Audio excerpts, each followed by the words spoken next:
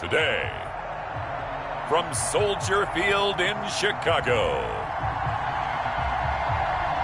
it's a special Saturday edition of the NFL on EA Sports.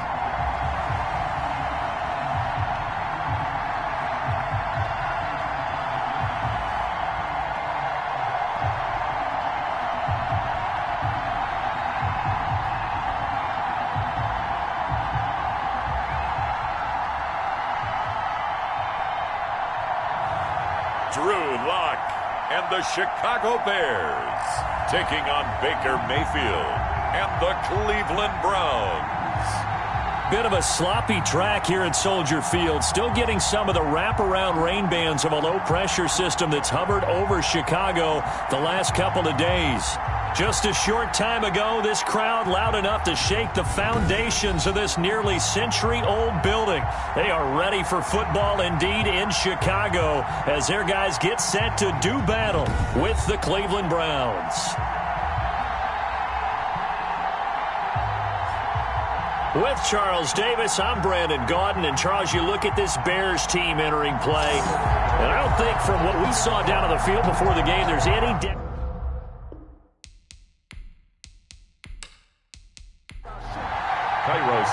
Here's Cairo Santos now, ready to get this one started. And off we go from Soldier Field. Here comes Ryan Switzer to return it. Now a crease here as he's past the 30. And he nearly broke that for more, but as it is, still a good return. They'll start the drive right around the 37. Here's the Cleveland offense, and here's Baker Mayfield, former Heisman Trophy winner, ready to go at quarterback. And I think Baker Mayfield has had a tremendous offseason getting ready for this one because he put the focus squarely on football and cut out a lot of the peripheral stuff. Just focused in on being the best quarterback and leader for his Cleveland Browns team. And now all he has to do, take care of the turnover issues of last year. 21 interceptions he threw, second most in the NFL. The intended receiver was Rashard Higgins, but it's going to be second down. Brings up second and 10. Now Mayfield throwing over the middle, but it's incomplete. Rashard Higgins was the one he was looking for, and it's third down. Coverage on the play by Kyle Fuller. From the gun, Mayfield. And that will be incomplete. Certainly appeared to take away his first read, and by the time he tried to look elsewhere and find an open target, the coverage was too good. That one falls incomplete.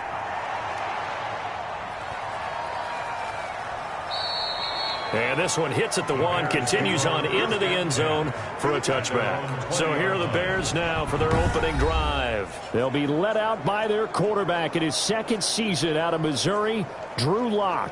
And what I'm looking for from him today, the things every quarterback is looking to do. Lead his team to a victory. Doesn't matter whether he's throwing it, running it, handing it off, however he has to do it, as well as exhibiting some leadership. That's what he's trying to accomplish. And this is incomplete. Allen Robinson, the intended receiver. That'll bring up second down. Incomplete. Brings up second and 10 at the 20-yard line. To throw again. Lock. That's complete to the Memphis man, Anthony Miller. And he'll get this up to the 34-yard line. Give him 14 on that one and a first down. First and 10 at the 34-yard line.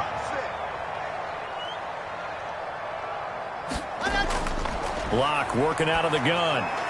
And the hook up here to Allen Robinson.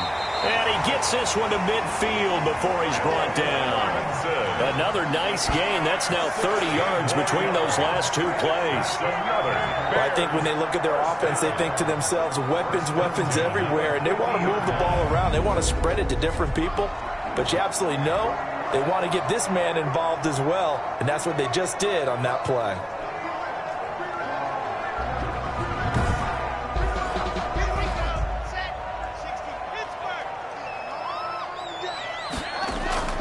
From midfield, here's Lock. And this is caught. It's Jimmy Graham. 7 yards the pick up there.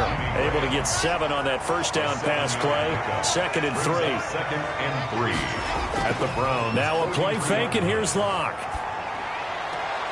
He completes this into the hands of Miller. And he'll get it inside the 40 to the 39.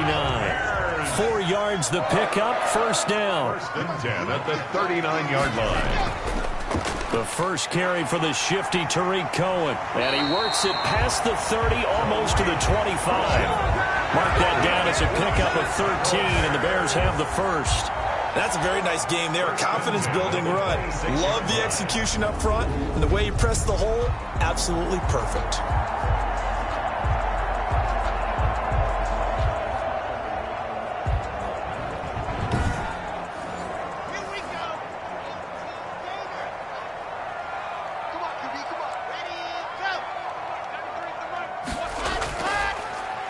They will run for the first time with David Montgomery. They get him to the ground right on the cusp of the red zone after a pickup of 5 or 6. Down at the 20-yard line. It's a pickup of 6.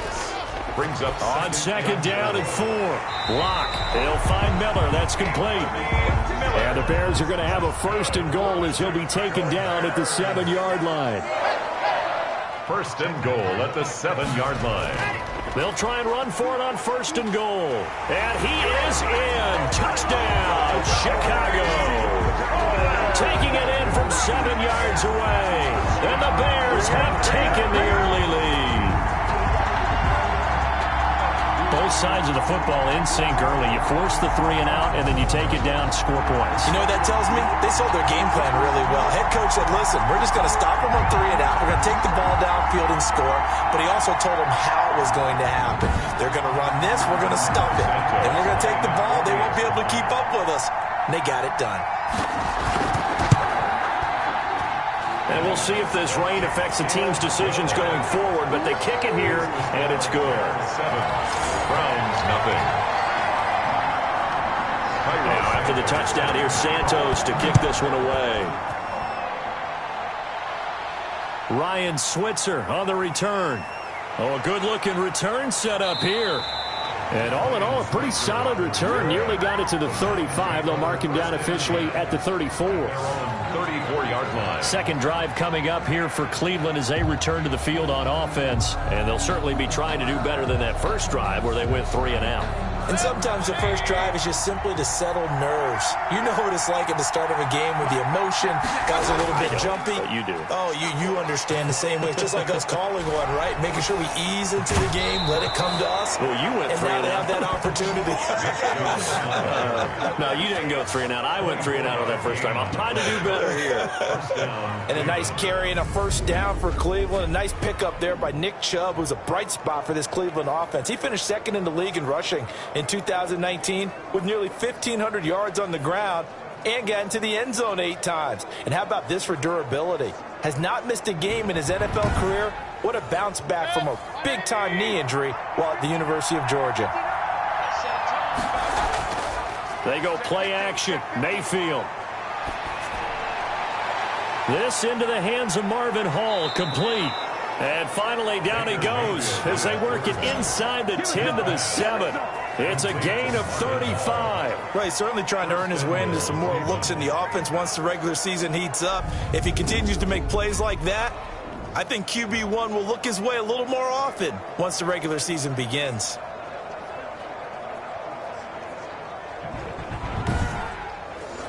Now a chance to make that big play really hurt. It's first and goal just outside the 5. They'll run with Chubb. And that'll get him halfway there as he takes it from the 6 to the 3-yard line. Just not a whole lot of room to operate there on that carry. No, not at all. They did a really nice job staying in their proper places and not allowing any lanes to open up. So the ball position now at the 3. Here's second and goal.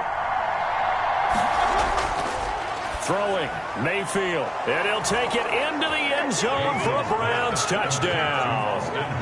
From 3 yards out, and the Browns are within an extra point of tying this thing up. You get down near the goal line, this is where having a sure-handed tight end becomes a luxury, and it pays off big time, especially when the defense sells out against the run, and he finds himself open for an easy touchdown.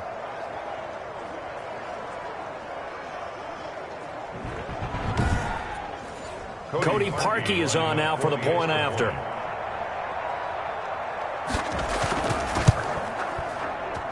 It's up and good. So these teams match touchdowns here in the first quarter, and we're tied 7-7.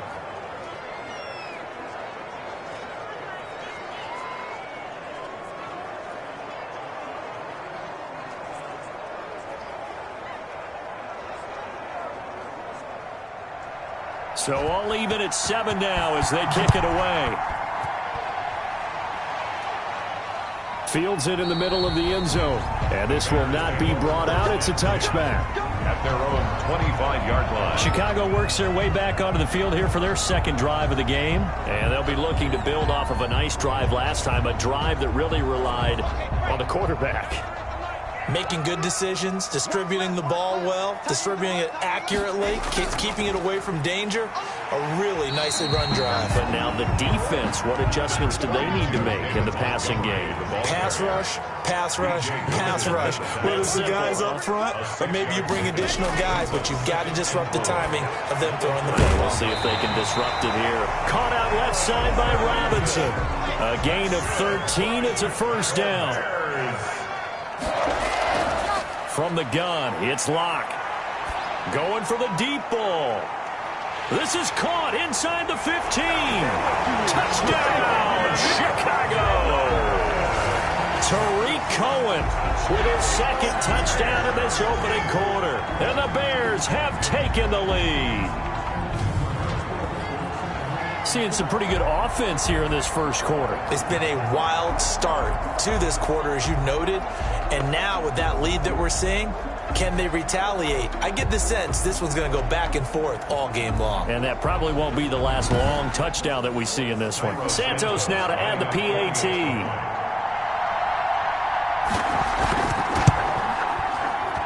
It's up and good, and it's 14-7 now here in the first quarter. Scoring summary, 3-play drive, and it culminates in a touchdown for Chicago.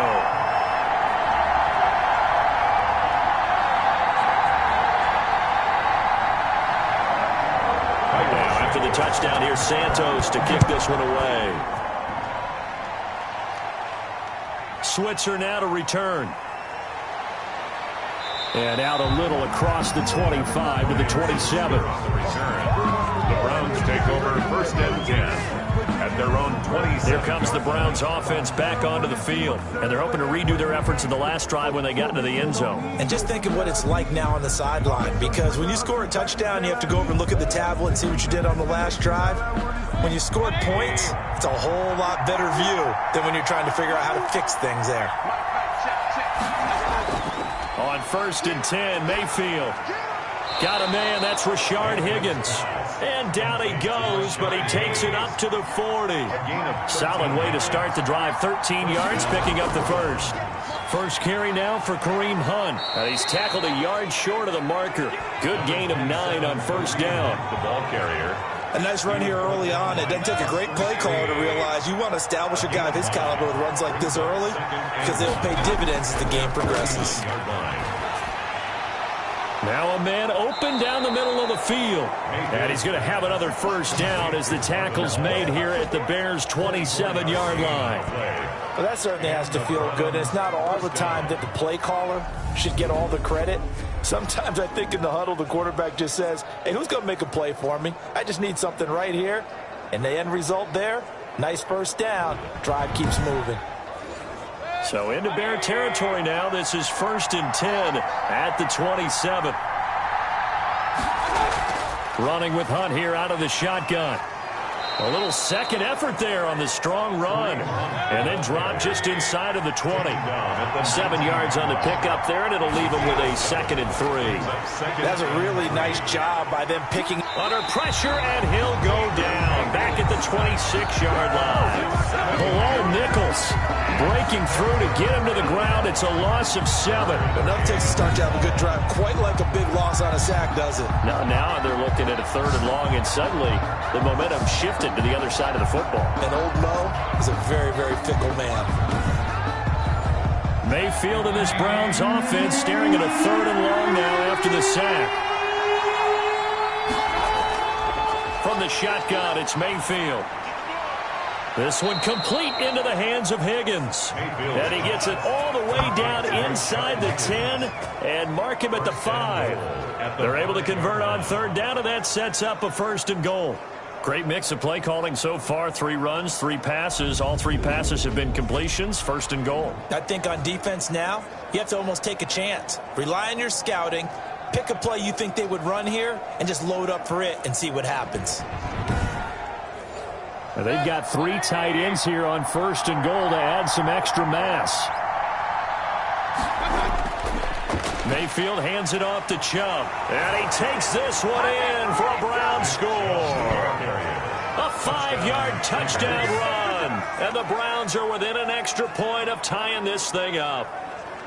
Second effort there. He was determined to find pay dirt, and he did. I think that's a great example of what coaches talk about, a back that runs behind his pads, and he uses pads to get him into the end zone.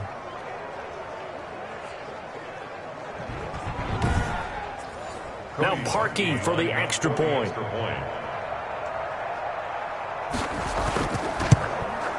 And we've got a good one brewing. We're all knotted up at 14. So that drives 7 plays in length. And Nick Chubb, the one to finish it off, as he does so with a touchdown run.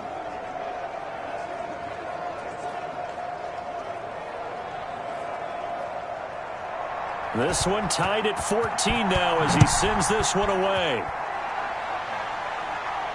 And this will make it into the end zone. And no effort to bring this one out. It's a touchback. At their own 25-yard line. The Chicago offense set to get started. We have seen a lot of points here in this quarter. For us up here in the booth, it's been fun to watch. The defensive coordinators probably scratching their heads. Yeah, they're going a little bit crazy right now. But let's face it, all of our friends who play fantasy, they're enjoying the heck out of this show because most of them are creating and getting a bunch of points. Yeah, points certainly not at a premium here.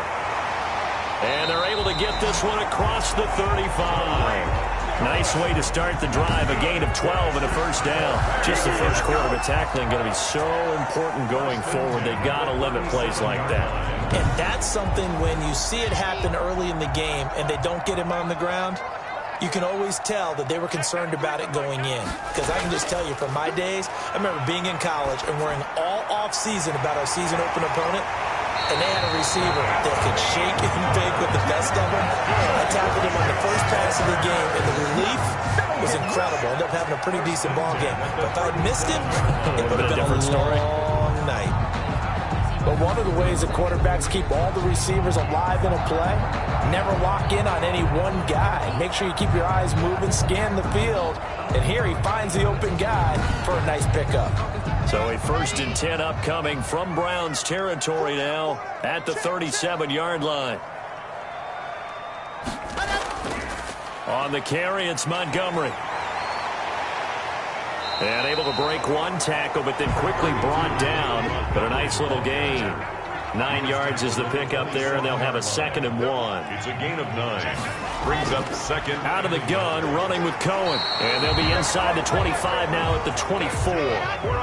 4 yards the pickup, first down. 1st and 10 at the 24. They run. This is Cohen.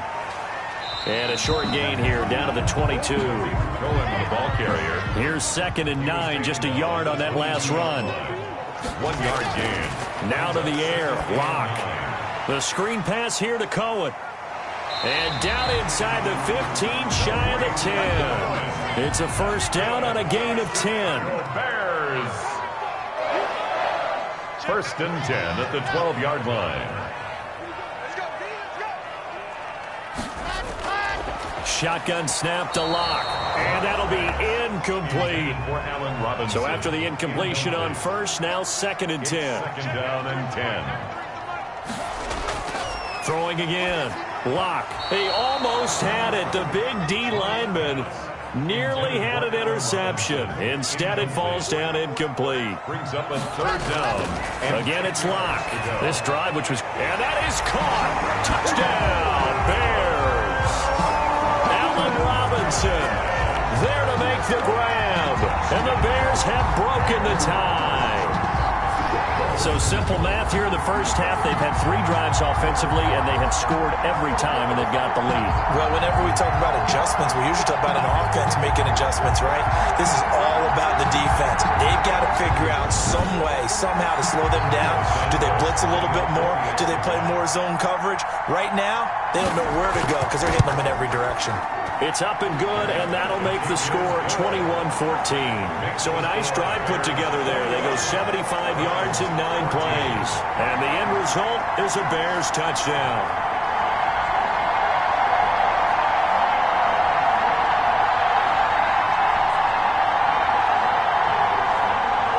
Now after the touchdown, here's Santos to kick this one away.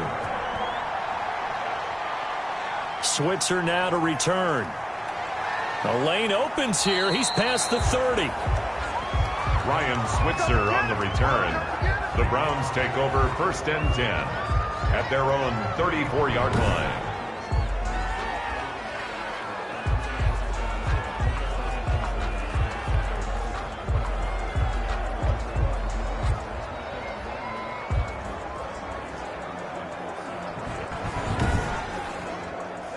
The Browns drive about to get started. Touchdowns on back-to-back drives. So a very good flow right now offensively. Hard to slow them down, too, because they are locked in. Feel like the offense coordinator's a little bit ahead of the defensive guys right now. They're beating them to the punch with their play calls. They've got a nice rhythm they're locked into. How can the defensive guys come up with something that'll disrupt that flow? That's what they're seeking right now. Well, it's been an exciting sequence to watch. And time finally runs out. He can't get rid of the football, and he's taken down. The sack by Robert Quinn. So this has been a lot like a tennis match, hasn't it? Back and forth. Both of these offenses having their way so far. So maybe the question isn't who's going to score the most points in this game. Maybe it's who's going to get some stops. Yeah, absolutely. And that sack, finally a first step in the right direction for a stop.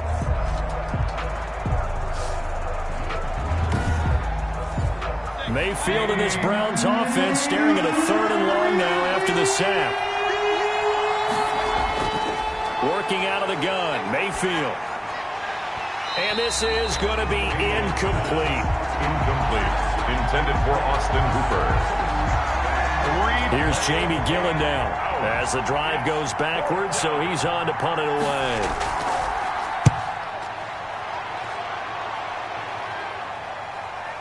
On the return is Cohen. A nice punt, but a good run back as well, 13 yards. And the Bears take over at their own 33-yard line. The Bears offense ready to go for their next drive. And that last drive, so effective in the passing game, resulting in the touchdown. Maybe not many people were focused on the trenches. There was good protection there. Excellent protection. So now defensively, you've almost got to get down to those starters blocks like you're a sprinter.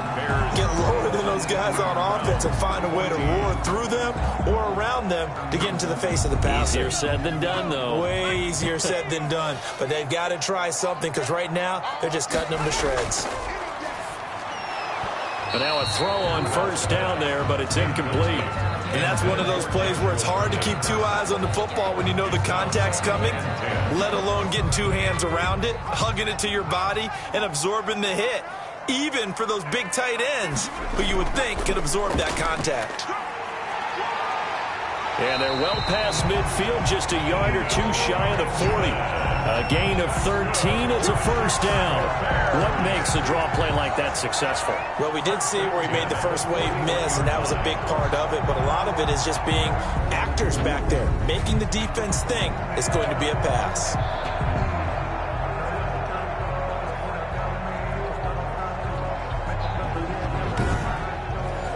So a 1st and 10 upcoming from Browns territory now at the 41.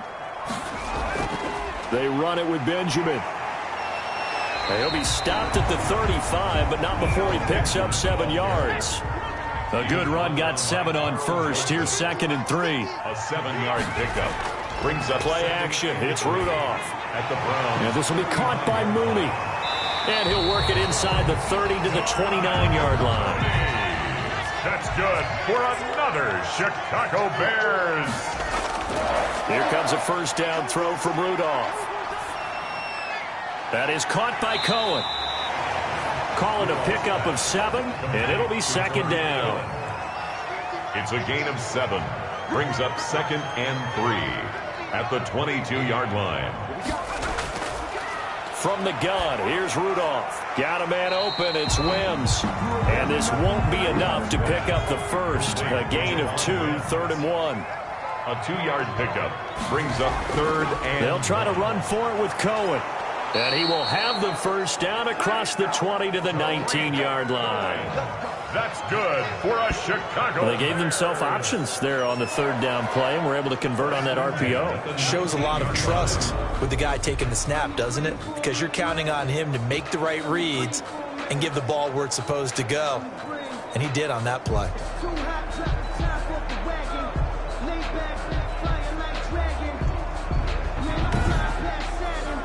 So here's a 1st and 10 now down inside the 20. Now they'll run it with Cohen. And he'll get him inside the 15 down to the 14-yard line. It was Jacob Phillips who was able to bring him down. 5 brings up 2nd and 5. 2nd and 5 now. Rudolph. This will be caught at about the 6. And the Bears are going to be set up with a 1st and goal coming up as they get him down at the 6-yard line. Second catch for him today, and it'll wind up a 1st down. 1st and goal at the 6-yard line. Now a shotgun handoff to Cohen. And he takes this one in for a Bears touchdown. Tariq Cohen on his way to a monster game. 3 first-half touchdowns. And the Bears will extend their lead. So he's in for his 3rd score of the game. And the defense probably saying, man, we don't want to see this guy for a long time. It's bad enough when anyone scores a touchdown against you. But for one person to get 3, it almost sets him apart from the rest of the game. And no one likes to see any of those players on a pedestal. Not from the defensive point of view. He's got it as they double up the lead. This one's now 28-14. So that one a long 11-play drive. And it was polished off by a Tariq Cohen touchdown. Now after the touchdown, here's Santos to kick this one away. And this carries into the end zone. And it'll come out to the 25 as he will not attempt to return. Kareem Hunt and the rest of the offense making their way back out there. And for him, it's been pretty limited involvement down on the scoreboard. Maybe time to turn to this guy. And you know me well. Winning games to me means starting with the running game and continuing to press the running game. Maybe you go away from him a little bit now, but the bottom line is he hasn't touched it enough to make a difference. Well, they haven't established that running game yet. The question is, will they? Jalen Johnson up to make the tackle. It's a gain of 5. Brings up 2nd and 5. Now it's the backup Keenum. And his throw's going to be incomplete. He was looking for the Michigan Wolverine Donovan Peoples-Jones. And it's 3rd and 5. Jalen Johnson on the coverage. Shotgun snap for Keenum. He may try and run for this. So no sack. He gets back to the line of scrimmage, but it will still bring up a 4th down. Well, the defensive guys won't be real happy because there won't be a sack on this play because he did get back to the line of scrimmage. But what a job they did overall. Hemmed him in and gave him nowhere to go with the football.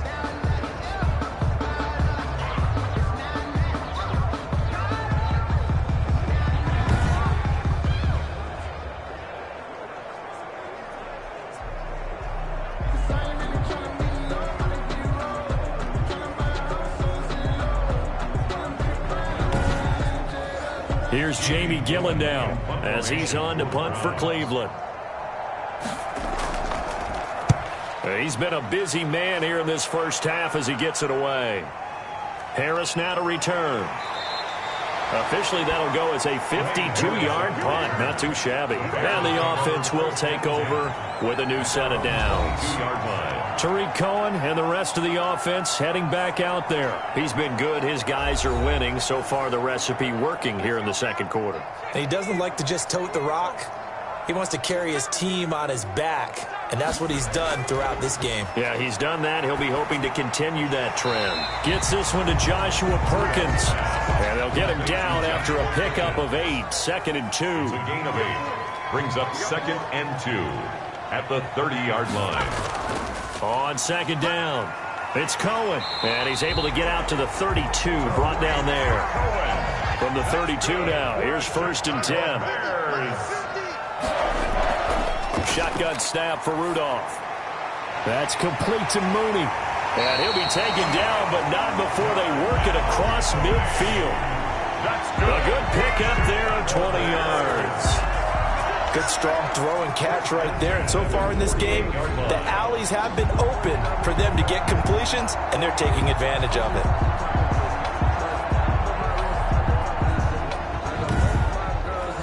So a 1st and 10 upcoming from Browns territory now at the 48-yard line.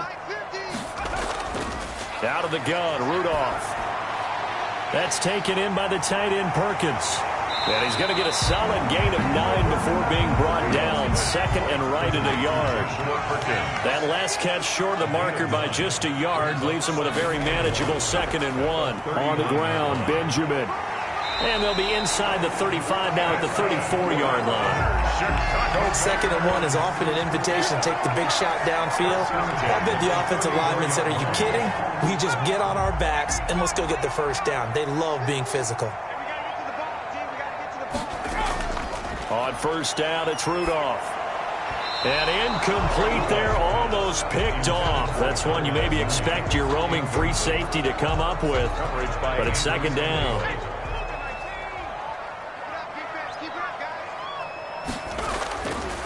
Rudolph looking to throw it. And a flag comes in as that one falls incomplete. Well, let's see who this is on.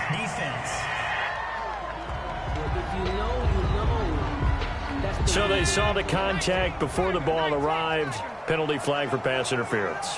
And trying to avoid pass interference is so difficult. You're trying to slow down these skilled receivers, and somehow, some way, they make plays on the football, and sometimes you're there too soon. Oh, that was dangerous. Throw it into coverage, almost picked, but instead they'll keep it on 2nd down. I think he's got to be careful not to force anything into coverage right there. There weren't really any throwing lanes, but the best part for him, he's got 2nd and 3rd down to fall back on. They do get a couple, but they'll be left staring at a 3rd and 8 coming up. Throwing on 3rd down, here's Rudolph. This will be caught just inside the 10. And the Bears are going to have 1st and goal as they try to finish off this drive with 6 points. They're able to convert on 3rd down, and that sets up a 1st and goal. But things are definitely going right for them here in the first half. Pick a down, any down, even 3rd down, no problem. They get a connection there and pick up a fresh set of downs, continuing to move the ball.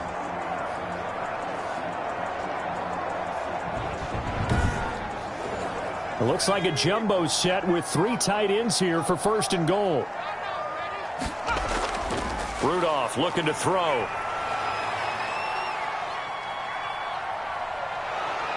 And a big loss here as he's taken down. It was Myles Garrett that time who got in there and brought him down. Well, there's still time to rectify this situation because the silver lining, they took a sack on 1st and goal. But that close to the goal line, that still definitely hurts.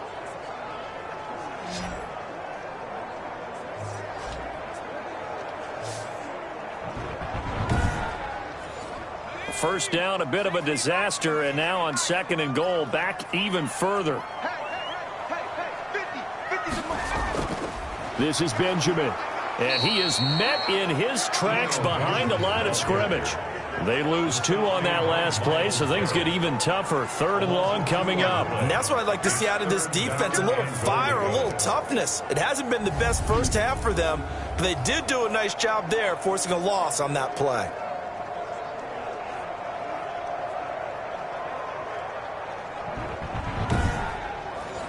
And this offense on 3rd down today, a perfect 3 for 3 as they look to keep that streak going. They're looking at a 3rd and goal here. And able to catch it on the left sideline, but they're going to rule him out of bounds. So it'll be incomplete, certainly one they'd like to have back as it brings up 4th down. 3rd down, he tried to stay in bounds, did all he could. He caught it, but was led a little bit too far. Yeah, that's always difficult, isn't it? Because you know half of your body is trying to stay behind while the other half is reaching out, trying to catch the football. The top half worked. It was the bottom half that was in question. This will make it into the end zone. And he'll decide to not bring this one out as their drive will begin at the 25. Heading out as the Cleveland offense now as they get set to take over here. And this not an easy situation. You're down early, in the elements, you're on the road. How do you get the mojo back? Well, one thing is to remember that as an offensive player, you have a much better idea of what you're trying to accomplish and where you're trying to go than the defender. So in this case, because you know it, you can make your cuts with a little more decisiveness, maybe a second fake, some double moves, things of that nature, to go ahead and try and put some pressure on the defense.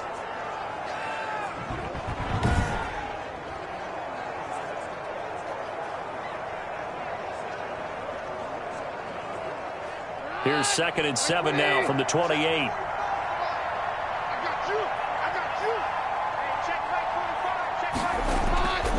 Out of the gun, Keenum.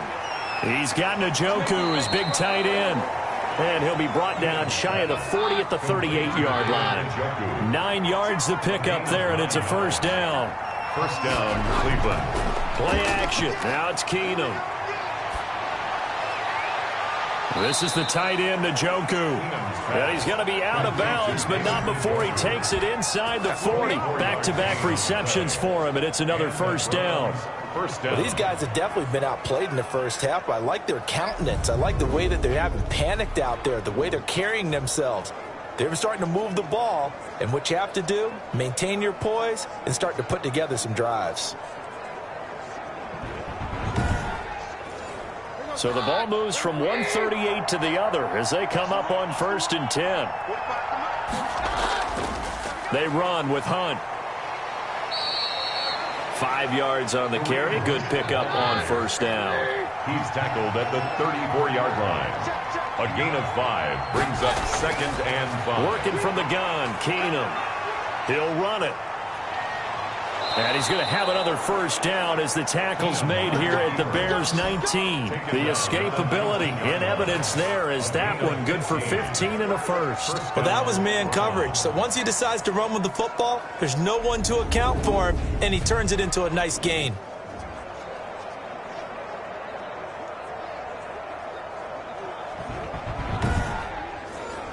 So here's a 1st and 10 now down inside the 20.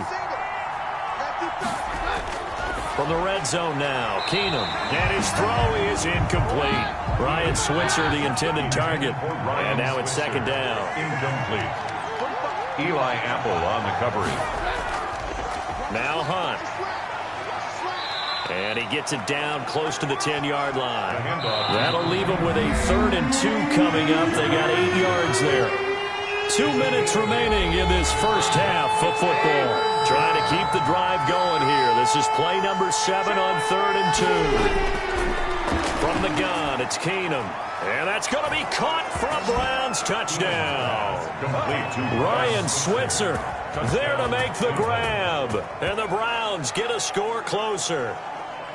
And he's a little bit on the shorter side as a receiver. Maybe sometimes for the defense, tough to find the little guys, right? Yeah, sometimes they get lost in the traffic, but usually what it means is that rather than just winning with height or even speed, they use their quickness to find a way to get open. Well, tall, short, wide, skinny, whatever, there it results in a touchdown. And the lead is trimmed down to 10. So that one, an 8-play drive, it spans 75 yards. And it's capped off by the Browns touchdown. So the lead back down to 10 as things get a little more interesting, and the kick is away. The return man here, Dwayne Harris. And a decent return out to the 27-yard line. The Bears take over 1st and 10 at their own 27-yard line. Tariq Cohen and the rest of the offense heading back out there. He's over 40 yards here in the second quarter. Been nice and effective for them, hasn't he? He has definitely been dependable, and really shouldn't underestimate what he's getting done here, because anytime you're on a pace that's going to approach 100 yards, you've really done some damage in an NFL game. And now he's looking just to add to his totals. Throwing middle, and it's complete. 15 yards is the pickup there, and the drive starting very nicely. First down. Slant route's effective no matter who's running the route and catching the ball. But when you have a receiver of that stature, you have to be a little bit more precise throwing it. You don't have the same catch radius with the bigger targets. One play has him up past the 40 already, and another 1st and 10. Rudolph now to throw. Firing quickly here, and that's complete. And he takes this one down almost all the way to the 30. 25 yards there on the catch and run.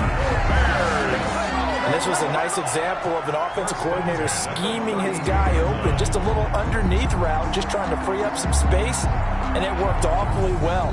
Got him not just space, but plenty of room to run after the catch to pick up really nice yardage.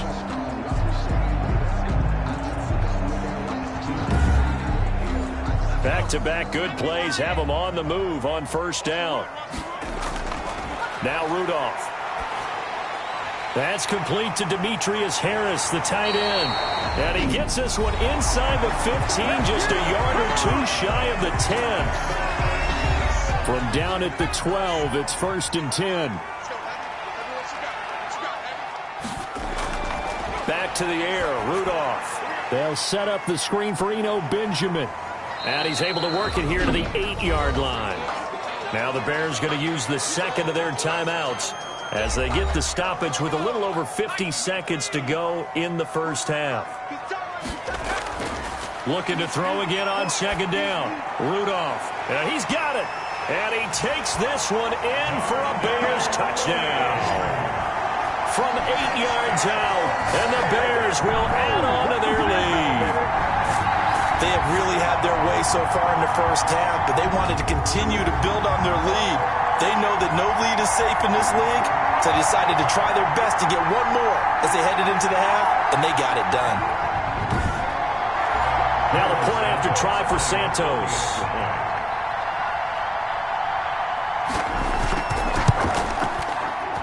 And he's been a busy man, 5 for 5 now as he knocks another one through to extend the lead. 5 plays there on that drive. And it culminates in a touchdown for Chicago. Now after the touchdown, here's Santos to kick this one away. This will make it into the end zone. And he'll just take a seat, and the drive will begin at the 25-yard line. 25-yard line. Ready to take over again on offense. Out comes Cleveland. And you're under a minute to go in the half, a first half that hasn't been particularly kind to you. How do you think they'll play this? Well, I think the smart approach is to run out the clock, lick your wounds at the half, and see if you can come up with a strategy to play better in the second. But there's also something to challenging your offense right here. You know, hey, guys, you help dig this hole. See if you can get us out of it a little bit before the half runs out. Let's go make some plays. And he'll be out of bounds, but able to get it up past the 45. A good pickup there, a 22. When you're struggling on offense, you're looking for anything possible to get you going. Sometimes you do it like basketball teams that don't normally press. You put a press on, bring people to life, make them move a little bit quicker. Maybe that'll help them as they head towards the half.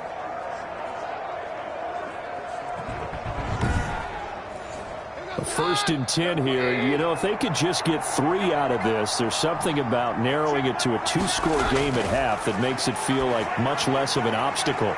Open man is Switzer, complete. And he's going to get this all the way down inside the 35. Now the Browns will use the first of their 3 timeouts as the clock will stop with 34 seconds to go before halftime. Keenum now on 1st down. That's complete to Peoples-Jones. Now the Browns signal for the second of their timeouts as they stop it with 28 seconds to go in the first half of play. From the red zone, it's Keenum. Throw left side, caught by the tight end Njoku. And he's brought down just outside of the 10 at the 11. Now a signal and a timeout call as it comes with 9 seconds to go in this first half of play. Off-play action, Keenum. And this is incomplete with a clock showing just 3 seconds left. He was trying to get it to Kadero Hodge, but now it'll be 3rd down. So 3 seconds here remain in the half on as the field goal unit to see about getting 3 points. The kick by Parkey is good, and that will do it for this first half. So we have reached halftime in our first preseason matchup of the year. As we'll send you down to Orlando, and we check in with Jonathan Coachman for our EA Sports Halftime Report. Coach. Okay, Brandon, thanks very much. Back to you guys in just a minute as we've started the countdown to opening night. 3 more weeks of preseason action follow this, and then we get it all started less than 1 month from tonight. In our game, most of the starters have made their cameo and departed, but plenty of youngsters out there with a lot to gain or lose as we get you right back out to Brandon God. All right, Coach, thank you, and we welcome everyone back for quarter number 3. That'll be taken about a yard deep. And he'll wind up getting a couple extra yards here for his trouble and bringing it out of the end zone as he's down at the 27. Their own 20. So here's the Bears offense now as they get set to start this third quarter. They built a good first half lead. Now they have a chance to add on to it. And what I'm thinking is that the offensive staff spent the entire halftime just working with them on, here's what we think they're going to do to attack us in the second half. Nice first half that we've had, guys, but be prepared for some change-ups. We're going to see them when we kick it off in the second half. See how they handle any adjustments that might be made defensively. Able to get 7 on that first down pass play. 2nd and 3. The 34-yard line. His throw incomplete. So the incomplete pass on the last play, and that leads us to a 3rd and 3. From the gun, here's Rudolph. Throw left side, complete. It's Perkins. 2 yards is all they'll get on the completion. It's 4th down.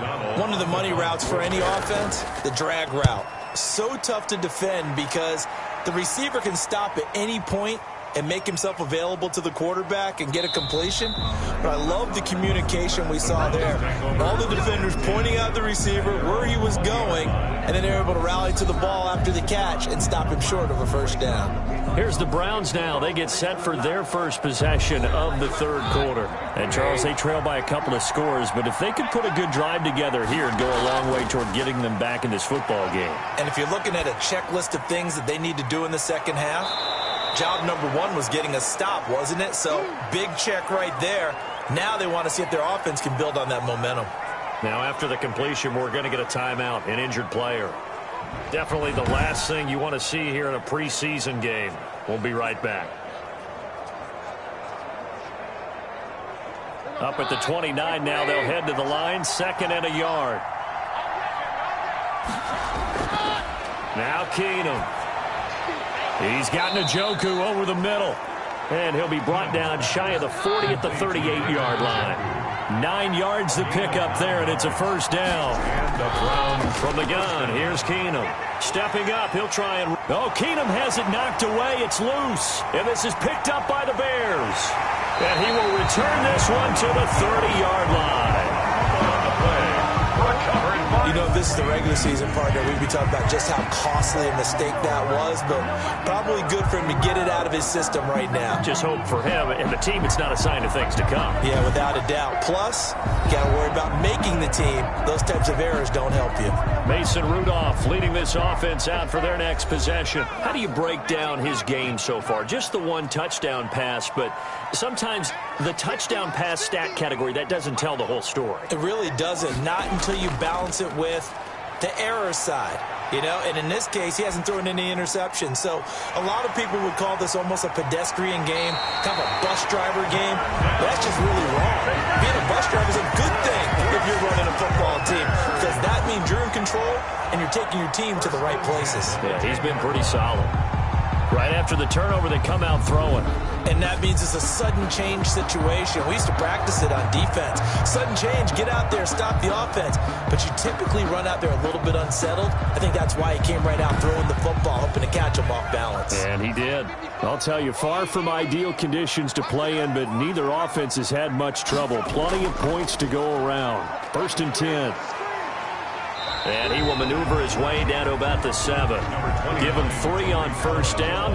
It'll set up a 2nd and 7. Some of the most unselfish players on any football team, defensive tackles, because we ask them to just eat up blocks and allow other people to make tackles. But when he can make a play himself, as we just saw there, that's a big day. Look at this, a tight end carry. And he's able to get it down to the 2-yard line.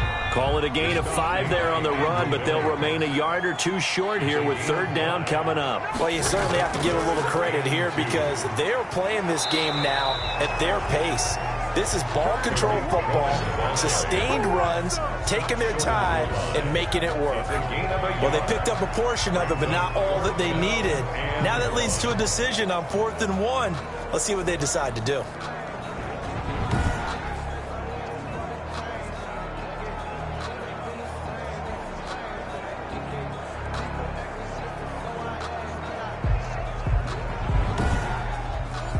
And no move to get the offense off the field. They'll stay put on 4th and 1. A carry here for the big tight end. And he is in. Touchdown, Chicago. Taking it in from a yard out. And the Bears use the short field to their advantage as they cash in for 6. Well, there was no secret there. They were in goal line formation. They wanted to pound it in on 4th and goal, and they did just that. And how about the challenge? That's a challenge to the offensive line, which they eagerly accept. I haven't met a lineman yet that doesn't want to run the ball more than throw it because they get to fire out and really smack someone.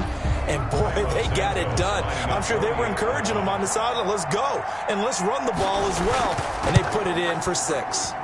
And the lead now to 3 touchdowns at 21 points. So that drive spanned 5 plays. And it ends with a 1-yard touchdown run.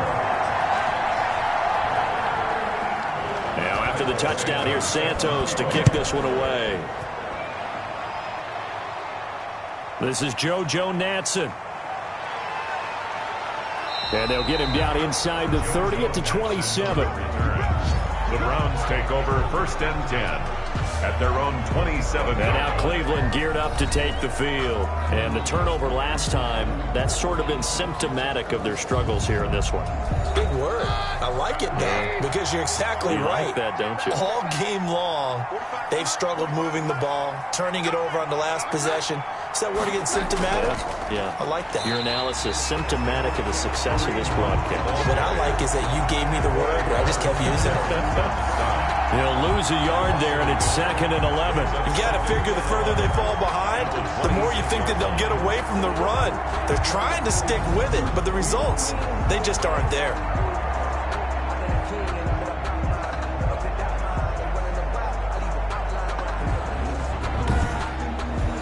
A loss of a yard there to start out. That leads to a 2nd and 11. Shotgun snap for Keenum. And he'll go down. The Bears get there for the save. Eddie Goldman, what an effort from him on that play. Big tackle for a loss of 11. Now Charles dealing with a 3rd and long. They'll have to try to go back to the air again, and this time avoid the sack. Certainly hard to try to establish momentum when all you're doing is going backwards, not protecting the passer, and he gets dumped on his backside.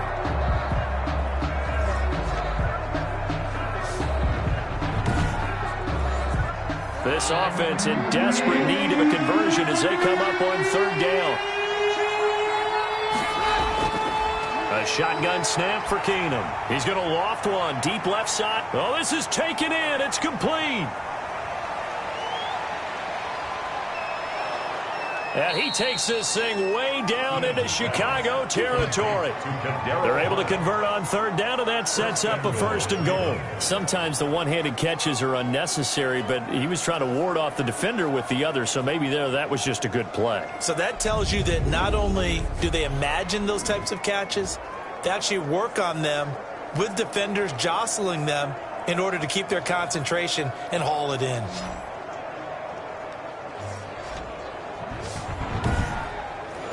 So that's about as long a non-scoring play as you're going to see from inside their own 10 to 1st and goal. Now it's Hunt. Yeah, the Browns are going to be set up with a 1st and goal. He couldn't quite reach the chalk, but they'll have it at the 1-yard line. 5 yards, a good run there, and now 2nd and goal. Now Keenum. And he'll take it into the end zone for a Browns touchdown. Punching it in from a yard away. And the Browns make some inroads here on that deficit. So a quarterback scramble, certainly a pass play, but he saw something, tucked it, and got in the end zone. A lot of quarterbacks, when they scramble, they're scrambling to create more time to throw the ball downfield. In this situation, as you noted, he tucked it and took off. Great play by him.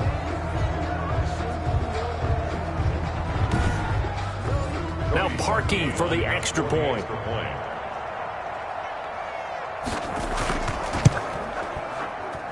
And the lead will be cut down to 14. The drive summary that time, 5 plays. And it ends with a 1-yard touchdown run.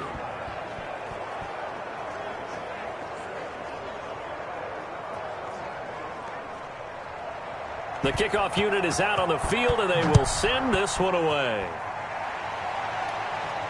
And this will make it into the end zone. And we will not see a run back here from Harris. Their own 25-yard line. And now Chicago getting ready to go as they take the field. Their lead down from 21 to 14, but still sitting at a great spot, up 2 scores here in the 3rd quarter.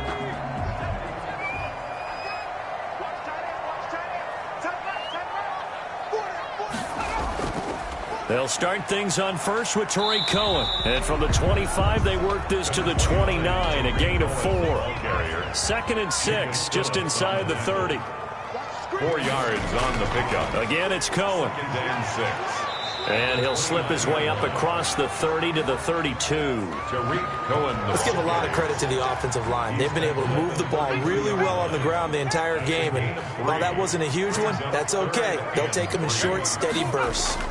On 3rd down, a run with Cohen. And he's going to be stopped short of a 1st down as they'll get to him at about the 33. Just a 1-yard pickup there, and it'll be 4th down. Ladies and gentlemen, that is a force of nature at the defensive tackle position. Yes, he's as big as they come, but still plenty agile. He's able to make a nice play there to swallow up the ball carrier.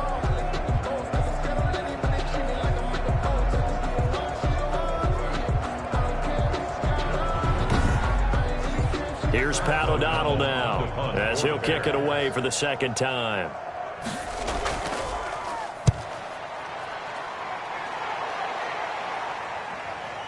Switzer on the return.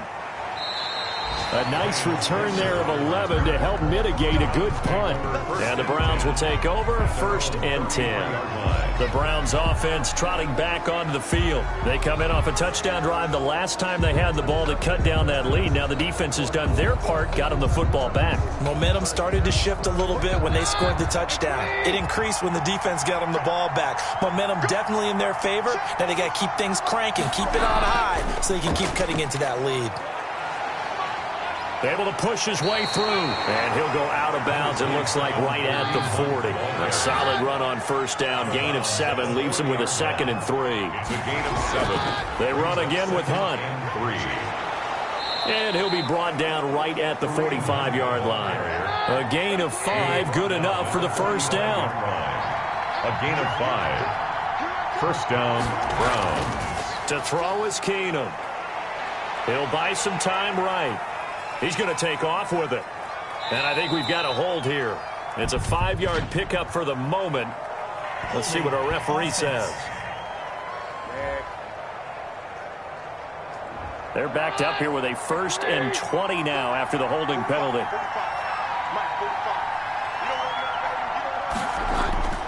To throw, it's Keenum. And now he's going to use his legs. He'll get 10 there all on his own, but it'll be 2nd down. Danny Trevathan on the tackle. A 10-yard pickup brings up 2nd down. This is Hunt. At the 45-yard line. And he's going to have a Browns 1st down as he's got this up to the 45-yard line. He was brought down at the. I'm okay with the call there. In fact, I actually like it. I know they're down a couple of scores, but the running game worked in that situation. I would continue to go in that direction.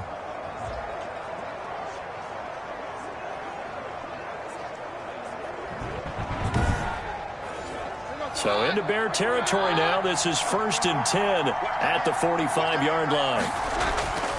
Here's Hunt. He won't go down. He's got a first out and more inside the 30. And he's going to get it all the way down to the 10-yard line. It's a gain of 35. I hope we give enough respect to the big guys up front because they have been getting it done on this drive. The holes have been large, and they've been barreling through them, picking up first downs.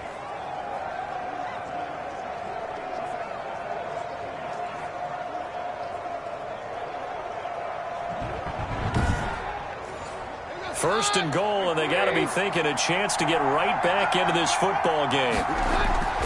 They'll try the air now with Keenum. That is caught at the 7-yard line. And he is into the end zone. Touchdown, Cleveland. Ryan Switzer ready for the regular season with his 2nd touchdown of the game. And the Browns are back within a score. That, of course, all set up by the big run on the play prior. They took advantage right away with a touchdown throw. And you mentioned advantage, probably taking advantage of their natural instinct after that previous play to be aggressive and rush towards the line of scrimmage. And instead, they were vulnerable to the pass. And that'll cut the lead down now to a touchdown. A drive that time of 6 plays. And it ends with a touchdown for Cleveland.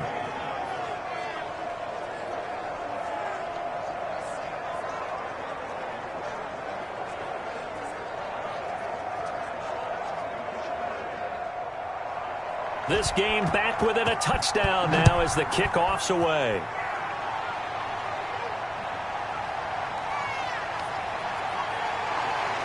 And it's a pretty good return here as he'll get this up to the 29. The Bears take over 1st and 10 at their own 29. Mason Rudolph leading this offense out for their next possession. He's been pretty solid, pretty consistent, just the 1 touchdown pass, but I think he's managed the game well, no? I would agree with you, and that's what you're looking for out of your field leader, making sure that you're playing well and not making any big mistakes. Oftentimes, that's how you're judged. How big a mistake and when it occurs. No interception so far. They'll like that. I just wanted you to know that you agree with me. That's going to get me through this 3rd and 4th quarter. It's a gain of 9. Brings Are you touched? And a yard. He's patting his heart, boys and girls. He's touched. Respect. They'll get nothing out of that one, and it's going to lead to a 3rd down. Right at the line of scrimmage. No gain on the play. It's now 3rd and less than a yard.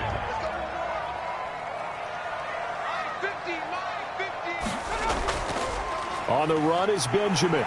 And he will have a first down here at about the 40. And it'll be a 2-yard gain, and it'll give him a fresh set of downs. Brandon, they're still in the lead, but momentum's certainly been going the opposite direction. So to me, that's a really important pickup there on 3rd down. Try and regain some confidence, and you're right. They need to stem the tide a little bit. That certainly helped.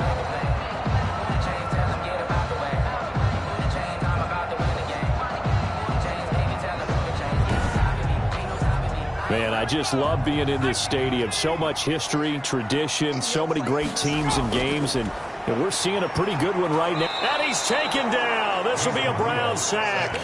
Larry Ogunjobi breaking through to get him to the ground. It's a loss of 7. Well, the beauty of screen passes is they take a little time to develop, and they can often hit big, but sometimes they take too long to develop, and sometimes you get sacked. Yeah, what's perfectly called for a defense to attack a screen? Typically a blitz, and even though people think that the screen operates against the blitz, if you have the blitz called and you still cover the screen, now that allows your blitzers to get there. Now following the sack, they'll look to make amends on a 2nd down and 17.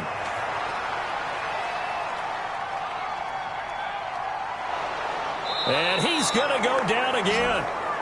Andrew Billings in there to drop him, and sacks on 1st and 2nd downs now leads to a 3rd and long. And it has been a good game for them. They haven't been pressured very much today, but on back-to-back sacks, maybe the defense is starting to figure something out.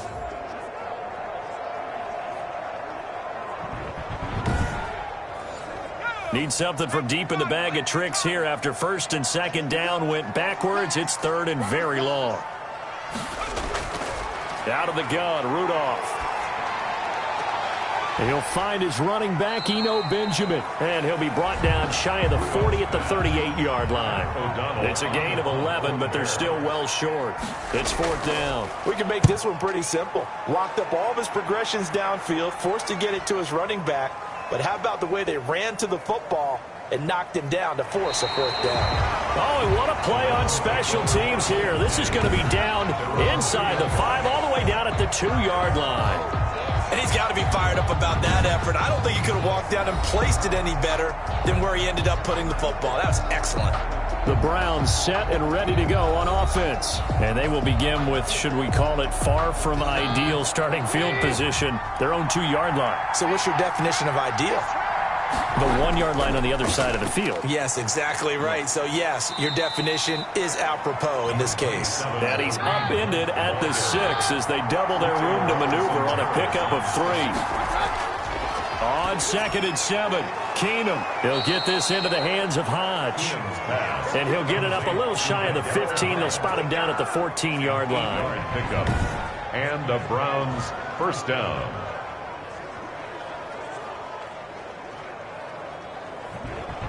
And that is going to do it for this third quarter of action. We'll return with more preseason football on EA Sports.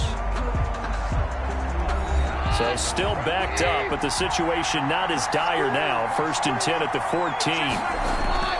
Keenum now to throw. Flushed out right. Now he'll pull it down. And he'll be pulled down, and now a late flag will come with it. And that's in the area of a face mask, I think. Defense. Oh, we gotta do our job, man. Well, when you're leading in the fourth quarter, that's not the penalty you want. Not at all, and now your discipline comes into question. Having poise this stage of the game, you can't have those kind of plays. And now it's 1st and 10. A big mistake, especially when you factor in the personal foul yardage. And now a throw here secured by his running back out of the backfield. And he's got this down to the 35. They get 10 more there, and I believe that'll be enough for another first down. It will. I like the design that we're seeing right there. This is what they need. Down by a touchdown here in the 4th. They just need to keep working their way downfield. And when they see openings, take their shots. Johnson, the intended target, and that'll bring up 2nd down. It certainly didn't appear that that's where he wanted to go with the ball initially, so he tried to get something out of it by dumping it off to his running back unsuccessfully. An important play right here, 3rd and 10. And I would expect pressure here. Ryan Switzer, the one he was looking for, and it's 3rd down. That is caught right at the 10-yard line. And finally, down he goes as they work it inside the 10 to the 7. They're able to convert on 3rd down, and that sets up a 1st and goal. The goal for any offense versus his own defense, find the holes where guys are available and put the ball on the receiver before any defender can step up and fill it. They did it well there. Perfectly executed crossing route. A looming decision to make on the conversion, down 7, but first things first, they need to score as they come up on 1st and goal. Yeah, the Browns are going to have it 1st and goal as he'll take this down to about the 3. So the ball position now at the 3. Here's 2nd and goal. They'll try to run with Hunt, and he's in. Touchdown, Browns. A 3-yard touchdown run. And the Browns are within an extra point of tying this thing up. We got a little bit of everything on that run. Offensive line creating some space, but how about the guy running behind his pads into the end zone? What does that mean when a guy says running behind his pad? Means that he's going to be a physical runner. That way he's able to use his shoulder pads, his forearms, anything to ward off people and power his way forward. Now Parkey for the extra point.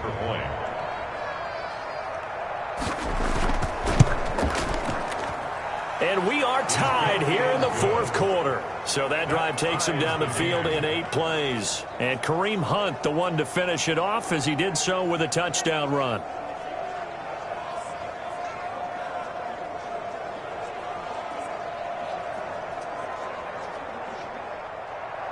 So here comes the kickoff now, all even here in this 4th quarter. Here's Harris to return it.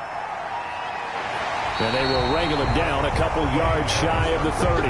The Bears take over 1st and 10 at their own 28-yard line. Here's the Chicago offense coming back out onto the field.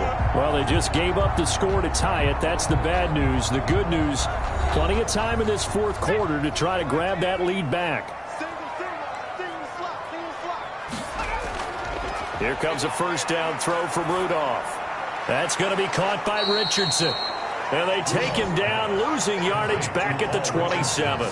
He was unable to shake free there, and they'll cover him for a loss of a yard. And that was a heck of a play there on the outside. Partner, sometimes I think on a play like this as a corner, you've got to think to yourself, all I've got to do is slow him down so others can come over and support. But in this case, he said, forget that. I've got this. Sorry you had to make the run for nothing, fellas. To throw again on second down. Rudolph got a man open. It's Wims. Only 3 yards on the catch. It's third down. 3 brings up 3rd and 8. Shotgun snap for Rudolph. And that is incomplete. Not only did he have a chance to scan the field there, it felt like he had a chance to scan it twice. The protection was that good. Unfortunately for him, the coverage downfield, equally good. O'Donnell, he's on to punt as he gets this one away. Here's Switzer. That'll be put in the books as a 53-yard punt. And possession will switch hands, 1st and 10.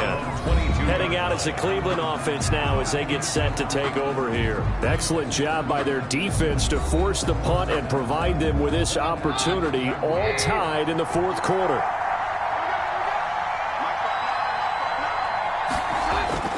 They'll start with Hunt on the ground. Tough running, but not a lot to show for it. They stop him shy of the 25. 2 yards on the pickup there. It'll be 2nd and 8. It's 2nd and 8.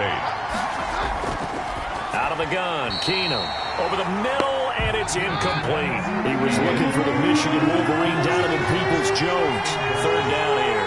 And this throw a bit late as he couldn't reach back for it. He can run for it, and he will. Decent gain on the scramble to 6, but now it's 4th. I liked his effort there. He got it done on his own. But let's face it, he puts defenses in a really stressful spot when he takes off and runs because a lot of guys have coverage responsibilities. Good job of rallying, though, because I thought when he first took off, he might pick up the first down.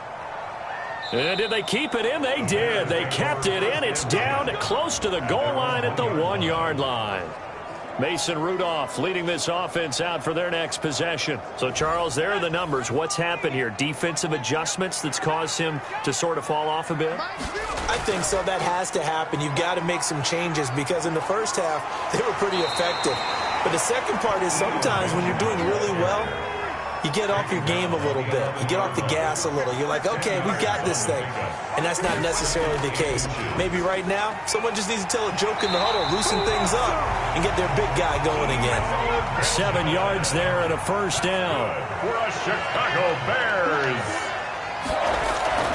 Rudolph looking to throw. And he fires one incomplete. He was looking for Paul Richardson there, but it'll be 2nd down. Greedy Williams on the coverage. They run it with Benjamin. Limited running room as he'll get about 3 to the 21. The Bears on 3rd down. They're right at about the league average, 40%, 4 for 10. This is 3rd and 7. Sometimes your philosophies get challenged at times you don't want them to. They did try to stick to the running game on the first 2 plays. Didn't amount to much. And now facing a 3rd and long at the outset of this drive. But the kind of game he's had so far, you had to know that on 3rd down that they would be looking his way, and they did for big yardage and a first down. I think the defense fell asleep with the switch on that one. I would have doubled him, tripled him, anything to keep the ball out of his hands. 2 first downs have him up near midfield now on 1st and 10. From the shotgun now, here's an inside give. And not able to break away this time as they're going to stop him right around the line of scrimmage. On the tackle. No gain on the play. 2nd and looking to throw on 2nd down. Rudolph. Oh, he's got a man wide open, complete. And they're going to have another another first down as he's going to be tackled at the Browns' 34-yard line. 18 yards on that one, and Chicago has the first. Tell you what, he's been able to put the ball in some tight spots all game long. That throw, no different. Yeah, a lot of people call it a gutsy type of a throw. I think he looks at it as, I can do it, so it's not that big of a deal to me, and I'm going to keep firing. So a 1st and 10 upcoming from Browns territory now at the 34. Rudolph. And he rifles one incomplete. He was looking for Paul Richardson there, and that'll bring up 2nd down. Brings up 2nd and 10. Back to throw, Rudolph. And that is incomplete. He was looking for Paul Richardson there, and it's 3rd down. Brings up 3rd down and 10. Again, it's Rudolph.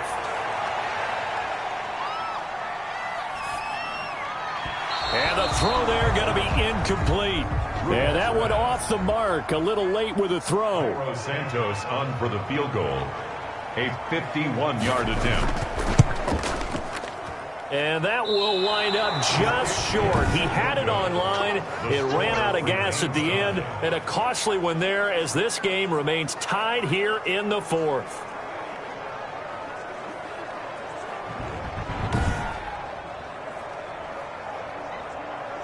The Browns offense heading back out to take possession. Their defense was able to hold serve, albeit with a little help from that missed field goal as they settled in now 1st and 10. Now, if this was a clear day in September, I'd say this is well within his range. I feel very confident about this kick, but let's be honest about it. In these elements, the difficulty level gets ratcheted up by at least a factor of 5. And he'll be taken down, but not before he gets into enemy territory. Nothing open downfield. He keeps it himself for 11 and a 1st down. All right, partner, I'm a defender, but I've got to express my admiration there. Moving around, making it happen, and instead of worrying about protecting himself, he goes and gets the 1st down. I've got to give it to him on that one. Normally, you don't want your guy taking shots, your quarterback, but it's winning time here in the 4th quarter. If he needs to make those plays with the legs, go ahead, right? Yeah, no doubt about it. At this stage of the game, all protections, they're off. On 1st down, they'll run with Hunt. Legs still churning. Like a giant pinball. And the result here, a pickup of 8. Leaves him with 2 to go on 2nd down. 8 yards on the pickup. Brings up 2nd. Throwing now is Keenum. Sliding out of the pocket. And he can't find anywhere to go with it. And he goes down. 3 yards. It's 3rd. That play was the very definition of fast, quick, and in a hurry. Suddenly, he was there. Yeah, blink of an eye. That happened fast and a big sack.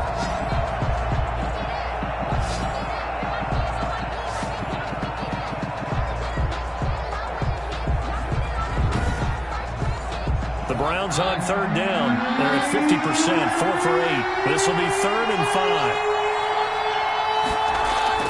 Play action. It's Keenum.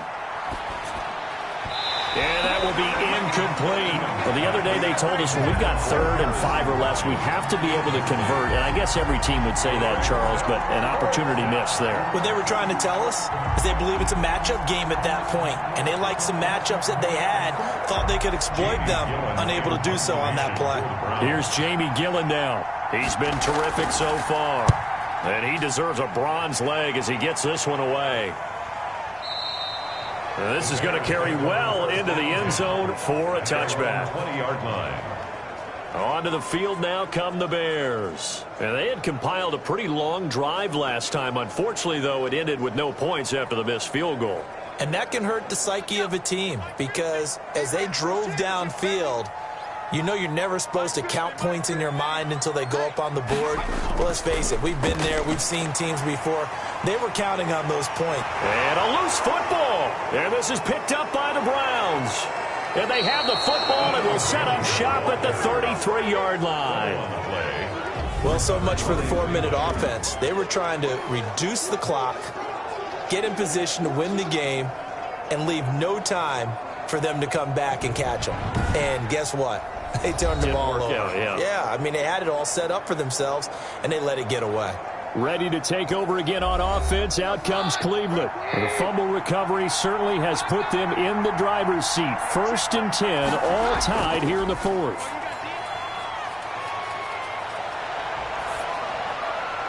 Now a throw here going to be taken in by the tight end, Njoku. And he's down inside the 5 at the 4 before he's out of bounds. That one goes for 30 yards.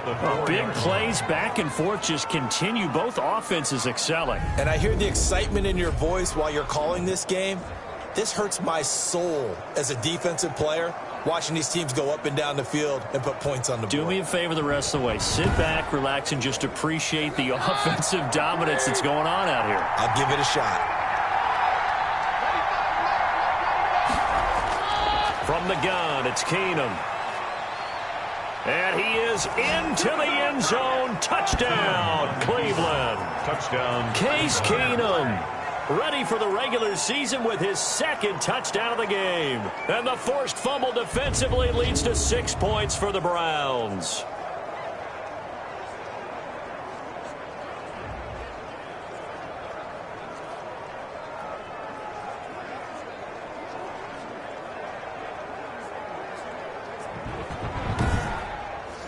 Now parking for the extra point.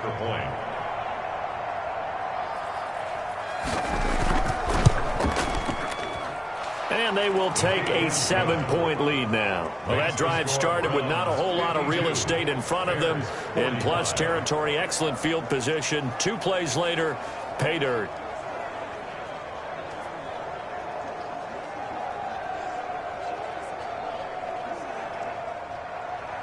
Set now to kick this one away, and off it goes. Here's Harris to return it.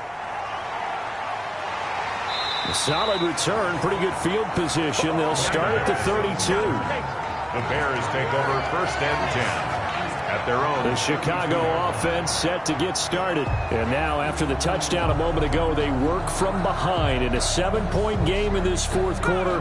Plenty of time on the clock. From the 32 now, here's 1st and 10. Rudolph looking to throw it.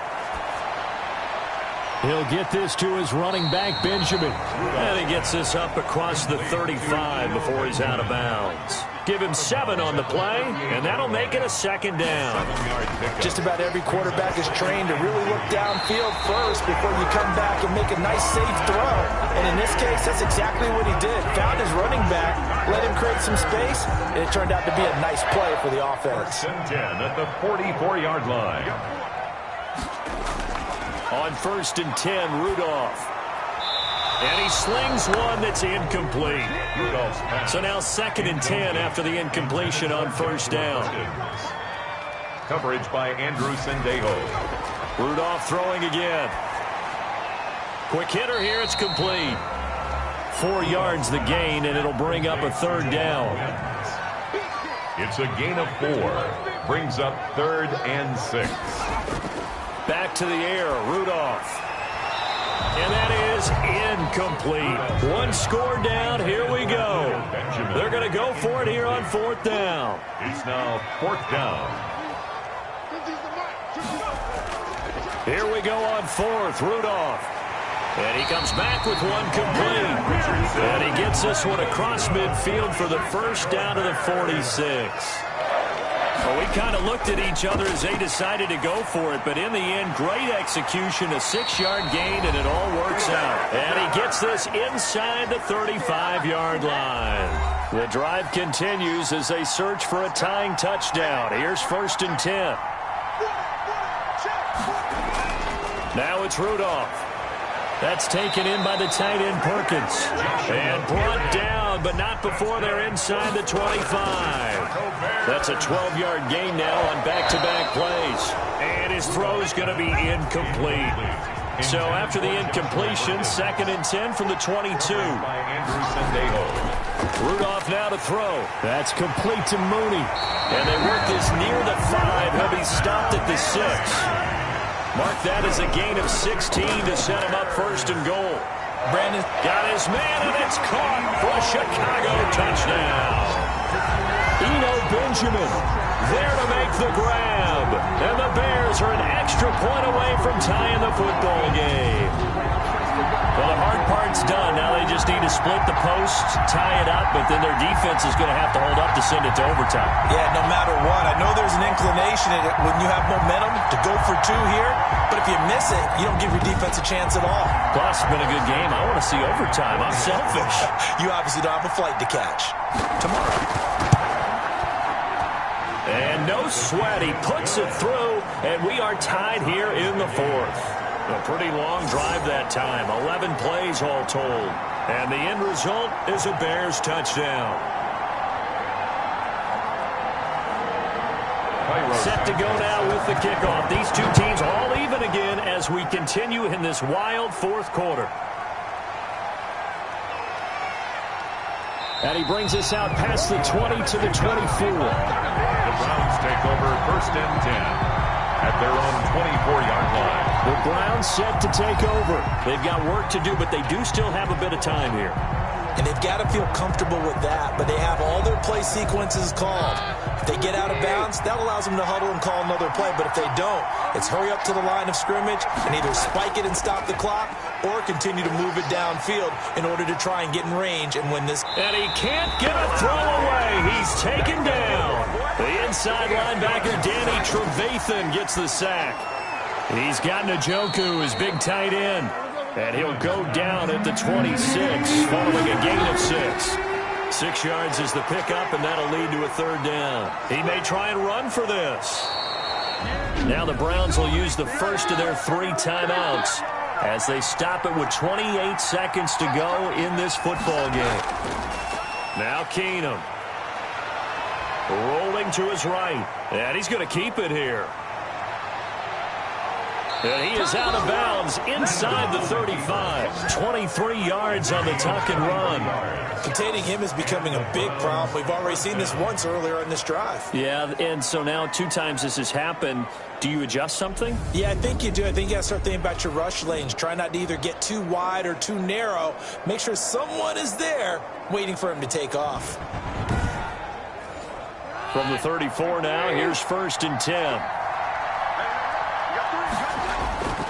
They'll run. This is Hunt. This will be a gain of about 8 to the 27-yard line.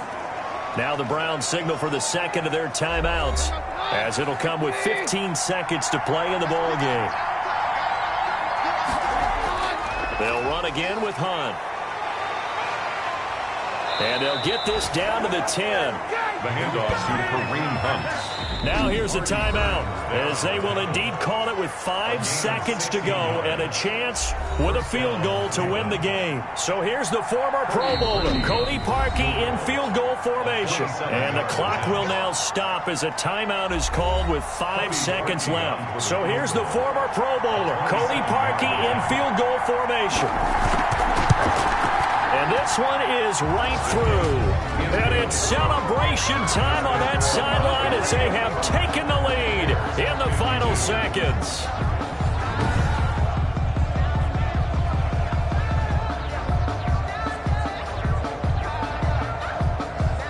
So in a driving rain, he steps up, puts it through just like he's practicing in a gym somewhere. How about that? Any little slip in this weather is going to throw him off. He stepped up there like it was perfect conditions, took dead aim, and knocked it through. Well, going into the final play of this game, they knew that they needed some type of a miracle there at the very end, but they couldn't get it done. However, we were treated to really a spectacular affair. Even though they didn't finish it off, you're exactly right. They took us down to the last play. We're still, you're wondering, could it happen? Possibly, even though we both knew it was a long shot.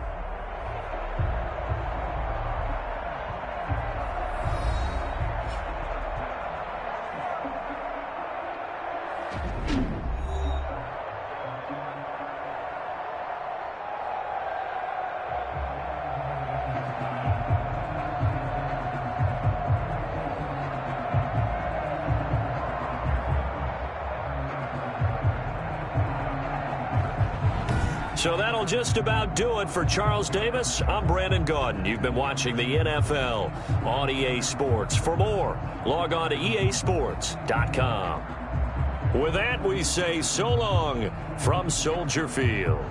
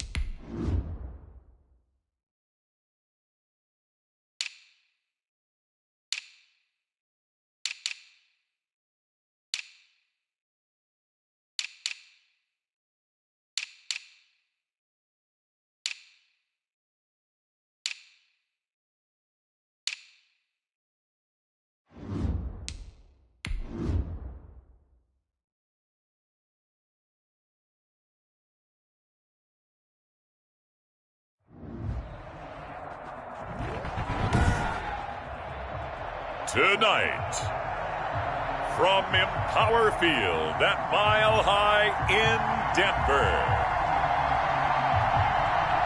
it's Week 2 of the NFL preseason on EA Sports.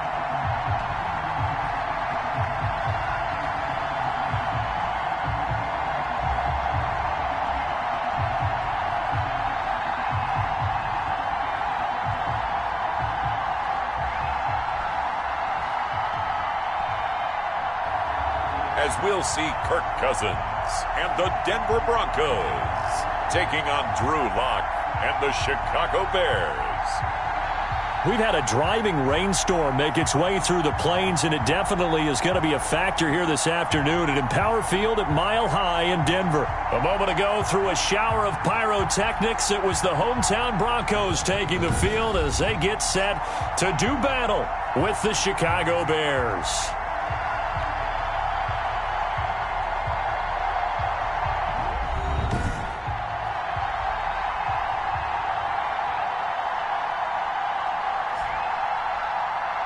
Brandon Gaudin, Charles Davis, happy to be back alongside you. And I'll tell you what, yes, it's just week 2 of the preseason, but now they've got one game under their belt.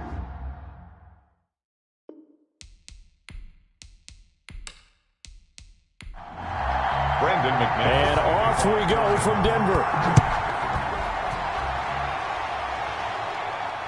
On the return, it's Tariq Cohen. And a good return as he'll be stopped just shy of the 30-yard line. So here are the Bears now for their opening drive.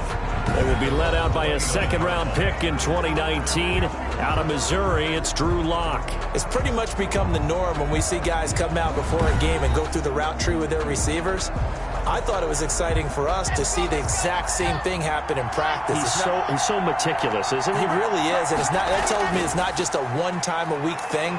They work on it all the time, trying to hone that fine edge. They want to see if they can get in sync and stay in sync in this one. Jimmy Graham, the intended receiver. And it's second down. So now here in the second week of the preseason, you'd expect the starters play a little bit more than they did in week 1. But he's got a man complete. And they'll get this well past midfield before being stopped just before the 35. It's a gain of 34. We expected this defense to be tested by this passing game coming into this one. And there's an example on this first possession of the game.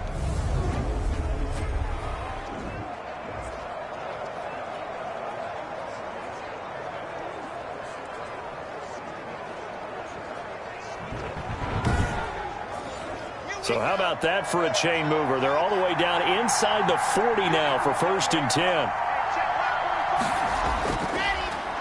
They will run for the first time with David Montgomery. And he'll slice his way down to the 30 with a pickup of 7.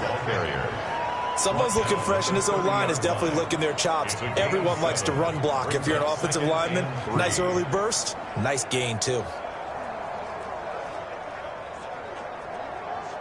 So they'll come up after the gain of 7 on a 2nd and 3. From the gun, it's Lock. And nearly an interception here on their opening drive. But instead, 3rd down. It's 3rd down. Lock working out of the gun. And that is incomplete. Lock's pass intended for Darius Slayton. Incomplete. You know, during these preseason games, we're in week 2 right now, it's always funny looking at our spot charts up here in the booth because with all the guys that might play in this one, it seems to get bigger and bigger each year. Yeah, we pretty much supersize them, don't we? Because, you know, remember, they're carrying 90 now. And with the new rules, they'll carry 90 all the way through the preseason before they make the final cut. Oh, yeah, a lot of guys to learn for these games. A 47-yard attempt. Santos' kick is up and through, and it's 3-0. The Bears hit the scoreboard first. Broncos, nothing. So they'll likely get a few more drives before we see the second team, but a good start for the first unit with 3 points. Yeah, good start, and now they want to see them build on it because you're exactly right. They'll get a few more drives at this stage of the preseason. Can they continue to evolve and add to what we just saw in the first drive? So now here are the Broncos for their first drive of the game.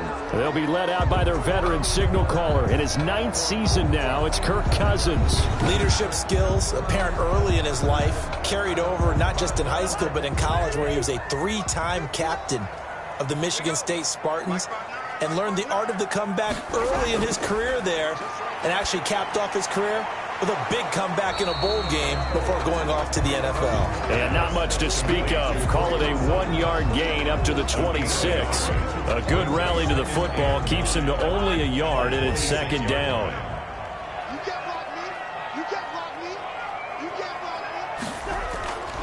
They'll run. This is Melvin Gordon. He takes this for 3 to the 29. Melvin Gordon, the ball carrier. Brandon, all things considered, they have to feel pretty good about getting that type of a gain, considering the blitz that they just had against them. And 6. It's caught by Mike Evans.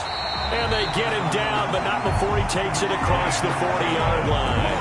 That's good for a Denver Bronco. When you give up points on the opening drive, in this case a field goal, you'd hate to go 3 and out. They avoid that. They do, and it's also walking that fine line mentally, too, as a coach, isn't it? Because you want to emphasize to your team exactly what you said. All right, we gave up a field goal. Let's go back and at least equal that, guys.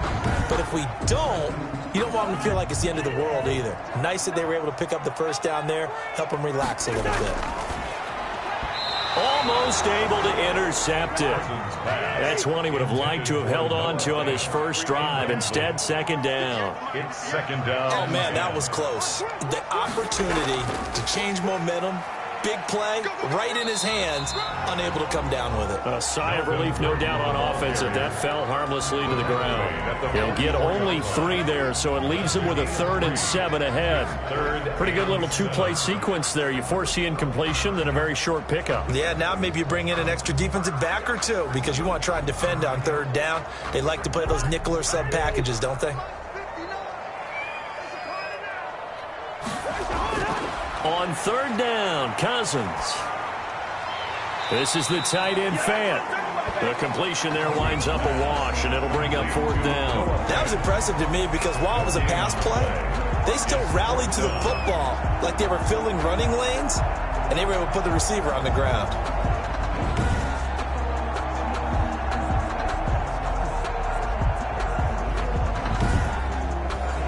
The Broncos' new signee for 2020, Sam Martin, former Lion, on to punt. Tariq Cohen is deep for the Bears. He'll send this away into the Rocky Mountain night, and it's a good one. And he's got to be fired up about that effort. I don't think he could have walked down and placed it any better than where he ended up putting the football. That's excellent. Chicago works their way back onto the field here for their second drive of the game. They've got a 3-0 lead and the football as they start 1st and 10.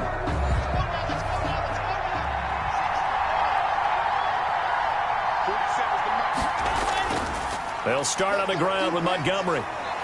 And able to break one tackle, but then quickly brought down. But a nice little gain. It'll be a pickup of 10 yards. And that'll bring up a second and just about a few inches here. It's 2nd and inches. And they'll bring him down right around the 13. A gain of just a yard, but it's a 1st down. Brought down by Bryce Callahan. A gain of a yard. 1st down, Chicago. Montgomery. And strong running there, gets this up over the 15-yard line. Tackle made. Call it a gain of 4 on 1st, and that'll make it 2nd down. It's now 2nd and 6. Now to the air, Rock. Then the hook up here to Allen Robinson. And he's taken down, but not before he gets this across the 25-yard line. 11 yards there, 1st down. 1st down. Shotgun snap to Lock. I don't care who you put on him. He's going to be a handful in one-on-one throws. Yeah, right now, you're right. They're in man-to-man. Maybe needs some safety help. I would say that'd be a good idea. Double-team him somehow. I'm going to have to make someone else beat me rather than let him shred my defense. And he finds his tight end, Graham. And they get him down, but not before he takes it across the 40-yard line. Back-to-back receptions for him, and it's another 1st down. Clock rolling as we hit the midway point of this 1st quarter. 1st down, a run with Cohen. And he takes it past the 45 and down at the 46. 5 yards is the tally on 1st down. That brings up 2nd and 5. That's a really nice, tough run inside, and they gained 5 yards on it. And to be frank about it, most offenses don't expect to get 5 yards on a play call like that. So when they do, they go back to their huddle with a little pep in their steps. They're starting to think that they're starting to dominate the line of scrimmage. And he's got enough for the 1st across midfield to the 48. They'll get a couple yards on that one, and it'll move the chains. Just about every coach we talk to says the crowd shouldn't affect us. That shouldn't be an issue. And then the next breath they talk about taking the crowd and taking them out of the game by picking up 1st downs and keeping them at bay. I think we just saw an example of that there, didn't we? Important to do, especially early in the game like they have. Let's go, let's go, let's go.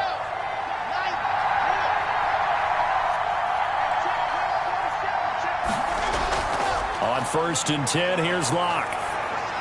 And he whips that one incomplete there. After the incomplete pass, here now is 2nd and 10. A.J. Boye on the coverage. On the draw, this is Cohen. And he's going to get this one down near the 45-yard line. He'll get only 3 there, so it leaves him with a 3rd and 7 ahead. A 3-yard pickup. And Throwing his Lock on 3rd down. Got a man, Slayton. And he's corralled, but not before getting it inside the 35. Give him 10 yards there as this offense is on a roll. This drive continues to plunge forward. Well, they've had a great, impressive drive going here, and that pickup ensures the drive continues. And not only do you continue the drive, which is demoralizing for the guys on the defensive side of the ball right now, but you make your own defense happy. They're able to get a little more rest over on the sidelines while this one continues downfield. From the 34 now, here's 1st and 10. From the gun, Locke. And left side here, it's Graham. He'll get the 1st down and more inside the 20. And they'll have it in the red zone before he crosses over out of bounds. 17 more yards on that one as they keep the drive rolling. When you get a big tight end like this, sometimes it takes more than one man to bring him down. Oftentimes, your best bet, just jump on and hold on and wait for your teammates to arrive to help get him on the ground.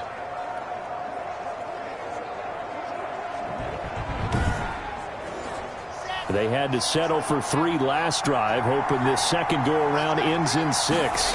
In good position, 1st and 10. Now, here's a look for the end zone, but that one's going to wind up incomplete. He was trying to find Anthony Miller there, but it's going to be 2nd down. Out of the gun, running with Cohen. And he's brought down, but not before a really nice stiff arm to create a little space. And down on the field, Jimmy Graham. This is where you hold your breath and hope it's not the knee again. Definitely the last thing you want to see here in a preseason game. We'll be right back. A nickel set defensively for the Broncos here on 3rd down.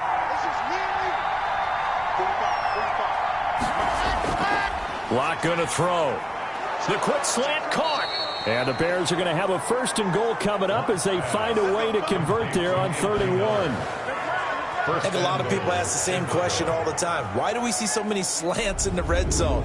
Well, the windows are tighter. Everything's more condensed. It has to be quicker, and you've got to deliver the ball on time. Your biggest worry, ball gets tipped in the air, because if that happens, then it's fair game for the defense. So another 3rd down conversion, and now they've got a 1st and goal. Operating from the gun. Locke looking end zone, but it's incomplete. Down this close to the goal line, 1st down. Surprised that wasn't a run? I am, and you know I'm old school. I want to run the ball on 1st down in this situation because 2nd down, that gives me that option of running play action, maybe throwing it. And not even back to the line of scrimmage this time as they're on him quickly once more. I thought they were onto something with their play call and kind of went in reverse a little bit. Threw it on 1st down, then ran it on 2nd down. Not successful either way. What play call do they come up with here on this important 3rd down try? 3rd down and goal. This Denver defense trying to hold up for one more play. They'll run for it with Montgomery. And he's going to run into a brick wall right in the middle of the field, and I don't think he got there. No gain on the play, and what to do now on 4th and goal. This is a long drive offensively. Wouldn't you hate to end this with just 3 points? Doesn't it feel like during a ball game you have certain narratives going on, and there's certain drives that seem to take on just a bit more importance than others? This feels like one of those, doesn't it? To me, 3 points here, a major letdown. This is the time to go and put 6 on the board. The offense is staying out there. Here we go on 4th and goal from, and this time he is in. Yes. Taking it in from a yard out as the Bears push further out in front. Well, they just put a little sizzle in their steak there. 1st quarter, 4th and goal, run it in.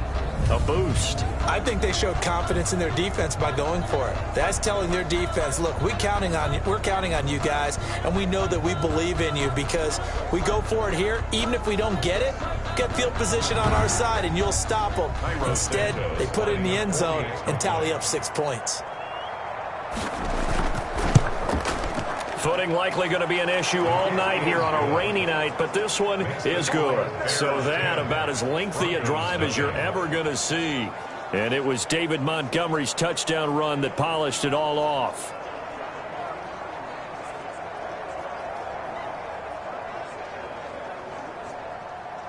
Now after the touchdown, here's Santos to kick this one away.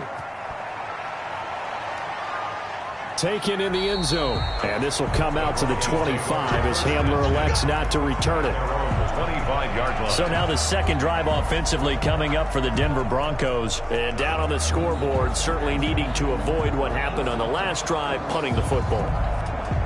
Sense of urgency has to take over for them here. They know the score. They know the situation. And by the way, the punter no longer exists for their offense. Pressure, and he's taken down. A Bear sack. Bilal Nichols, the defensive tackle, getting in there for a loss of 5. Now, that was just absolute perfect man coverage. Nowhere for them to go with the football. Led to a sack. And that's really difficult to do in today's NFL with all these gazelles running around that you're trying to cover in the secondary.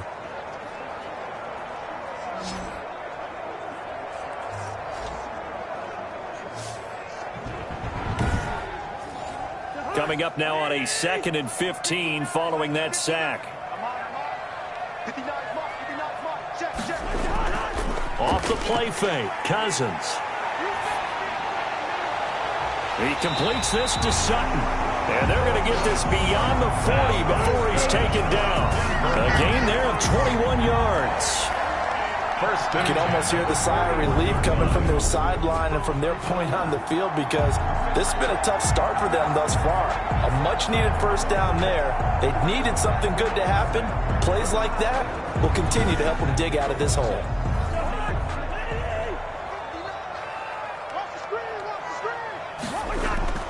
On play action, Cousins.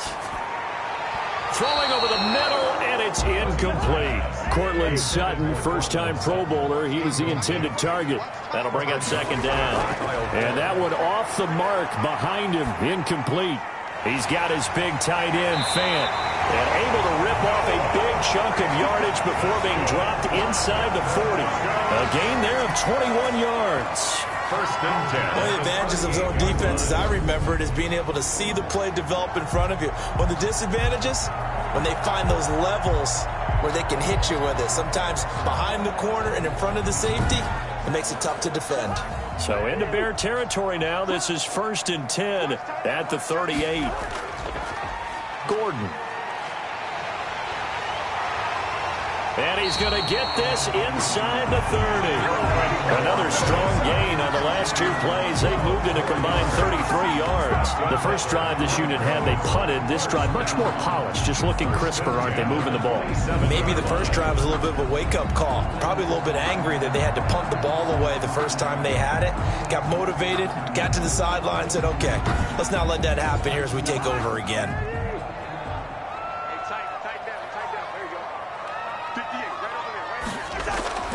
They go back to Gordon here on 1st down. And only a yard this time as he's taken down right around the 26. But that call makes sense because they've been throwing it well on this drive. And once again, they show passing formation, showing the shotgun. Then they ran out of it. That's a nice play by them defensively, though, to hold it to a short gain. The run only got a yard. Here's 2nd and 9. Cousins. And he's going to have the hook up to Sutton. And he is out of bounds right around the 10-yard line. 16 yards, a 1st down. 1st down and 10. I like watching the wide receiver screen because it's a real teamwork play. Because guess what? The guy catching the ball, he'll get all the credit. But how about the people up to block in front of him, either fellow receivers or offensive linemen? That makes that play a really nice timing play, and sometimes it can break big.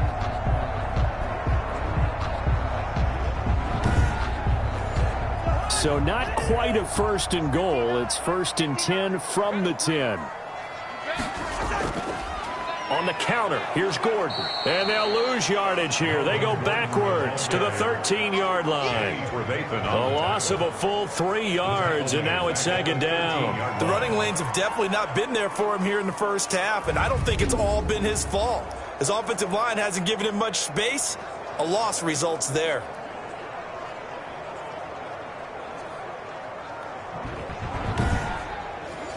That loss of 3, a rare stumble on a promising drive. Here's 2nd and 13. Now they run from the gun with Gordon. And he'll get about 3 just outside the 10, stopped at the 11. Taken down. 10-0 the score after 1 on EA Sports. With the score, Bears 10, Broncos nothing. It's been a pretty long drive. This will be play number 9. And they need 10 yards out of it on 3rd. Working out of the gun, Cousins. Yeah, this is caught by Sutton. Touchdown, Broncos. Cortland Sutton there to make the grab.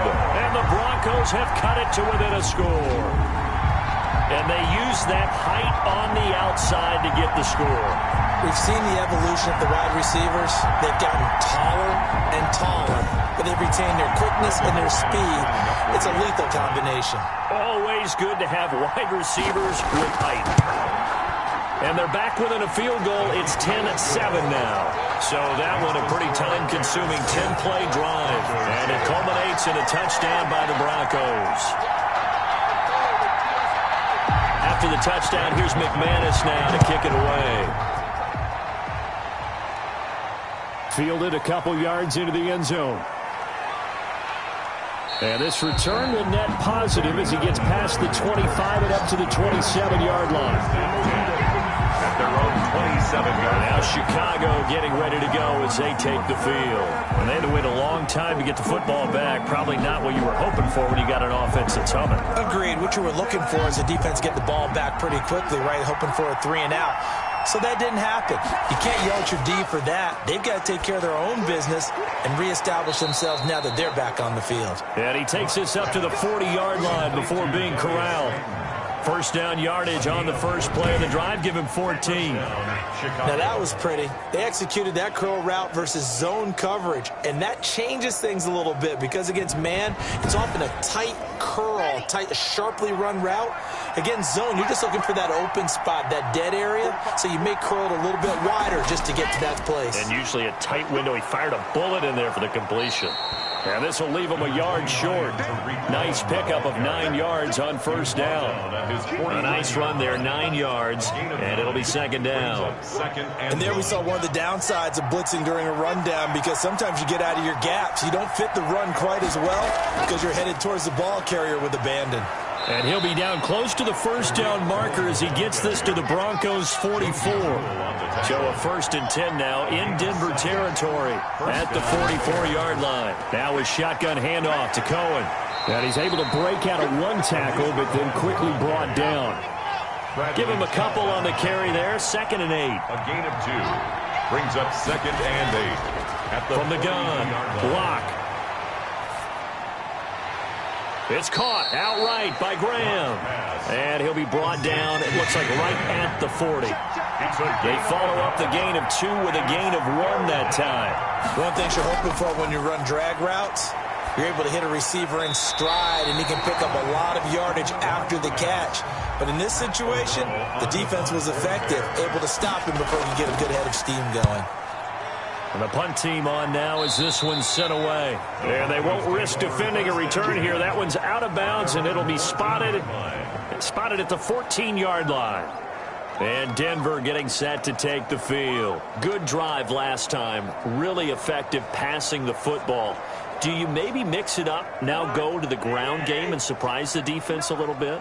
I would anticipate the defense making some changes, but I wouldn't necessarily just absolutely go in the opposite direction.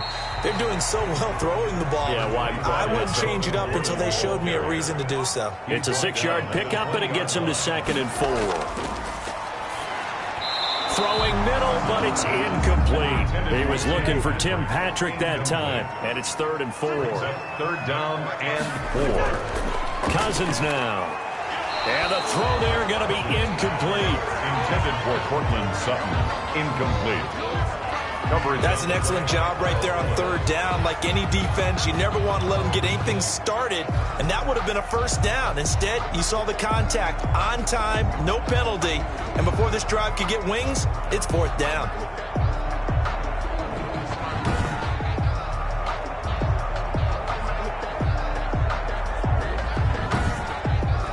Here's Sam Martin now, as he'll punt it away for the second time.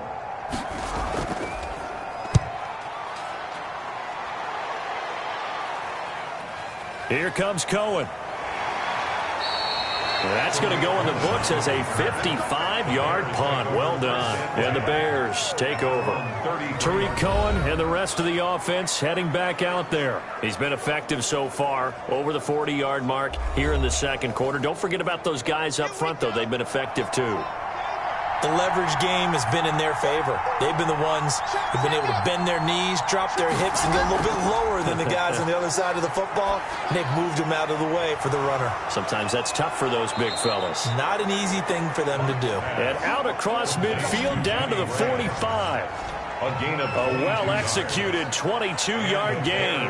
First down. Nice job there of utilizing his big target, and he didn't overthink it.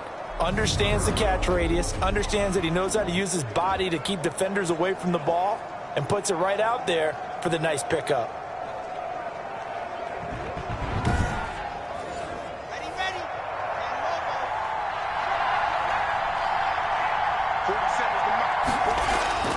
Lock now on first down. And a quick throw here, that's complete. And past the 35, he'll be dropped a yard or two shy of the 30.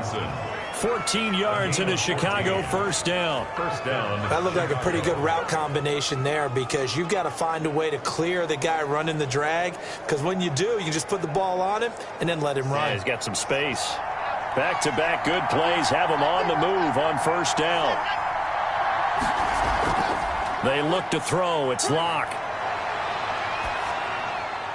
He completes this into the hands of Miller. He'll be dropped at the 25 after a gain of 6. A gain of 6 there on first.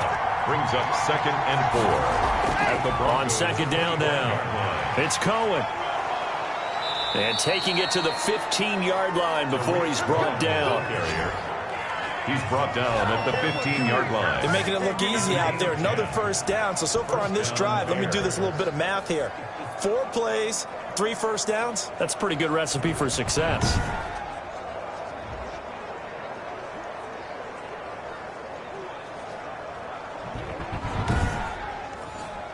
Line of scrimmage, the 15. It's 1st and 10.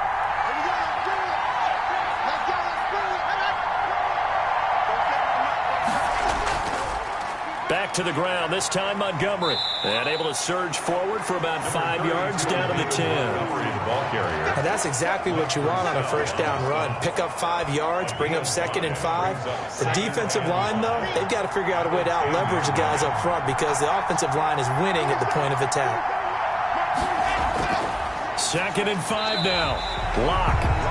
From the snap, he certainly looked like he knew where he wanted to go with the ball, but surprise, that guy was covered. So that took his attention elsewhere to no avail.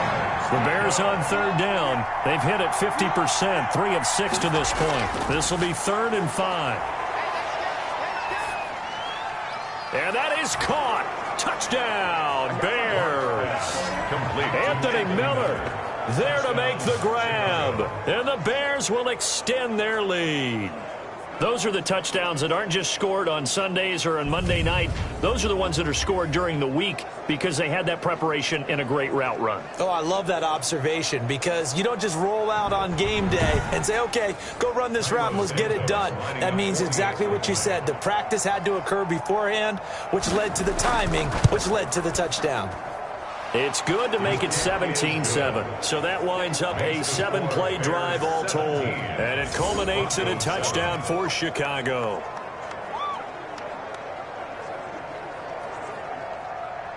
Now after the touchdown, here's Santos to kick this one away. KJ Hamler returning it. And they'll start this drive just across the 30. Pretty nice work on the return. First and 10 at their own 31-yard. Kirk Cousins now gearing up to lead this offense back out there. Been a decent start for him here in this first half, but bottom line, his team's losing. They got to fix something. And it starts with him. He has to keep that little quarterback strut going right now to make sure that his team sees him as confident. Continue to try and up his game. But just let them know, hey, if I'm around, if I'm the one calling signals and throwing the football, just follow me, we'll get there. Sometimes that will do more to elevate a team than anything else. See if he has that. And he'll go down. The Bears get there for the sack. To credit that sack to Robert Quinn. Okay, you know my bias is about to come out here. A lot of people would think that the offense is just moving in the wrong direction. I'd say they're moving in the right direction because the defense is pushing them back. Former defensive guy. Now, as a quarterback, third and long, you really got to rally the troops here, don't you? Yeah, you do in a big way. And what else do you have to look out for? More pressure coming at you because it seems to be working pretty well. Cousins with work to do after the sack as he brings his guys up on a third and long. And that will be incomplete. Intended for Cortland Sutton. Incomplete. Coverage. So after 3 drives and 3 touchdowns combined between these two clubs, finally we get a defensive stop. Yes, and welcome to the party, defensive players. And glad to have you because for a while there, it almost felt like it was 11 going downfield on air. Okay, so to be able to have someone come up, make a stop, now we got a football game going. And he gets this away, and look at this. This is a good one. And he couldn't get it to check up. That kicks all the way into the end zone for a touchback. Tariq Cohen and the rest of the offense heading back out there. And it may just be the second quarter, but he's in his zone, well on his way to eclipsing that 100-yard mark. And when a back has a game, as we're witnessing right now, his name's going to be in the books, but it's really a collective deal, isn't it? Because that means he's getting plenty of blocking, a lot of help from his teammates, but he's making the most of it. Yeah, he's made the most of it to this point. And they're going to get this beyond the 40 before he's taken down. The end result, 21 yards. If you're going to blitz, likely going to leave you in man coverage with this guy, and that is less than ideal. It is because just about any offense that has an elite receiver, if you blitz and have him in man coverage, you're going to him, even if he has an elite defender on him, because he usually knows where the ball is before the defender does. Throwing on first down is Locke. This to Graham on the short pass. 5 yards on the catch there, brings up second down.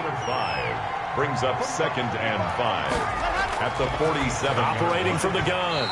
Locke. And this one's incomplete. A lot of times it's that first read that you have. Maybe you get it in pre-snap. He locked in on his target, but he was covered quite well, and that one's incomplete. The Bears on third down. They've hit 4 of 7. This will be 3rd and 5. Again, it's Locke. And Robinson with a big catch. And he will have the Bears first down as they're able to get the third down conversion. 12 yards there as they keep this drive rolling. It's another first down. That's a play that will likely be forgotten when you talk about big moments in this game. But plays like this are critical to keep drives going. And if points result, we'll call this play significant.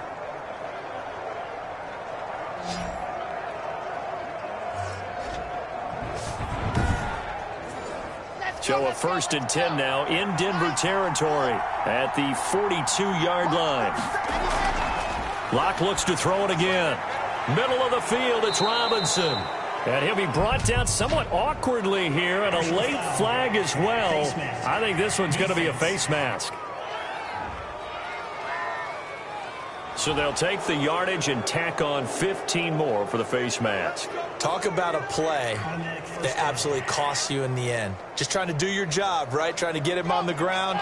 Next thing you know, they'll march off another 15 against your squad. Into the red zone, it's Locke.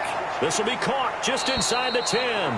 And the Bears are going to have a 1st and goal as the tackle is made at about the 5. 10 more for him on that one. He's been a busy man. It's a first down.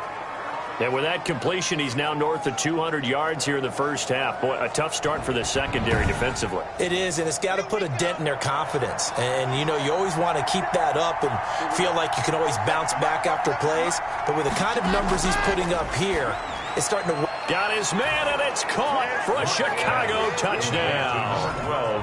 Allen Robinson there to make the grab. And the Bears will add on to their lead. On those slants, everything happens so quickly. What makes it work?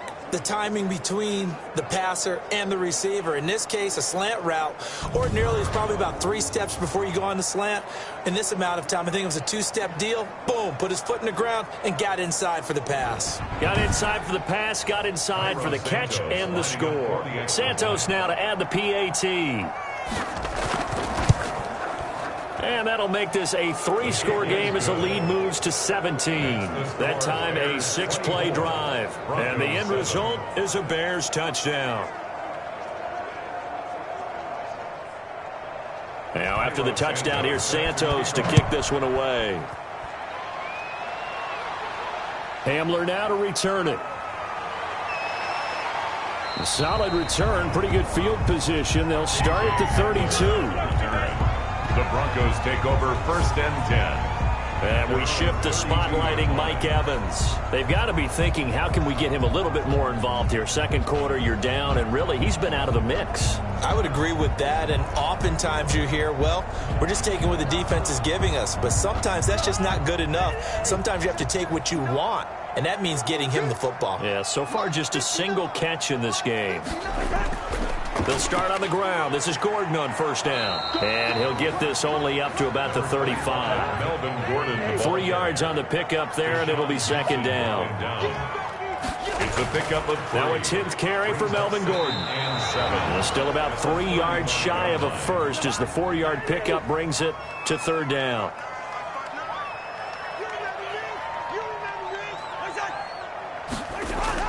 They'll try and run it. Here's Gordon. And he's got the 1st down as he's up to the 45-yard line. 3 yards on 1st, 4 on 2nd, and now 5 on 3rd down. Move the sticks. We know Melvin Gordon is very effective getting to the perimeter, but being a former University of Wisconsin Badger means you know how to run the ball inside and with power as well.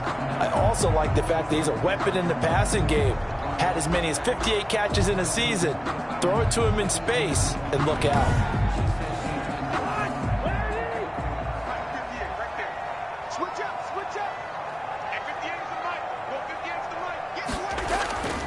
Now Gordon on 1st down. And he stopped immediately there. Tackle made there by Bilal Nichols. Officially nothing on that last run. They'll try again 2nd and 10. And we've hit the 2-minute mark in this first half of action. Coming up at halftime, I'll go from one personality, that's you, Charles Davis, to another one in Orlando, the coach. He'll have stats and scores from around the NFL. You and Jonathan Coachman, both larger than life. No doubt about it. But you're stuck with me in this. And he held on to it too long. A coverage sack. Down he goes. That sack by Khalil Mack. I'm starting to feel for that quarterback back there. I mean, you know me. Normally, don't have a lot of empathy for the QB, right? In this case, definitely. He's been on constant duress this entire game. I don't know how he's surviving back there. And to think, there's still a long way to go in this football game. Cousins with work to do after the sack as he brings his guys up on a 3rd and long. Now Gordon. And he'll bring it up here to right at the 40-yard line. Now the Bears going to call the first of their timeouts as they'll head to the sideline and talk over what to do next. Here's Sam Martin now. He's been one of their few bright spots so far.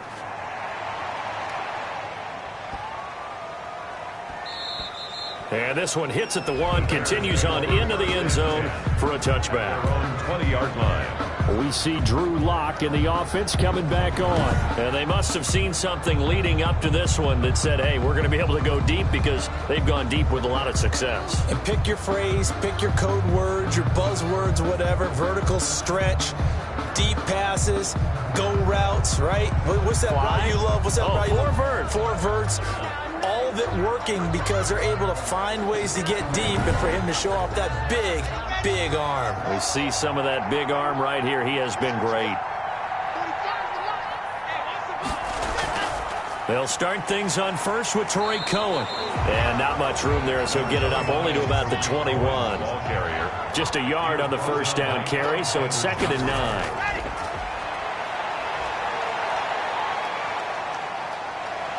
In trouble here, and down he goes. Back at the 8-yard line.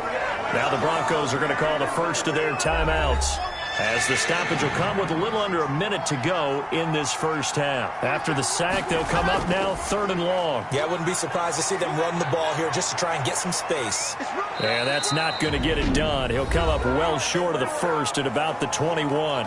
Now the Broncos going to use the second of their timeouts as they get the stoppage with a little over 50 seconds to go in the first half. On is the punt team now as this one's sent away.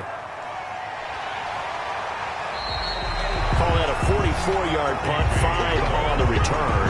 And the Broncos take over, first down and 10. Melvin Gordon now, he and the offense, they trot back out there. He's been good. They've utilized him well, but they're losing here in the second quarter. What might they change offensively? I think that what you try and do is expand how you get the ball to him a little bit. Get him out in open space, maybe swing the ball to him. What's that they used to call it in the West Coast offense, the long handoff? Yeah. Serve as your running play that way, as well as continue to feed him the football. Some of these runs now may pop bigger later in the game because of the effects of running it. Sometimes people, after a while, they don't want to tackle him anymore, or they get tired, or they get out of position, or he runs through tackles. Continue to feed him the ball. He's having that kind of game. Yeah, might they get him the ball in some space in some different ways here. Now the Broncos will use their 3rd and final timeout as they'll stop it with 17 seconds to go in this first half of action. Pressure, and he's taken down. A Bear sack. Pass protection has been a problem all night long as they come up facing 2nd and a bundle. I think we've seen this before. Someone's down 3 scores. That situation there, it's just going to add to their growing frustrations, don't you think? Yeah, a bad number 3 right now. 3-score game, 3rd quarter, 3 and out, not what they wanted. And you can tell on the sideline, those faces are getting a little bit longer as this one goes. Okay, Brandon, thanks very much. We'll get back to you and Charles in just a minute. Week 2 of the preseason is upon us. We've got 2 more after this one, and then we get it all started, as we normally do, on the first Thursday after Labor Day. In our game, still a lot to keep an eye on. Guys battling, trying to make the ball club. We'll send it back to 2 guys already on our team. That's Brandon Godden and Charles Davis.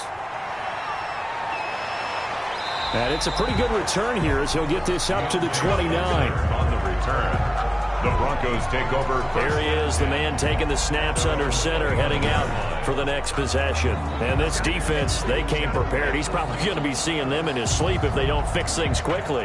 And that's not exactly what he wants to see in his post-game slumber. So they've got to figure out a way to slow things down a little bit. Some screen passes, some draws, anything to make the defensive front hesitate a little bit, think on their way back to the quarterback, maybe even a quarterback draw, some type of tendency breaker to change things up. Exactly. Whatever the case, something to mix it up here. Tackle was made by Joel Iyiegbuniwe. A 3-yard pickup. Brings up 2nd and here comes throw number 1 for the backup QB. And he's going to be brought down here in the backfield. So one quick, easy analysis about why they've struggled so far. They keep putting themselves in 3rd and long situations. They just took another sack right there. And the offensive film session tomorrow may be a little longer than it normally is. Not a lot of positive grades will be handed out thus far. This offense in desperate need of a conversion as they come up on 3rd down. And now a first chance for the backup here to throw. He can run for it, and he will. Decent gain on the scramble to 6, but now it's 4th. Partner, he was going through his progressions. Not there, not there. After about the 3rd one, he decided he better pull it down and run for it. And he slides down and avoids the hit for good measure. And this one hits at the 3 and then bounds into the end zone for a touchback. 20-yard line. So here are the Bears now as they get set for their first possession of the second half. They were able to get the ball back here, didn't surrender any points. Now they'll look to add to that lead. Hey, how about the boost the defense gave them? Going right out on the field, shutting them down, not giving up any points, and turning the ball back over. They want to do their part now and show them a little respect and some gratitude by scoring some points. And to get a little more cushion. And his throw here is incomplete. He was looking for Paul Richardson there. And now it's second down. Incomplete. Shotgun snap for Rudolph. It's complete. Javon Wims, the open man. And he is in. Touchdown, Chicago. Javon Wims, an 80-yard touchdown as the Bears push further out in front. This offense, they were dynamic in the first half. The halftime break, that didn't slow them down at all. Big strike here in the third quarter. It's almost as if they were saying, it's not just our skill in the first half that's getting this done, it's confidence as well. And confidence has taken over this game in a big way. How about these strikes that we're seeing? And this one through the uprights and good. The quick strike ability certainly intact there. 2 plays, 80 yards to score it.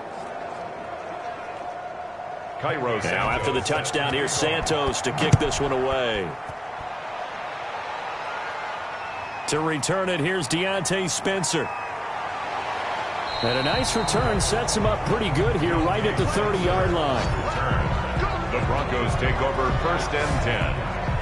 Here's the Denver offense now as they get set to take over here. These guys had to punt their last possession, and that's become too familiar of a refrain. Too many of these drives just wound up going nowhere. Well, you know how in baseball, when the pitcher gets a base hit and he's on base, they bring his jacket out to him to keep him warm?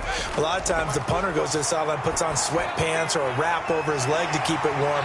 He might need a massage from the trainer right now from all the work he's getting. The drive starting with a first down, 11 yards on that pickup. From the shotgun, he'll look to throw. And he hits his target, Deshaun Hamilton. And he'll be taken down, but not before he works it past the 50. That one good for 13 and a Denver first down.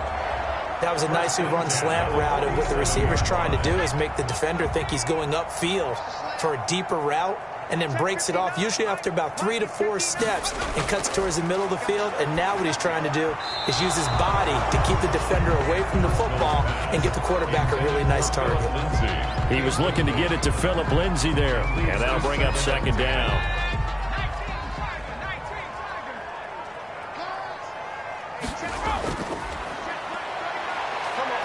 They'll roll him out right. He's going to take off with it. He'll end up getting 5 out of that, but now they're looking at third down. Gain of 5. Brings up 3rd and 5. They'll set up to throw. And he'll go down. The Bears get there for the sack. This has been a tough one for this offensive line. It appears almost like they've been on roller skates this entire game, the way they've been pushed around. 6 sacks given up in this one.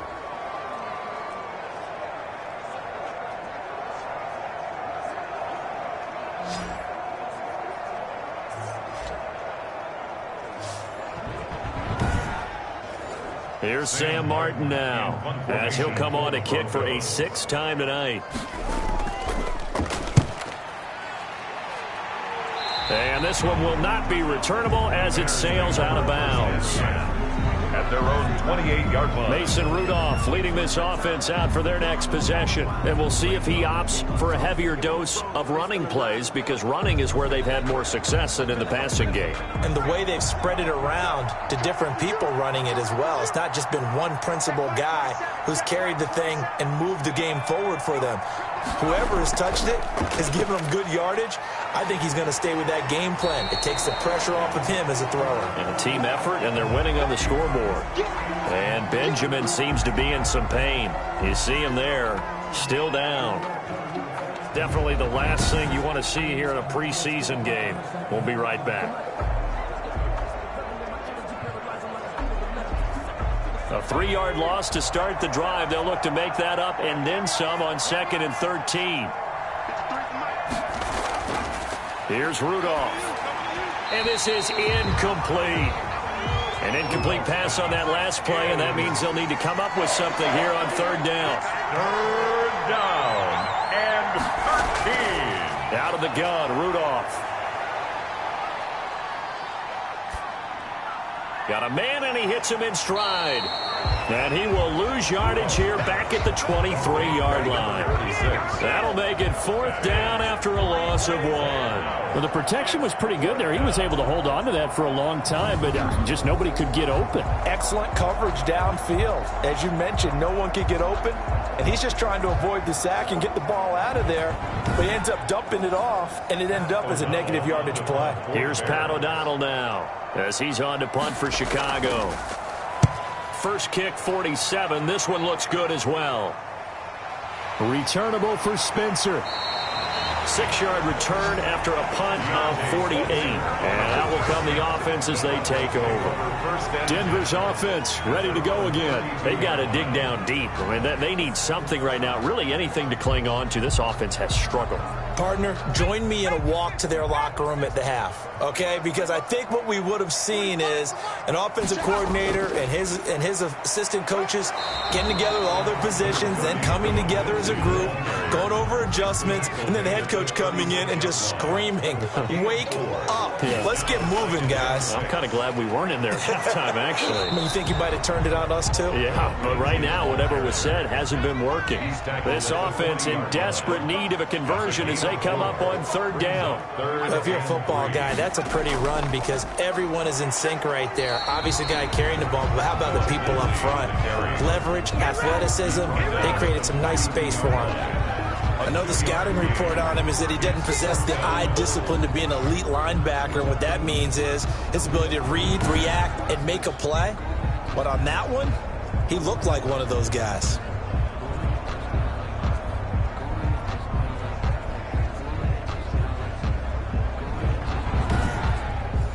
Here's Sam Martin now. He's been terrific so far. He steps into this one, and this is a rocket.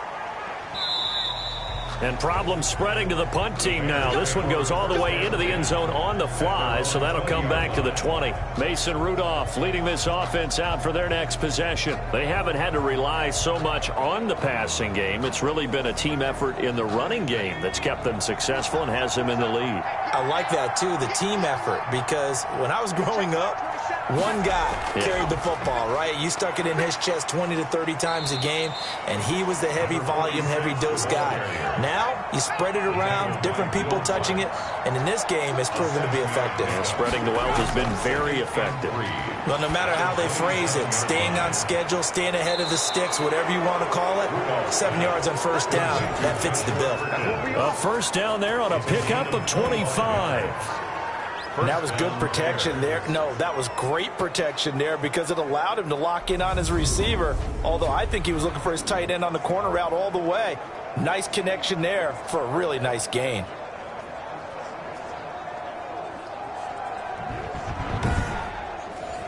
So 1st and 10, and if they score on this drive, might have to start digging in our second half blowout material. On the carry, this is Pierce. And that play will go nowhere. Losing yardage back near midfield at the 49. That'll set him back with a loss of 3 on the play. And that'll make this a 2nd and 13.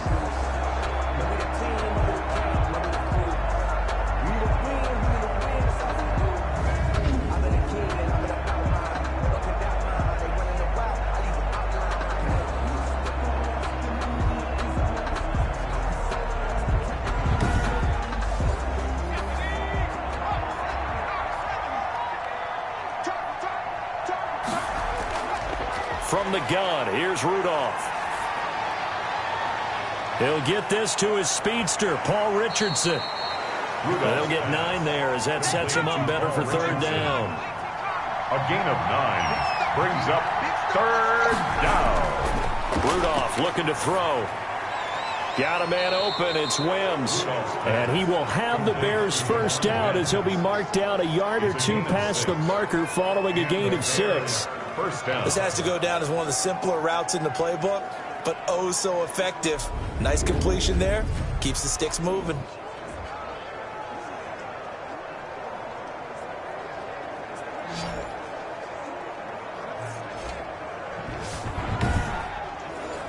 Ball up to the 35 now as they come up on 1st and 10.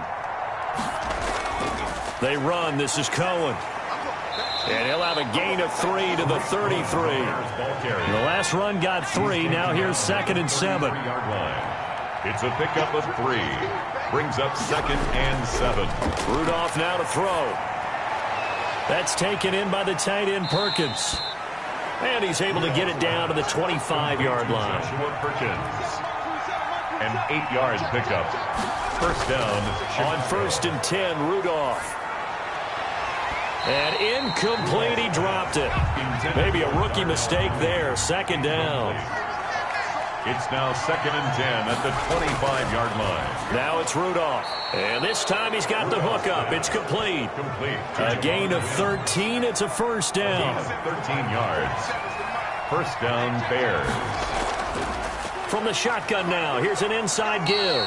Yeah, he's able to push his way forward somehow for a gain of about 2 yards. 2nd down now. 2 yards on the pickup. It's 2nd and 8. Here's Rudolph. Throwing right, and that's complete. And they'll lose yardage here. They go backwards to the 13-yard line. Well, I know it goes against the instincts of the person catching the ball because all you're ever taught is catch the football, don't drop it. But drop it there. Yeah, in that situation, dropping it would have been better. End up losing yardage even though they completed the pass. As good as a sack? Yeah, how about that? Although they won't get the same credit for it, and it won't help them at contract time. So negative yardage, a loss of 3 on 2nd down, and that leads to a tough 3rd down call. Now here's a look for the end zone, but that one's going to wind up incomplete. They really had a good drive going there, but a nice recovery by the defense these past few downs, able to knock that one away on 3rd down and bring up what I think for the offense, an unexpected 4th down here. Makes the score Bears 34, Broncos 7. So they get 3, certainly hoping for 6 after a 13-play drive. So you console yourself on defense by saying you did your job, right? If they go 13 plays, you only give up a field goal, you did a nice job there. But here's the other part. 13 plays, you don't force any mistakes, you don't take the ball away. Maybe that's the way they should look at it. At their own 27. Now this Broncos offensive unit ready to head back out onto the field. They have been struggling. I would imagine at halftime they went through some possible changes. Well, those changes aren't working, so now where do you go? I think that now it's much more in their head. And what I mean by that is just what you said. You've gone over the changes. I bet they were pretty clinical at the half, not too emotional. They might need to go to the emotional side because you've got to find something, some spark somewhere. And so far, just being calm hasn't exactly worked. They need any spark at this point. And his throw's going to be incomplete. Deshaun Hamilton, the intended receiver. And that takes us from 2nd to 3rd down. Brings up 3rd down and 8. Now a shotgun snap as they'll look to throw. And this is going to be incomplete.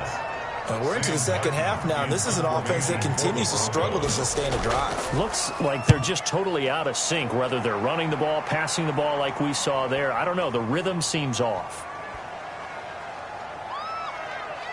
Oh, and what a play on special teams here. This is going to be down inside the 5, all the way down at the 2-yard line. Tariq Cohen and the rest of the offense heading back out there. And we have seen a decline in the numbers. Where does the fault lie? Just him? Maybe the guys up front? Combination? Well, as you and I both know, it's almost always a collective deal. But in this case, I think maybe the offensive line got a little overconfident. They had blocked so well in the first half, picked up on what the defense was doing. I think we've seen an adjustment now that they have not picked up on, and now they're being a little bit overwhelmed. Just a yard on the pickup there, and it'll bring up a 2nd and 9. Well, not a game that you're going to go crazy about, but when you start at your own 2-yard line, any type of space is good for the offensive guys. Yeah, you just can't go backwards from here. They did it. Now we'll see if they can keep it on schedule here on 2nd down. First down. That run's successful in large part because they had a lot of extra help blocking up front. Yeah, you've got guys who can do that very, very well. In addition, they can catch the football. So sometimes when they line up with 3 tight ends, it's not necessarily to run it, and that gives you an advantage when you do decide to barrel off the line of scrimmage and block people downfield. On first down, Pierce. And they see right through that defensively. as he'll be hit and taken down to the backfield. Officially, it's a 1-yard loss. That's going to bring up 2nd and 11. When a draw works, it can be a thing of beauty. But when it doesn't, oh, it can be ugly. And in this case, loss of yardage ugly.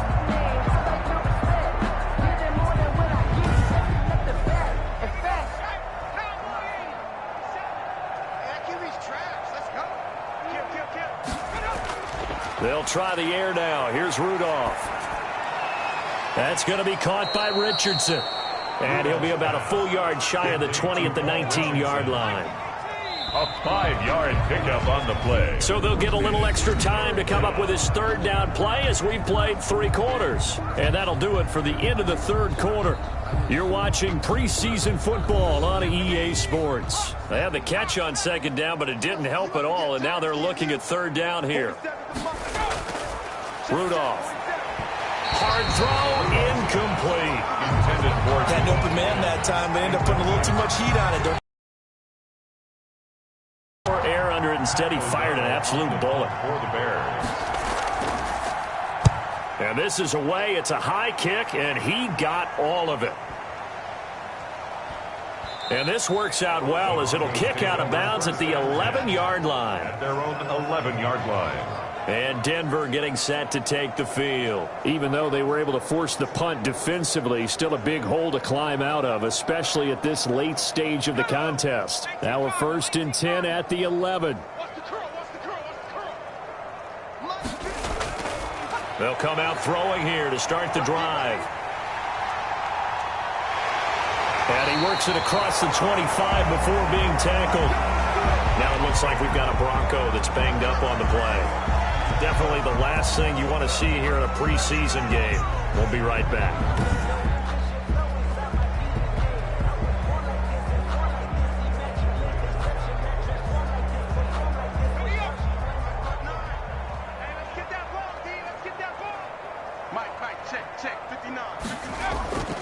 They'll look to throw here on 1st down.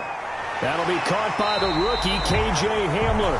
And he goes out of bounds just shy of the 45. 16 more on that one and another 1st down. Well, this game is certainly pretty well over. They go ahead and mark it in the win column. But as a defense, they don't want to get so soft now that everybody just throws the ball all over the place against them, gets big yardage, and puts points on the board. They have pride, too, on that side of the ball. Back-to-back good plays have them on the move on 1st down. Now they'll throw here out of the gun. Open man Hamler, that's complete. He's tackled a yard short of the marker. Good gain of 9 on 1st down. It's a gain. They had 2 straight 1st downs, now a gain of 9 to set up 2nd and 1. 47-yard line. The throw over the middle taken in. And he's going to have another 1st down as the tackle's made here at the Bears' 34-yard line. In so many ways, throwing the hitch route is actually one of the safer things an offense can do. Get the ball out to the receiver as fast as possible, hope he's got man-to-man coverage, and hope that his athleticism wins on the perimeter. The throw taken in by Hamilton and brought down, but not before they're inside the 25. 11 more on that one and another 1st down. That's another Broncos. Again, he'll drop to throw. Escaping the pressure right. He'll try and run it, and they'll bring him down at the 13-yard line. He'll get 10 there all on his own, but it'll be 2nd down. Danny Trevathan on the tackle. Freeman. And now they're inside the 10 as he's brought down at the 9. That's good. A 5-yard gain, and now they're set up 1st and goal. 1st and goal at the 9-yard line. Out of the gun, they'll look to throw. To the goal line, but it's incomplete. Well, it just seems like all game long there hasn't been a lot of sync quarterback to wide receiver on this side of the football. They haven't been on the same page, quarterback and receivers. Heck, they haven't been on the same grease board when you draw plays up. They haven't been on the same Surface tablet that you look at on the sidelines. Nothing's worked for them. They've got to find a way to start matching each other's movements.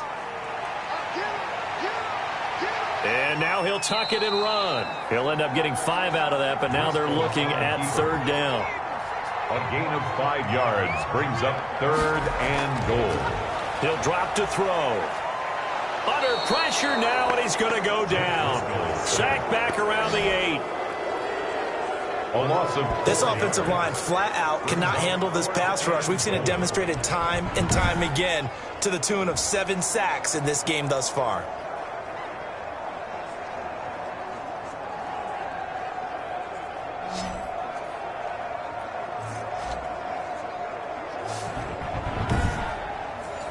The field goal doesn't help. They're going to go for the 6 here on 4th and goal.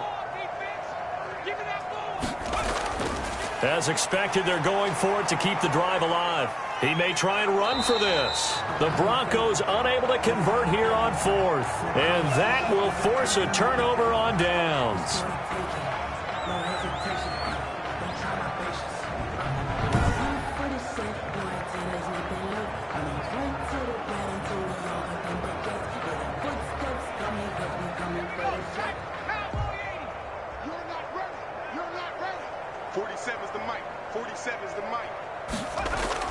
They'll start with a give to Cohen. A gain of 3, 2nd down. And that's frustrating for a defense because they've got them pinned down deep. And on the first play, they gave up a run that keeps an offense on schedule. Yeah, because 3 to 4 yards, that's all you're looking for right there, right? That's absolutely perfect, really, as a play call. You get 3 to 4 yards on first down. That's what they talk about to us all the time, about being ahead of the chains or on target, ahead of schedule. They were after that run. And he's going to take this up past the 10 to about the 11. It'll be a gain of 5, but still about 3 yards shy of the first down marker, and now it's 3rd down.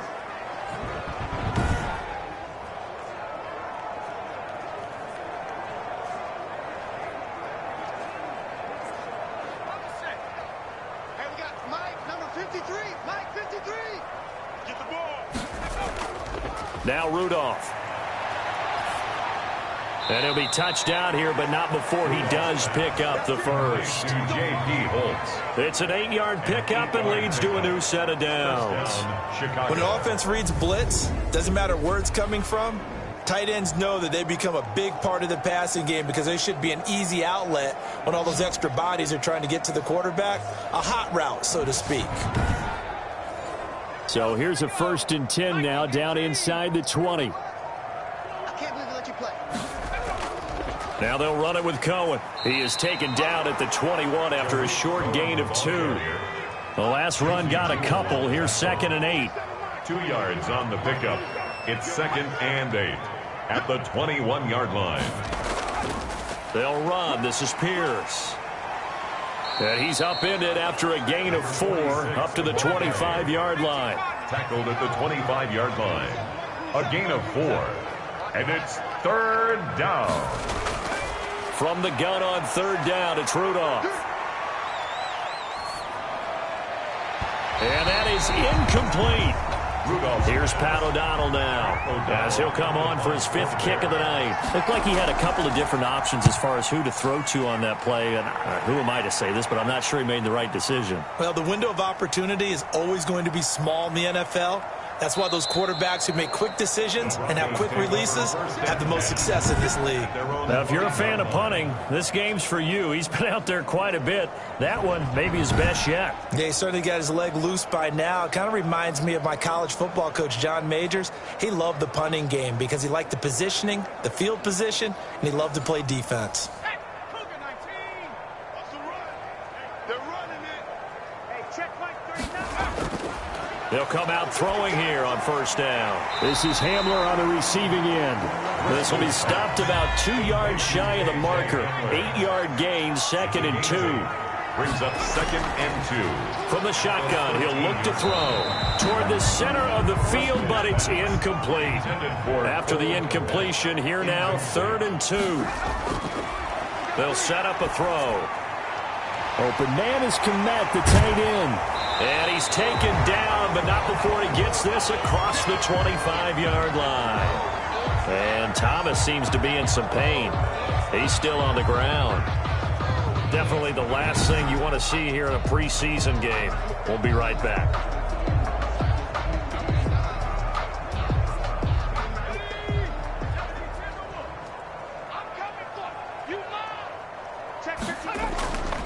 On 1st down, he'll drop to throw.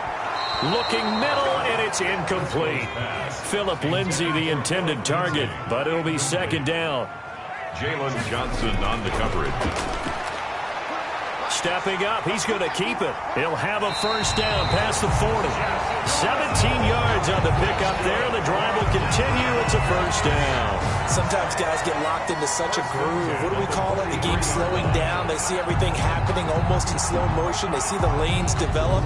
I feel like he's right there. Well, and you want this from your leader, right? With this deficit, this stage of the game, second half, no quit in him. Zero.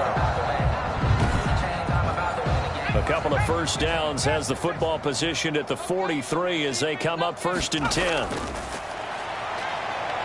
He'll buy some time right. He'll run it. And he'll be taken down, but not before he works it past the 50. Nothing open downfield. He keeps it himself for 11 and a first down. Partner, as a quarterback, sometimes you just got to know when the clock has gone off in your head, it's time to go. Tuck it and get all you can. So into Bear territory now. This is 1st and 10 at the 46. Back to throw here. Stepping up, he's going to keep it. He'll get 10 there all on his own, but it'll be second down. 10 more yards. The tackle by Jalen Johnson. Throwing over the middle, but it's incomplete. He was looking for his rookie Cole Kmet that time. And now it's 3rd down. It's now 3rd down and less than a yard. They're going to look to throw. Pressure, and he's taken down. A Bear sack. So they dial up the blitz on 3rd and inches. It pays off. And frankly, they were probably dialing up a run blitz, expecting him to run it in that situation. But instead, they end up back at the quarterback and put him on the ground.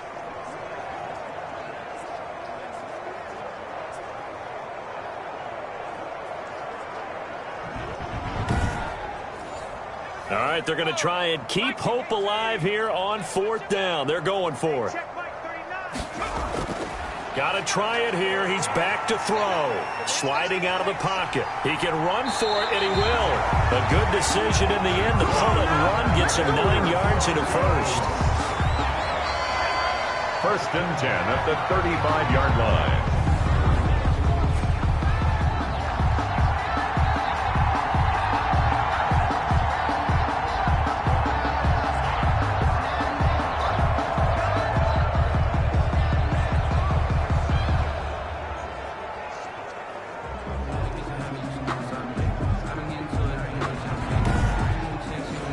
Ball up to the 35 now as they come up on 1st and 10. All day, every day, any day.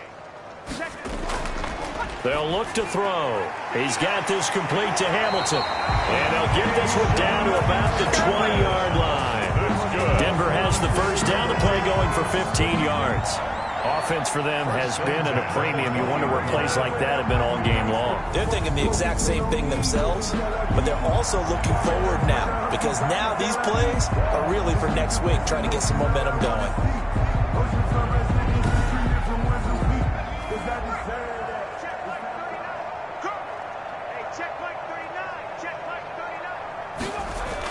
On 1st and 10, it's Lindsay. And he'll take it into the end zone for a Denver score. Taking it in from the 20, and the Broncos cut into that lead. Well, partner, that was another explosive run, and one thing I've learned in our time in this game, yes, the offensive line has to get a lot of credit, but for big runs to occur, the wide receivers have to block well downfield. And then you have to have a good guy carrying the ball too, right? Oh, without a doubt. You need that difference maker lugging the rock. Now McManus for the extra point. And the lead is down to 20. That one in the books as a 12-play drive. And it was capped off by a Philip Lindsay touchdown run.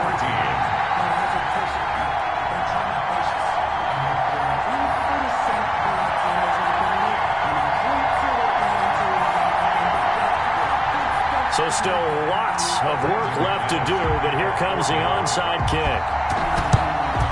And the Bears hands team able to pounce on it and get the football. He gets it forward for 4, maybe 5, but the flags fly.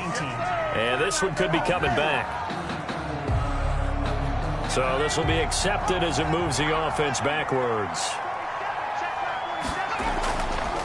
And they'll begin by running the option. And taking it across midfield and inside the 45.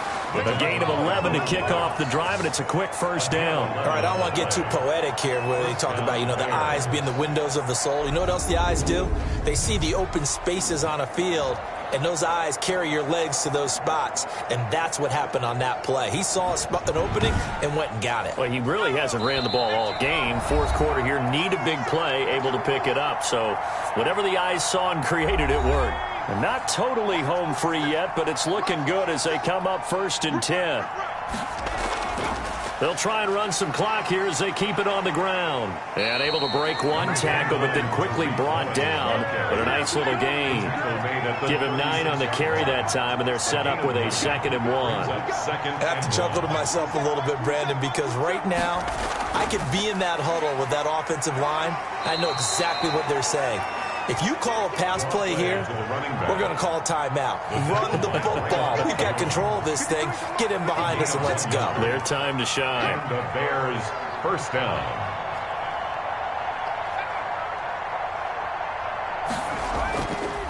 Now a handoff here to his running back.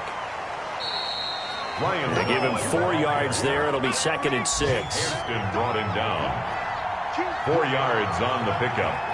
2nd and 6 at the Broncos' 30-yard line. So this one in the win column for the Chicago Bears. And you look back over the score sheet, interesting. A very clean game, no turnovers by either side. An absolute rarity when we watch games now because defenses have put such an emphasis on taking the ball away. Well, what we saw here was offenses spending their time saying, look, they're coming for it. Ball security is paramount. So they worked on that, not just a week of practice, but I'm sure all during training camp. Make sure when you have it, tuck it away because danger lurks everywhere you turn. So that'll do it for us. For Charles Davis and all our crew, I'm Brandon Gaudin. You've been watching the NFL on EA Sports. From Denver, good night, everybody.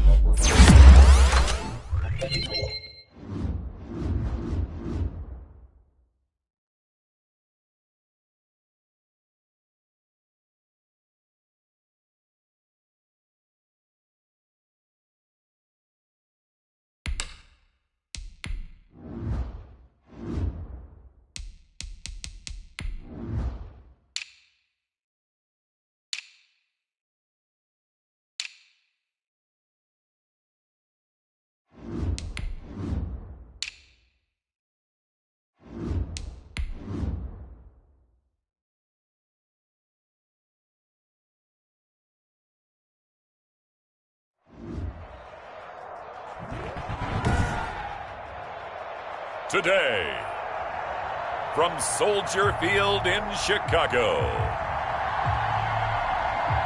it's a special Saturday edition of the NFL on EA Sports.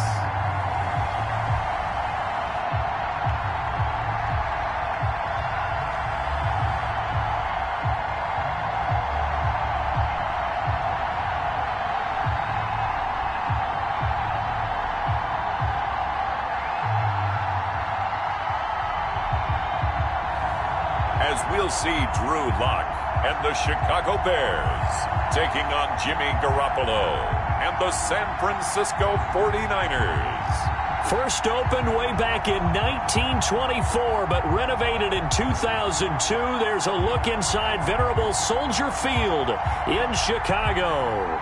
This was the scene a moment ago as the Bears emerged from their tunnel. Ready for football are they, and ready for football are we as the Bears get set to match up with the San Francisco 49ers.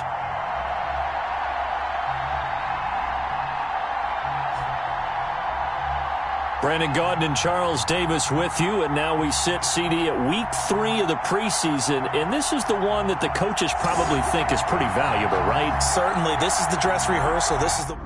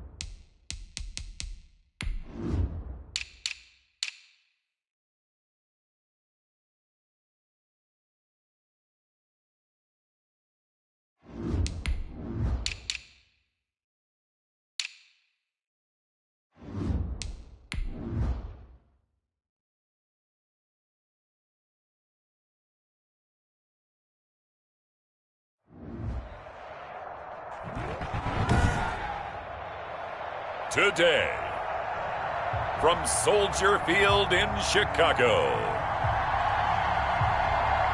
it's a special Saturday edition of the NFL on EA Sports.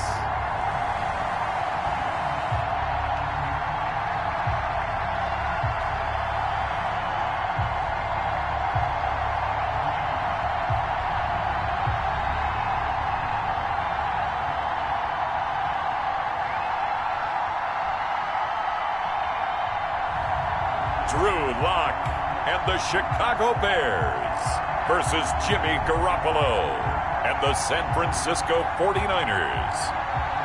One of the great venues to watch a game in any sport and one of the best home crowds in any sport, Soldier Field in Chicago. Just a short time ago, this crowd loud enough to shake the foundations of this nearly century-old building. They are ready for football indeed in Chicago as their guys get set to do battle with the San Francisco 49ers.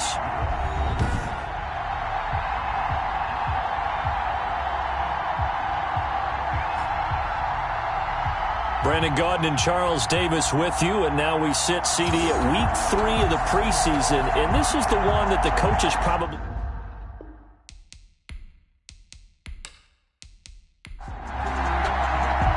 The veteran kicker, Robbie Gould, set to get us started. And off we go from Soldier Field. That'll be taken about a yard deep. And he'll be stopped right around where he would have been had he gone down to a knee.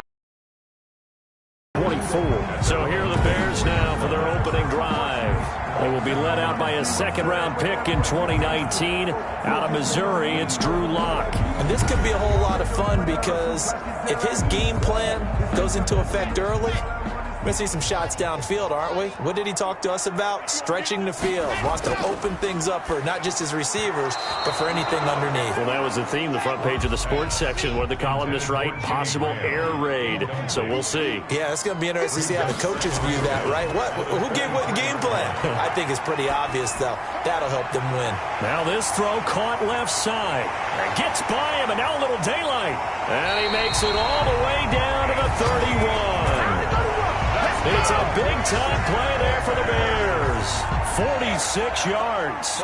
Brandon, we've both been around the game long enough that we know that in pregame, defenses are pretty amped up, aren't they? I mean, they're pounding lockers, and they can't wait to get out there. But when you hit them with some big pass plays early, it takes the starch right out of them. So the big play changes the complexion of things. Here's 1st and 10 just outside the 30. Shotgun snap to Lock. That's complete to Slayton. And down inside the 15, shy of the 10. Another big hitter there. This one good for 18. They're piecing together a nice drive to start this one. Seems pretty scripted and pretty successful so far. And I think they did it without our help. Because you remember when we sat in the production meeting with them to talk about this. And, hey, you know, how you guys going to come out of the gate? I know I offered my help with a few plays, and they didn't seem to want it. I didn't offer mine. You were the smart one. Whatever they're doing, though, it's working really well.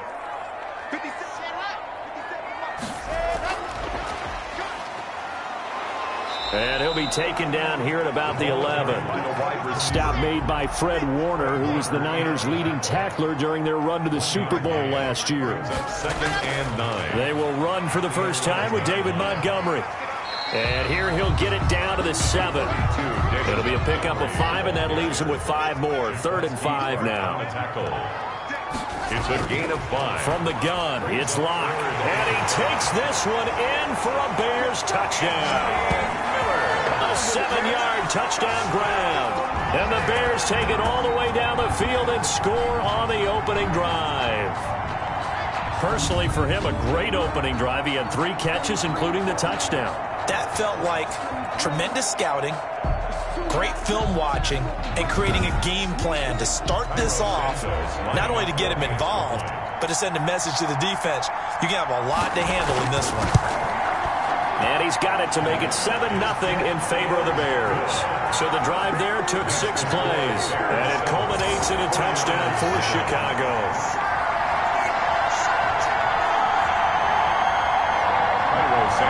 Now after the touchdown, here's Santos to kick this one away. Fielded a couple yards into the end zone. And he'll wind up getting a couple extra yards here for his trouble and bringing it out of the end zone as he's down at the 27. First time we get to see the 49ers offense behind their quarterback. Now in his 7th season as a pro from Eastern Illinois, it's Jimmy Garoppolo. There he is, the man known as Jimmy G, Jimmy Garoppolo, who I thought had a really nice year in 2019. So close to culminating with a Super Bowl title. Accurate with the football, completed nearly 70% of his passes, which was 4th best in the NFL. Nearly 4,000 yards through the air with a team that runs the ball with great efficiency. 27 touchdowns, but in the Super Bowl, didn't quite make the plays they needed down the... And he'll go down. The Bears get there for the sack.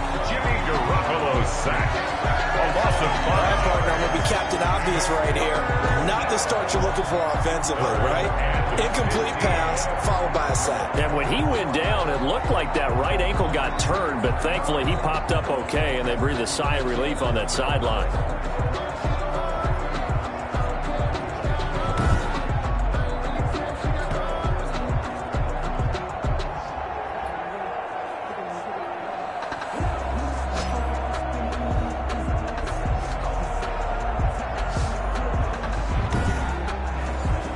last sack, it puts Garoppolo and the 49ers in a tough spot. They face a 3rd and long. Throwing now is Garoppolo. Man open, that's Deebo Samuel. Well, this is going to depend on the spot, but it's not a very generous one. He looks to be about a yard or so short. But it brings up so much about offense is what you call hidden yardage. You know, you throw the ball to someone, they catch it, and then they can make a big play. You know, they create a play, run after catch. They did a really nice job there of limiting that and keeping him from a first down. Yeah, stopped him in his tracks. So on 4th down, here's the Australia native Mitch Wishnowsky to punt this one away. Tariq Cohen is deep for the Bears.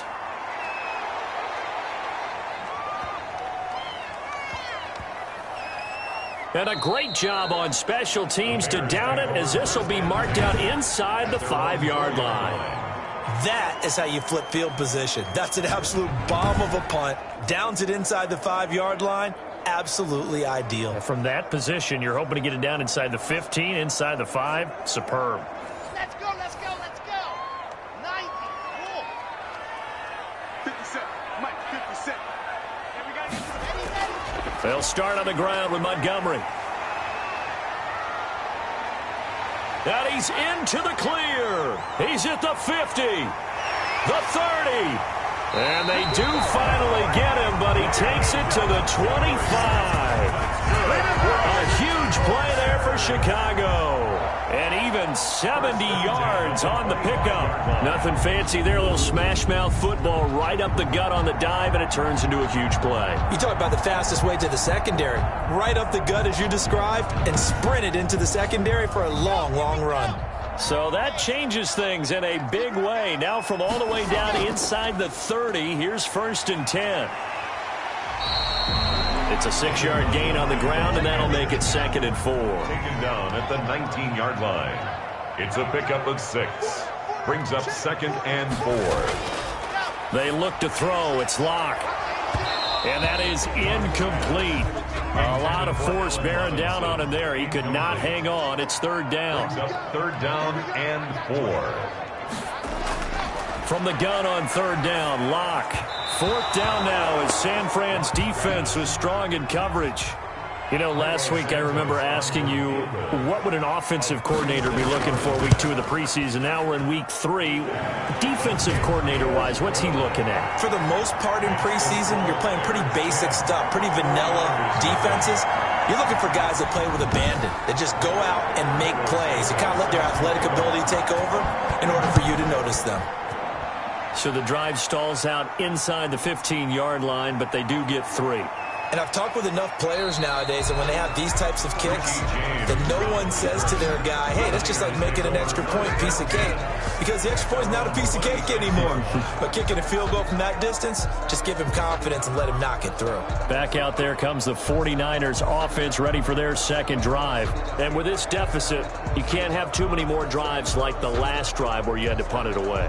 You know what I would tell my offense right here? The punter doesn't exist, guys. He doesn't even exist. He's not a team anymore. I just cut him, all right? So you've got to go out and create some offense for us here and give us some points. No way does that guy get on the field on this drive. Poor punter. Yeah, it wasn't his fault. But, hey, listen, there's got to be casualties at times. We're trying to win a game.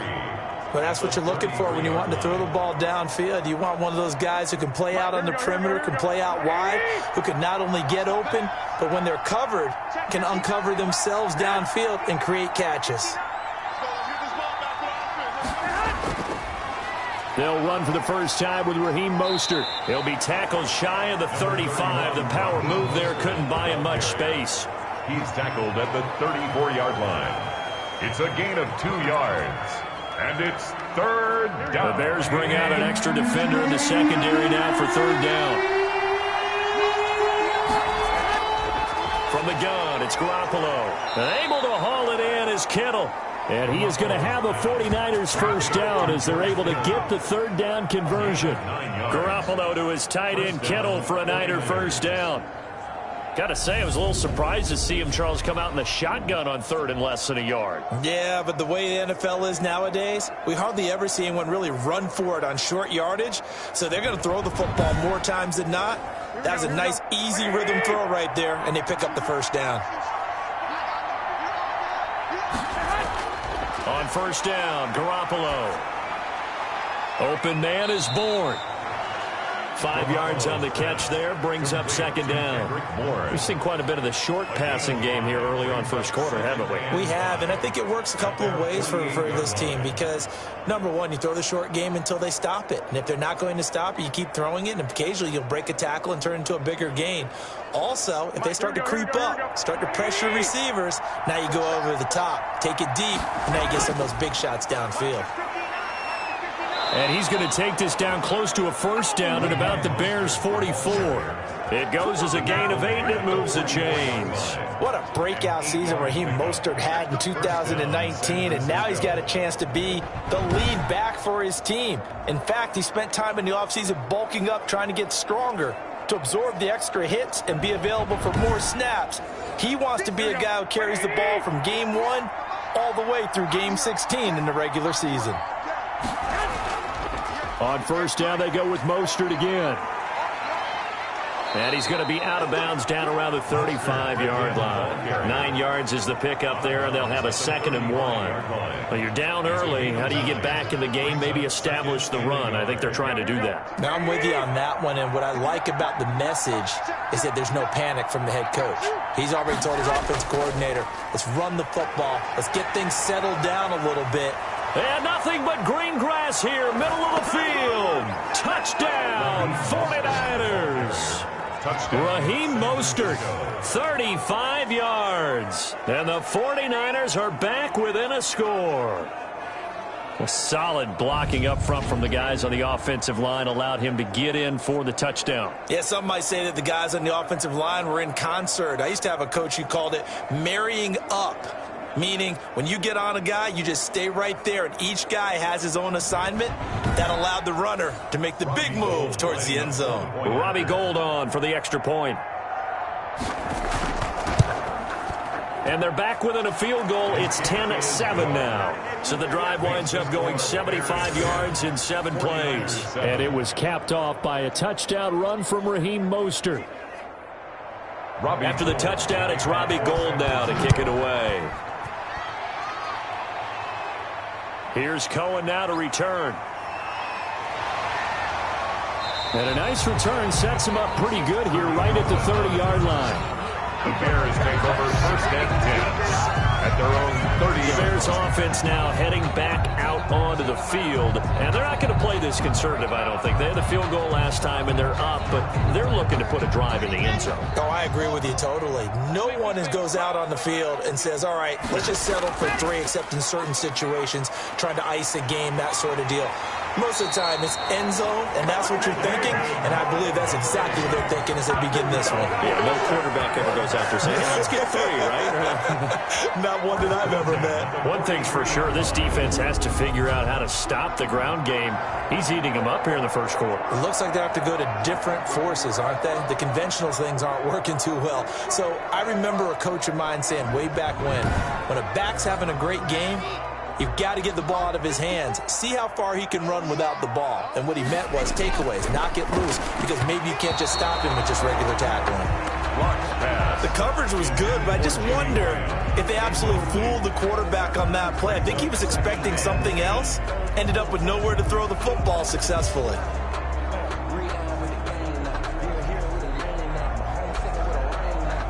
So 2nd down, still 10 yards to go, ball on the 43. To throw again. Locke.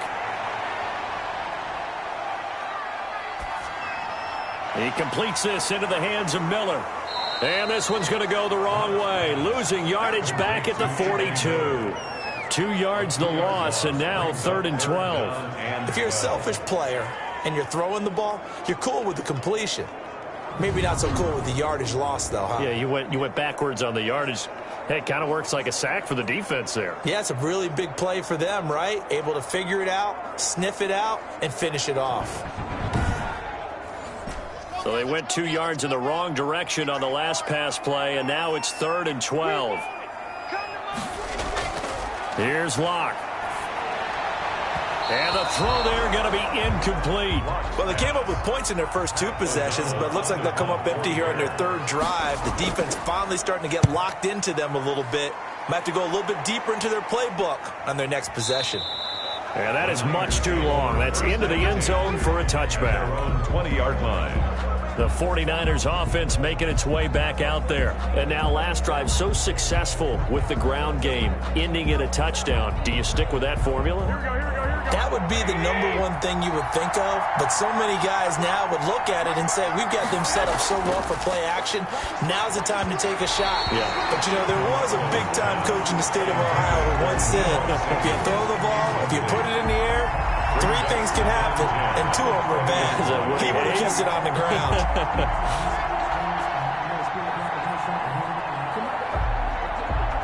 After the incompletion, here's 2nd and 10 from the 20. Garoppolo going to give to Mostert. Oh, he's got a little daylight. And they work this well upfield across the 45. A gain of 28 yards there and give them a first down. Boy, some big runs here, Charles, already in this first quarter. Yeah, if the lanes are there, go ahead and exploit them. But what I like the most, how decisive he is, putting his foot in the ground and going.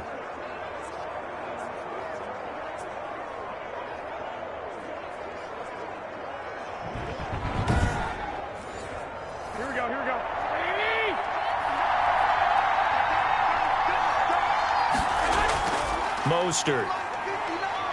And he's got it across midfield and into Bear territory.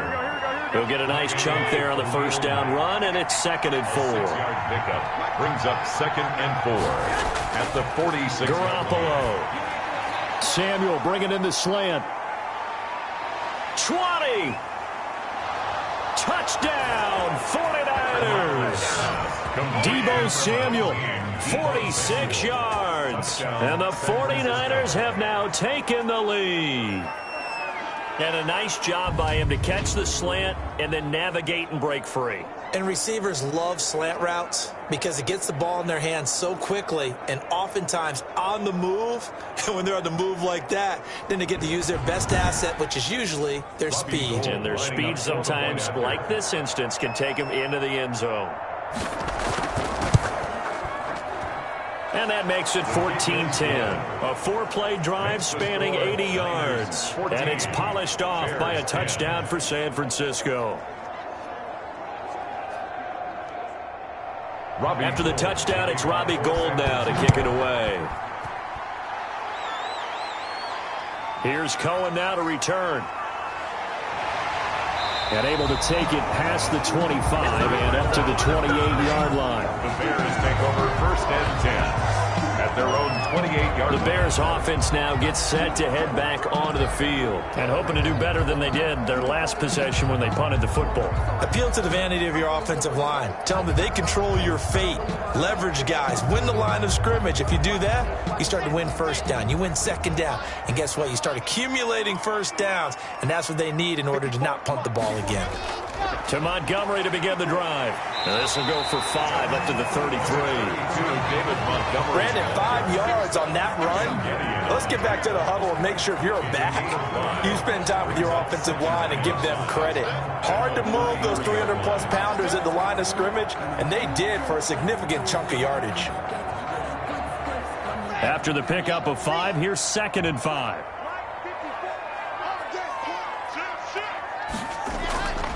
Now a run with Montgomery. Looking for a crease, can't find one. Stopped at the line of scrimmage.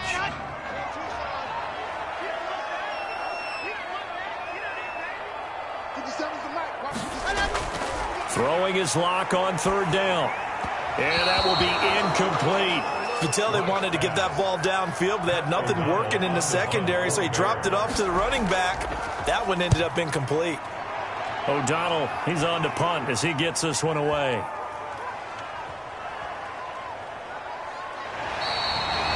And he's got to be fired up about that effort. I don't think he could have walked down and placed it any better than where he ended up putting the football. That's excellent. And San Francisco gets set to go here. Now, they were good last time out with a touchdown drive. This go-around, it's not going to be very easy starting from inside their own 5. But they shouldn't be daunted by it. You work on this the entire offseason. You work on it in practice. It's called coming out session. Start the ball inside the 5, start on the 5 on the 10. They should be ready to go. Well, the drive starts with a completion left side. And this one will be taken up. They'll spot it right at the 7. They'll contain him to just 4. Second down. I know many people like to throw to the tight end, maybe in a little flexed out position because he creates mismatches with his size. The slot receivers do the same thing with their quickness, their speed, and their route running savvy.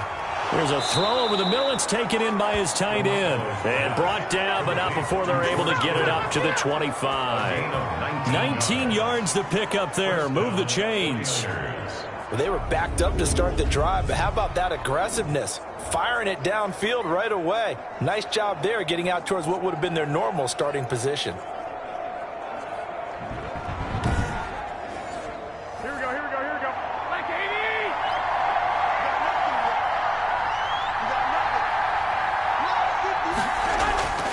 On 1st and 10, it's Mostert. And he'll go down right at the 30-yard line. Roquan Smith, the Bears' leading tackler last season, makes the stop. 4 yards on the pickup. From the 30 on second down, Garoppolo on the slant, able to find Ayuk. And he slips up past the 45 before being tackled. It's a pickup of 17 and a first down. So many times in my career, I've heard coaches talk about completions are one thing. But as long as we're there at the catch and we get guys on the ground, we can live with that. But if you're going to give up 10, 12, 15 yards after the catch, then your defense is going to be in a lot of trouble. A couple of first downs on the drive already, as they'll go from the 47 now on first down. A shotgun snap for Garoppolo. Completes it to the tight end, Kittle. 5 yards on the catch there, brings up second down. Well, they're unable to convert that into much, but it's never a bad idea to try to get the ball into a tight end of his caliber's hands and see what kind of disruption he can cause. Second and 5 after the 5-yard completion on first down. Back to the running game with Mostert. They find some open field here. Touchdown, 49ers. Raheem Mostert with his second touchdown in this opening quarter. And the Niners are able to stretch their lead. And a pair of rushing touchdowns now for him in the first quarter. And I'm liking what I'm seeing from his big guys up front because they're winning the leverage game. How many times we talk about low man wins, right? Move the defensive front aside, create those gaps and holes. He's found his way through them for 2 touchdowns. And after both of those touchdowns, he went right up to that O-line and hit each of them on the helmet. He recognized it. That's a smart man. You know what else he should do? If this continues, take them all to dinner. Gold with the extra point, and that makes it a 21-10 game.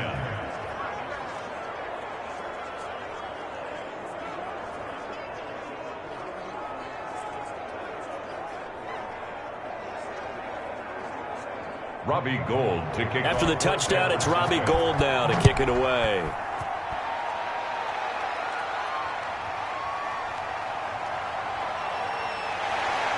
And he takes this near the 25. Just a little pass there. Call it the 26. Over 1st and 10 at their own 26. Here's the Chicago offense coming back out onto the field. And they're coming off a 3-and-out, my friend. I think they've got to look at that play sheet and go to a spot that they haven't gone before. Time to shake things up a little bit to try and get this offense moving. Okay, so how do you do that? How do you shake things up? You look at what you've called before, realize it hasn't worked Go to so something well, else. and maybe you try and find one of those special plays from one of your better players, and maybe try and hit something big and get things going in the excitement area. He'll have a first down past the 40. And finally, down at the 41-yard line.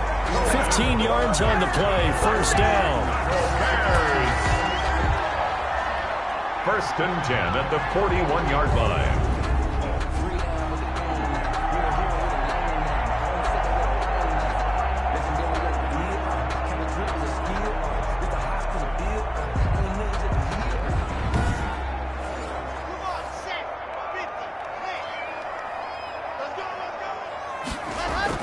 On first down, Locke. And he finds his tight end, Graham. And he will be out of bounds here on what will turn out to be the final play of this first quarter. Back in Chicago, ready for the second quarter. It's the Bears in possession as they've got it second down and 12.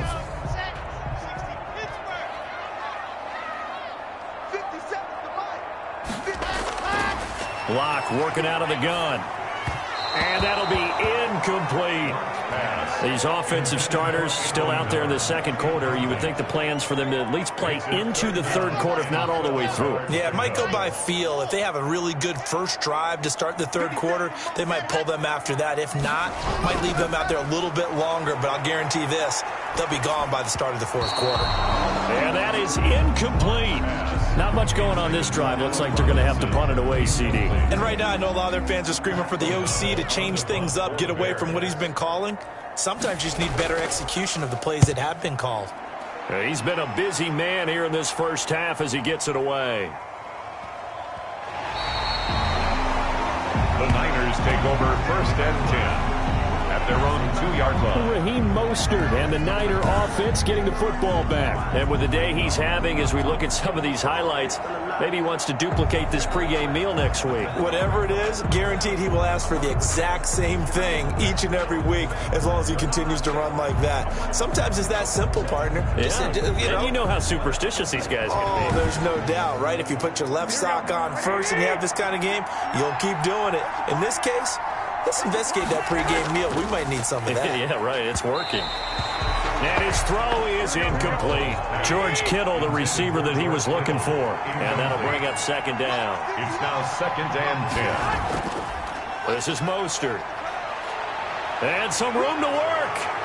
And they take this up near the 30 before he's taken down. 27 yards there, a first down. Well, he's broken off some big-time runs here in this first half.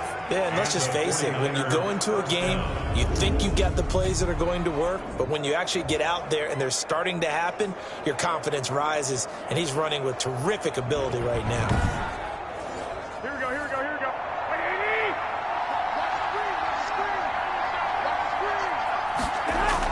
Here's Mostert.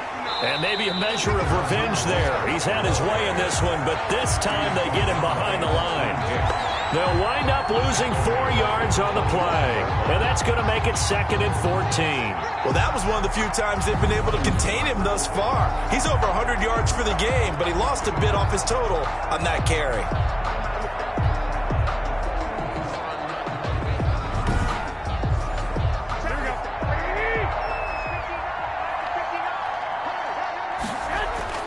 Throwing on second and 14. Garoppolo. That's complete to his receiver, Ayuk. And they get him down, but not before he takes it across the 40-yard line. That is Tomlinson, who is down. Boy, not what they want to see. Definitely the last thing you want to see here in a preseason game. We'll be right back. So 2 first downs, and that moves the ball to the 42 now, first and 10. They run out of the shotgun with Mostert. And able to break one tackle, but then quickly brought down. But a nice little gain. It's a 6-yard pickup, and it gets them to second and 4. Brings up second and 4 at their 48-yard line. Looking to throw, Garoppolo. That's going to be caught by Samuel. And he's going to have another first down as the tackle's made here at the Bears' 35. 17 yards on the pickup there, and the drive will continue. San Francisco. Quarterbacks love slant routes because the receivers are breaking right into their line of vision, and receivers love them as well because they're getting the ball on the move and able to catch it and try and get upfield and gain additional yardage. So into Bear territory now. This is first and 10 at the 35-yard line. Now Mostert. And brought down, but not before they're inside the 25. Back-to-back nice plays, 12 yards that time and a first down. Raheem Mostert averaged 5.6 yards per carry last year. That was second in the NFL. So it's safe to say that it paid off that he patterned his work ethic after his hero Frank Gore, the former 49er. That's a guy who really shows you how to go out and get it done each and every day. Raheem Mostert patterned him, and had a breakout season in 2019 with the 49ers. Right back to him on first down. And he is brought down at the 22 after a gain of 2, and it brings up second down. By Akeem Hicks. A gain of 2 brings up second and 8. From the 22, Garoppolo. His throw incomplete. Out of the huddle now for play number 9 on this drive. This is third down and 8. And that throw behind his man, he missed him, incomplete. This one into the hands of Kittle, the tight end. And stopped a few yards shy of the goal line at the 3. They're able to convert on third down, and that sets up a first and goal. We often hear the phrase sure-handed tight ends, and he certainly fits into that category. Plus, he's got a quarterback who knows to look his way when they need a big pickup. And on this play, he finds him for the first down.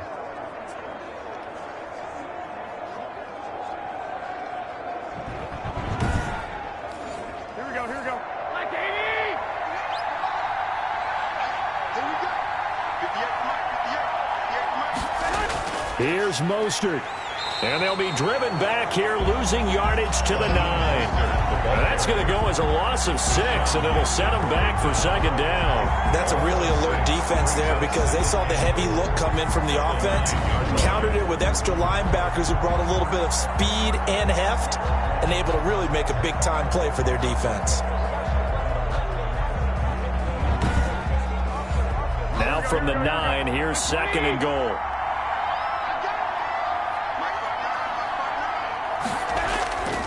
Working from the gun, Garoppolo. This is caught. And across the chalk into the end zone. It's a 49er touchdown. A 9-yard touchdown grab. And the 49ers add on to their lead. For good reason, quarterbacks want to get the ball to the perimeter to their wide receivers for big plays. But in this situation, it felt like based on coverage, he knew that he wanted his tight end to have the football, and for good reason. Now Gold for the extra point.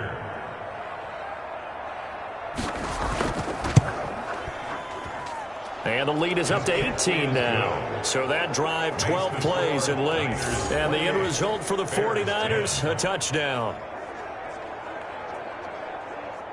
Robbie Gould. After the touchdown, it's Robbie Gould now to kick it away.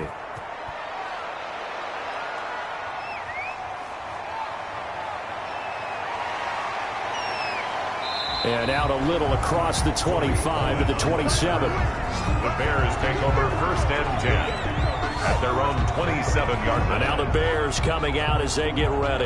And right now these guys, they're shuffling a little bit, maybe doubting, because 3 straight drives have ended with them punting the football away. Yeah, so you start pointing fingers at each other a little bit, asking a lot of questions. What are you seeing? What are you getting? Maybe trying to narrow down your playbook a little bit and maybe get simpler rather than more complex in order to try and fashion together a drive. A throw left side to start out. That's complete. And he's going to be down at the 35. Gain of 7. 7 yards, the pickup on the pitch and catch. Out of the gun, running with Cohen. And he'll bring it up here to right at the 40-yard line. That's good for a Chicago Bears. Back to the ground, this time Montgomery. And they'll get to him after a gain of 7 to the 47. Montgomery, the ball carrier. Richard Sherman on the tackle. It's a gain of 7. They'll run on second down with Cohen. He's got the first down and more inside the 40. And he'll get this down to the 39-yard line. Good for a Chicago. Yeah, they really needed to get something going, didn't they? They had punted on the last 2 possessions. The running game starting to come to the front for them, providing a nice pickup there to keep this drive going.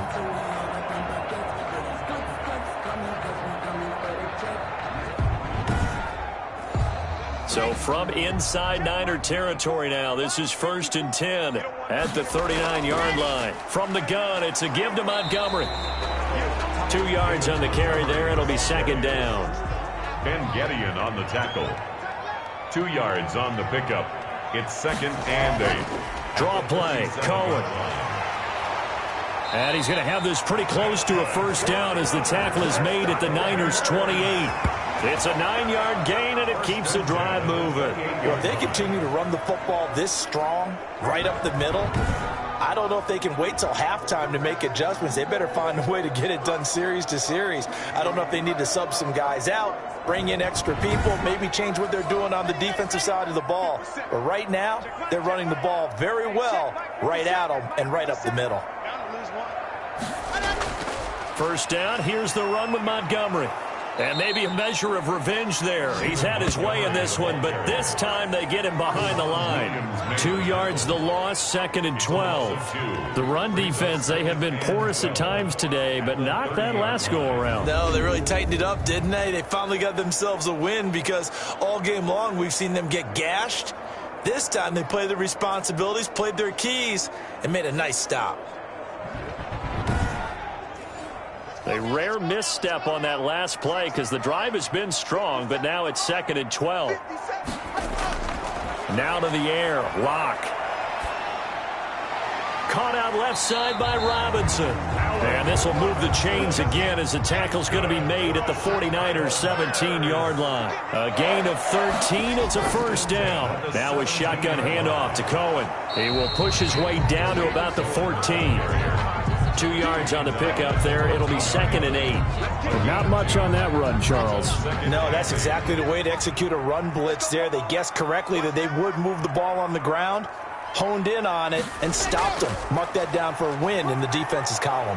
He takes us down to about the 12 for a gain of 3. The Bears on 3rd down. Just 1 for 5 to this point. This will be 3rd and 5. Now 3rd and on the draw, this is Cohen. He's going to be marked out very close to the first down marker, but it looks like he's a yard short. So many things go into making a good play on defense. In this situation, just not being blown out of the way was a big start, and then a nice tackle to finish things off.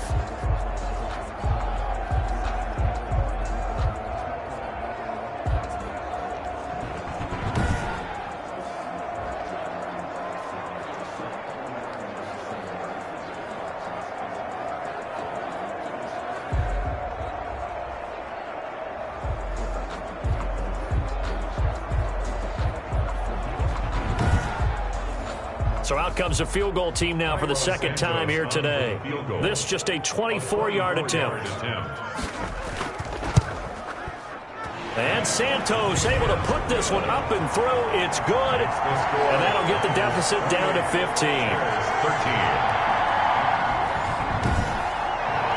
So a dozen plays on that drive, CD, but in the end, it yields just the 3 points. Well, they were able to keep the defense on the field for a long time, but let's be honest about it. That was about as unsatisfying a drive as you're going to get. 12 plays and you only get 3 points out of it. Not quite the ending they were looking for. At their own 31. Raheem Mostert and the Niner offense getting the football back. Might he be on his way to a record-setting performance here, Charles? 2nd quarter and the yardage number already ridiculous. And they always talk about just focusing on the next play. But sometimes it's okay to dream big because I'm focusing on the 4th quarter already. Listen, I don't blame you, though, because we could be witnessing. And got his man complete.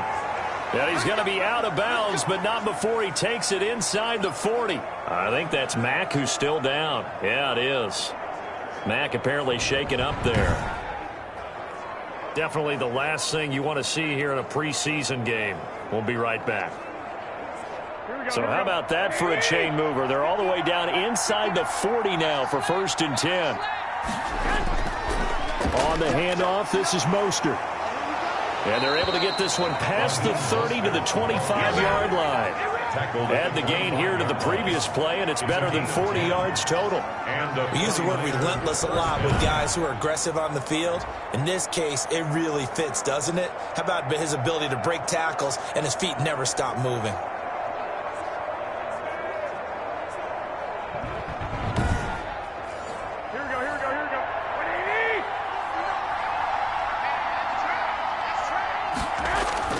Garoppolo on 1st down. Over the middle, and it's incomplete. Jordan Reed was the intended target, and it's 2nd down. Incomplete. It's now 2nd and 10 at the 25. A play fake from Mostert. Now Garoppolo. He's got the first down inside the 10 and all the way down to the 5. Complete to And a nice gain of 21 yards. first and goal. And now with that completion, he's north of 200 yards here in the first half. And he's going to break our statistician Marvin, isn't he? Because Marvin right now is just tallying it up. Hope his hand doesn't hurt too much doing this or keeps hitting the calculator. But my goodness, what a start he is off to.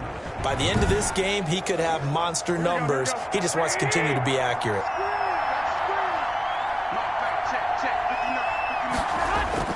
They'll try and run for it on first and goal. And he'll take this into the end zone for a San Francisco touchdown. Raheem Mostert on his way to a monster game. 3 first-half touchdowns. And the 49ers add 6 to their lead. This is becoming quite the half he's had here. Remember in our pregame meetings, they talked about wanting to run the football and staying with it? Well, when you're scoring this many touchdowns, there's no reason to go away from it, is there? They are off to a fantastic start. They hope it continues. 3 already for him. And he's been a busy man, 5 for 5 now as he knocks another one through to extend the lead. 5 plays there on that drive. And it was capped off by a touchdown run from Raheem Mostert. After the touchdown, it's Robbie Gould now to kick it away. This will make it into the end zone. And this will not be returned. It'll come out to the 25. 25-yard line. Now the Bears offense ready to take over again. And they had a long drive last time, but they had to settle for a field goal. And I'm sure that's how it felt to them, settling. They probably should have gotten in the end zone. Yeah, not out-and-out joy, right? Because that's what you get when you put the ball in the end zone. But there are benefits to that type of a long drive. Your defense gets a chance to take a break, adjust a little bit, maybe get themselves ready to get back out on the field and play a little bit better. So they'll take the benefit even though they wanted the 6 points. And maybe wore down the other defense. We'll see. Throwing again on second down. Locke. It's caught outright by Graham. And they'll get it up just short of the 45 at the 44. That one good for a first down pickup of 18 yards. First and 10 at the 44-yard line.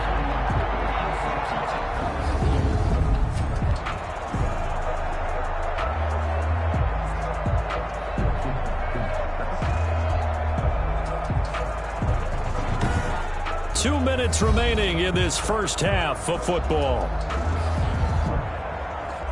We remind you coming up at halftime. Charles, you want a way to enhance your Saturday? I do. I know you do. I've got the thing just for you. It's the coach, Jonathan Coachman, standing by in Orlando to take us through the weekend in the NFL. Demetrius Harris, the intended target, but it's going to be second down. Some of the fans here don't seem too happy about what we've seen in this first half. No, not at all, and I understand why. They've looked lethargic, out of sync, and it shows on the scoreboard.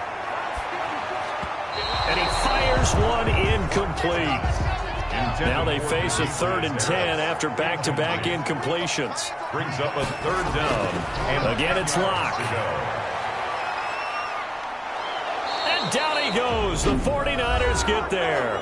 The 49ers now going to use the first of their timeouts as they'll head to the sideline and talk over what to do next. Here's Pat O'Donnell now as he'll punt it away for the 4th time today.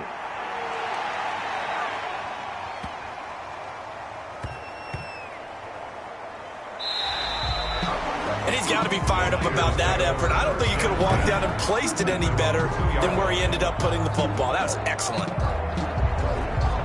Here comes Jimmy Garoppolo now to lead his offense back out there. He's been in a pretty good groove. They actually have more yards on the ground than through the air, but both have been good, pretty balanced. And have we ever met a coach when we've talked to him before a game that hasn't mentioned wanting to be balanced? No, because then you've got both sides hitting the defense. They don't know what to expect, right? Really helps your play calling because now you're in a position where you're confident in either one, either aspect of the game, dial it up and let it go. And so far, that's allowed them to lead. Absolutely. Have the lead here in the second quarter. Now the Bears going to call the first of their timeouts as they'll talk it over here before what will be an important 3rd down.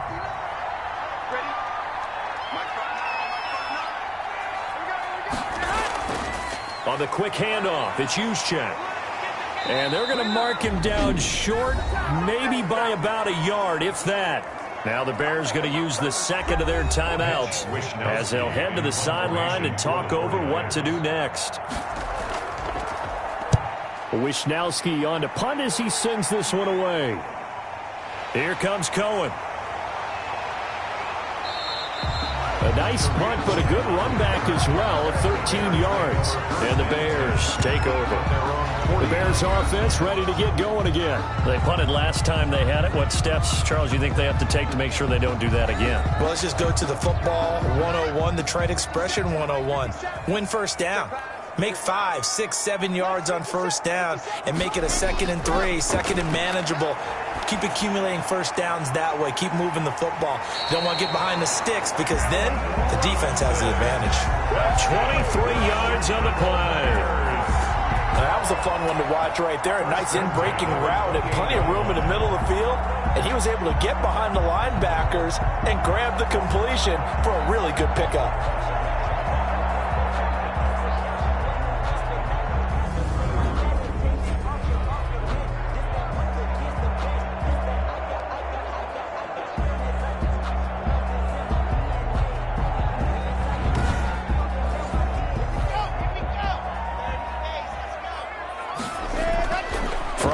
First down is Locke. And he's going to be taken down back around the 35-yard line. 3 scores down, not even a halftime yet. They are not getting much generated offensively. They've got to figure it out. It's tough because this defense just seems to be playing with so much confidence right now. They really are. They are on their toes, and they're getting at them.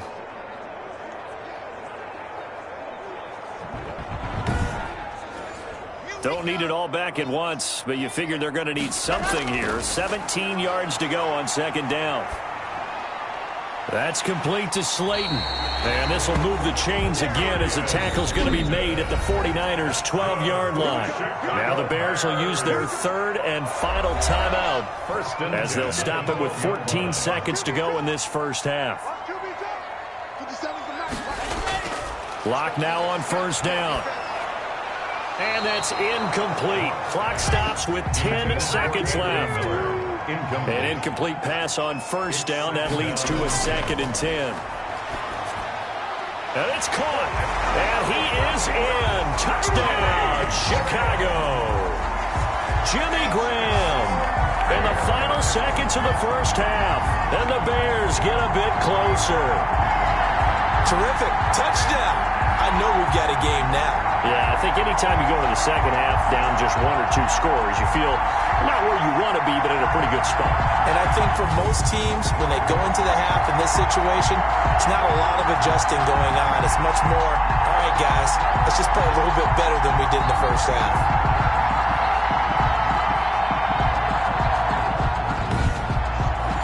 Now the point after try for Santos. And that'll cut the lead down now to 15. So that drive spanned 5 plays. And the end result is a Bears touchdown.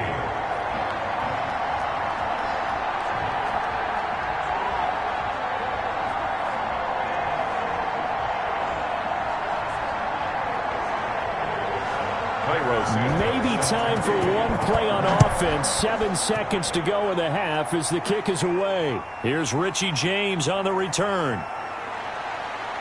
And a decent return out to the 27-yard line. So time perhaps for one final kneel down before they take this lead to the locker room. 27-yard line.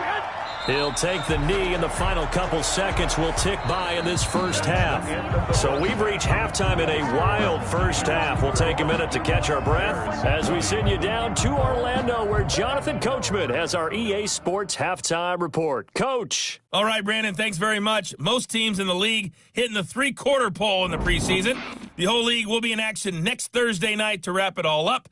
And then we start for real a week after that with the NFL kickoff game. In our game, expect to see the starters for at least one more drive, something to look forward to as we get you back out to Brandon Godden and Charles Davis.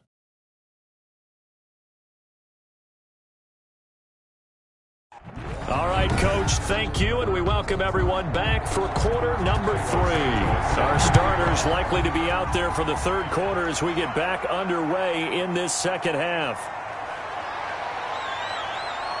And he'll be stopped up at the 25. First and 10 at their own 25-yard line. Here comes the 49ers offensive unit as they'll have it first to begin this third quarter. They built a good first half lead. Now they have a chance to add on to it.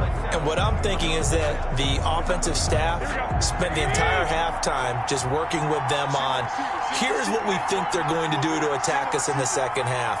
Nice first half that we've had, guys, but be prepared for some change-ups. We're going to see them when we kick it off in the second half. See how they handle any adjustments that might be made defensively. Give him 10 yards on the pickup, and that'll make it second and a foot or so. On the pickup, it's second and inches.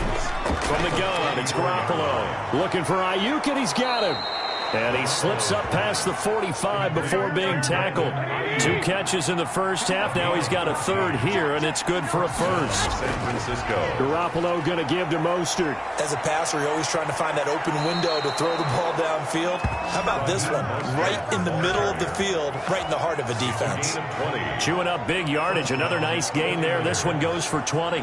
As we surmise, Charles, most of the starting units still out there for this third quarter. First time this preseason that they played into the second half. And that's by design. Most of the time by this point of the preseason, you want them to go into the half, cool down, and then come back out and warm up to start the third quarter like you would a regular season game. That's exactly what they wanted to get done. Garoppolo now, first down throw. Open man is Samuel, complete. And this time not quite to the 30. It'll be down at the 31-yard line. That catch good for only a couple. So second and 8 here after the pass play for 2 yards on first down. They like going to him in the slot. He catches another one. I think this comes under the heading of until they stop him, why not go back to it? He has something going really well. And they finally get to him as he's taken down. Robert Quinn, give him the credit for the sack and a loss of 14 yards. And, partner, it's safe to say that the secondary really contributed to that sack. Yeah, nickel set, 5 defensive backs. They covered everything. Nowhere to go with the football. But my question is, why didn't he throw it away?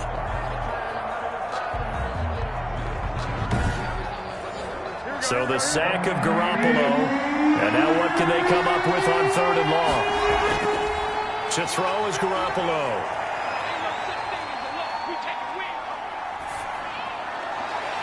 And able to haul it in is Kittle. And they're going to be set up down around the 15-yard line. A real letdown defensively. That was third and a bundle, but they allow the conversion. Frankly, I don't know that this defense knows what to do anymore. Just look at their body language out there. The passing game has absolutely been relentless throughout.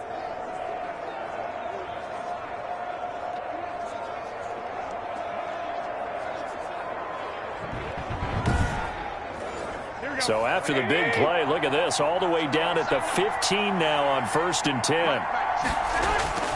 Inside the red zone, it's Garoppolo. He'll get this into the hands of Mostert. And he'll be out of bounds, taking it just shy of the 10 at the 11 or the 12. That's not good enough, man. So following the hold, they're in a bit of a hole here with a first and 20.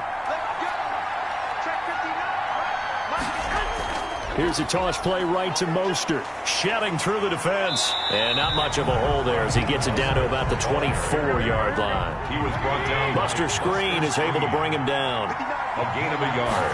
Brings up throwing on second and long. Garoppolo. That's complete to Mostert out of the backfield.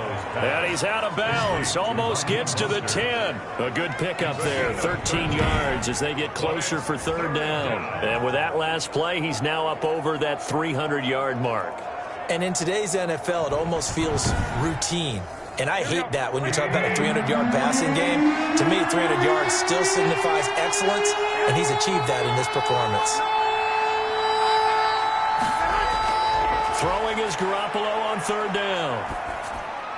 And it's complete. In the end zone, touchdown 49ers. 3 touchdown passes now for Jimmy Garoppolo. And the Niners are able to stretch their lead. That drive that really increased their cushion felt very military to me. Very precise, methodical. That's one of the words you've taught me. And they just got it done. And slowly but surely now starting to pull away a little bit. Things looking good for them here in the third quarter. Not only pulling away, but you mentioned that slowly but surely. You also drain clock, too, with a drive like that. So you really give yourself an advantage. Is good. Gold able to tack on the extra point. And the lead opens up now to 22 points.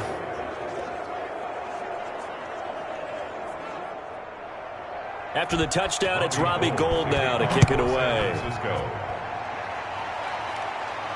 Now this will make it into the end zone. And he'll just sit on this one as their drive will start at the 25. So here are the Bears now as they get set for their first possession of the second half. They trail offense, first time to touch the ball in quarter 3, and we'll see what they can do.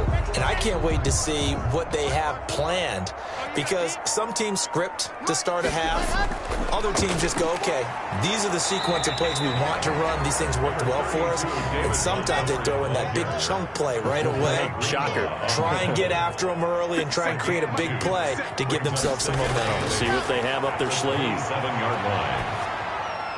Now left side on the swing pass. Now third down is looming. A pickup of 2 on first down and just 1 yard there. Well, offensively, that's the mismatch that you want. You want to force a linebacker to try and cover your back out of the backfield, out in some open space. But linebackers nowadays... Now the Niners get there and bring him down. Looks like another empty possession here, partner. And I don't think, with 3 scores down in the third quarter, they can truly afford any more the rest of the way. No, especially the way their offense is sputtering. I think you're exactly right. They got to find some answers quickly.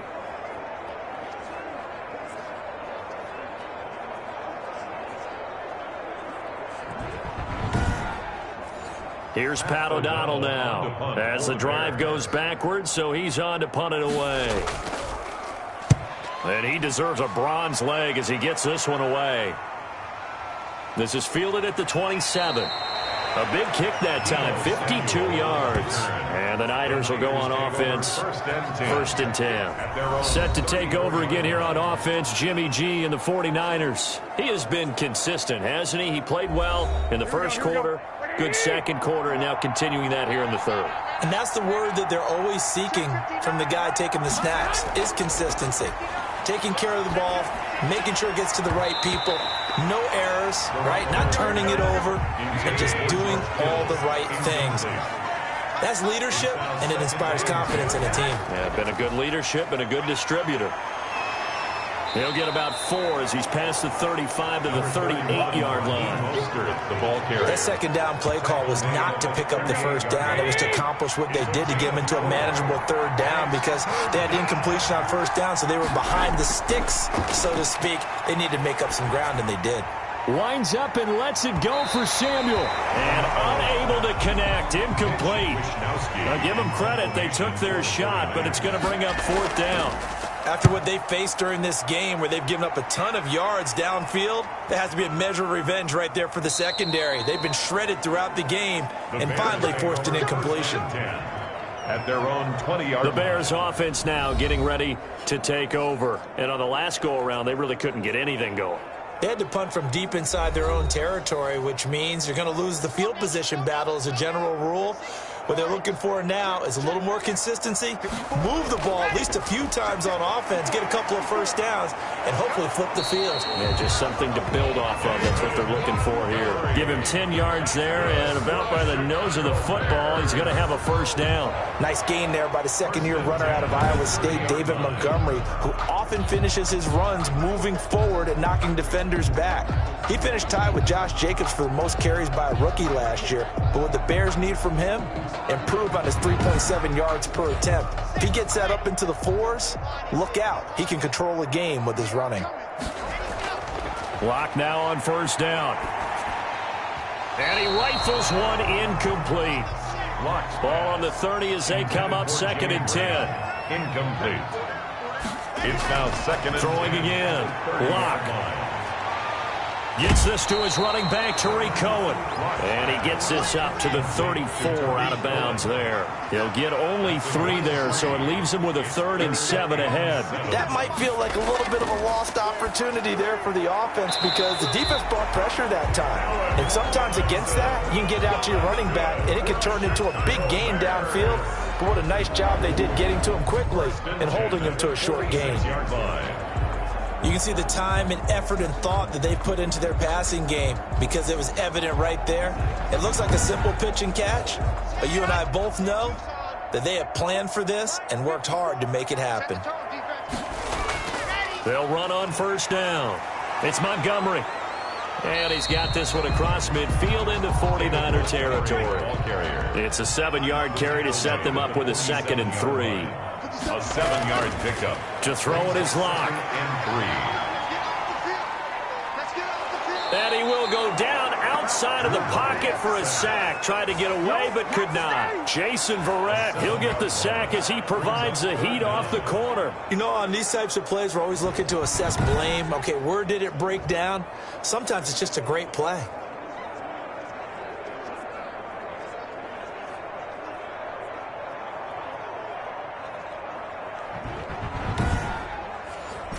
This offense in desperate need of a conversion as they come up on 3rd down. Shotgun snap to Locke.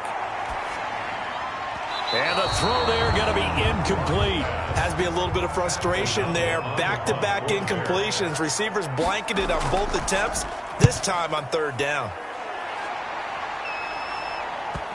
And did he put that on a dime? He did. Wow, out of bounds at the 1-yard line. Talk about angling that one perfectly, partner. We know the ball can bounce anywhere, especially how it's shaped. But that one, as if on cue, goes out of bounds perfectly. Perfect indeed, right at the 1-yard line. Excellent coffin corner punt.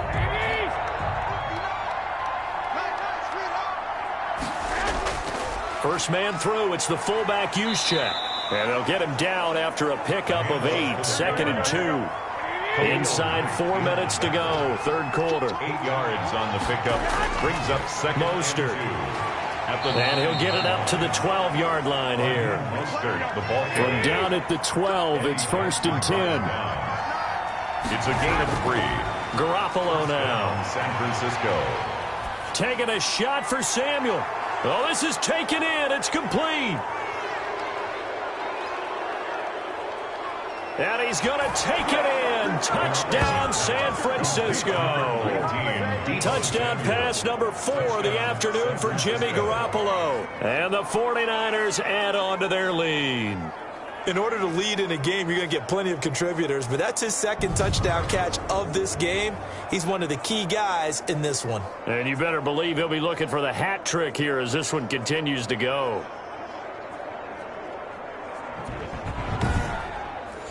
Gold to add the extra point.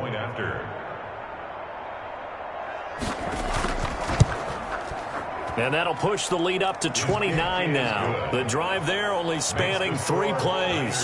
And it's polished off by a touchdown for San Francisco. After the touchdown, it's Robbie Gould now to kick it away.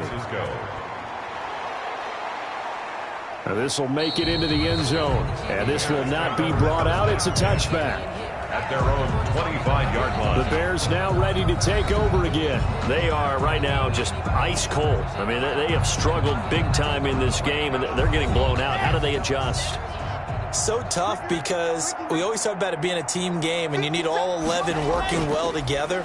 But every now and then, partner, you need that one guy who can make a play against all odds that maybe can ignite things. And I think that's what they're looking for right now. Yeah, you talk about going to your playmakers. They probably need to do it. Find someone that you're used to touching the football that makes big plays and give them that opportunity to maybe wake up everyone else. On 2nd down, it's Cohen.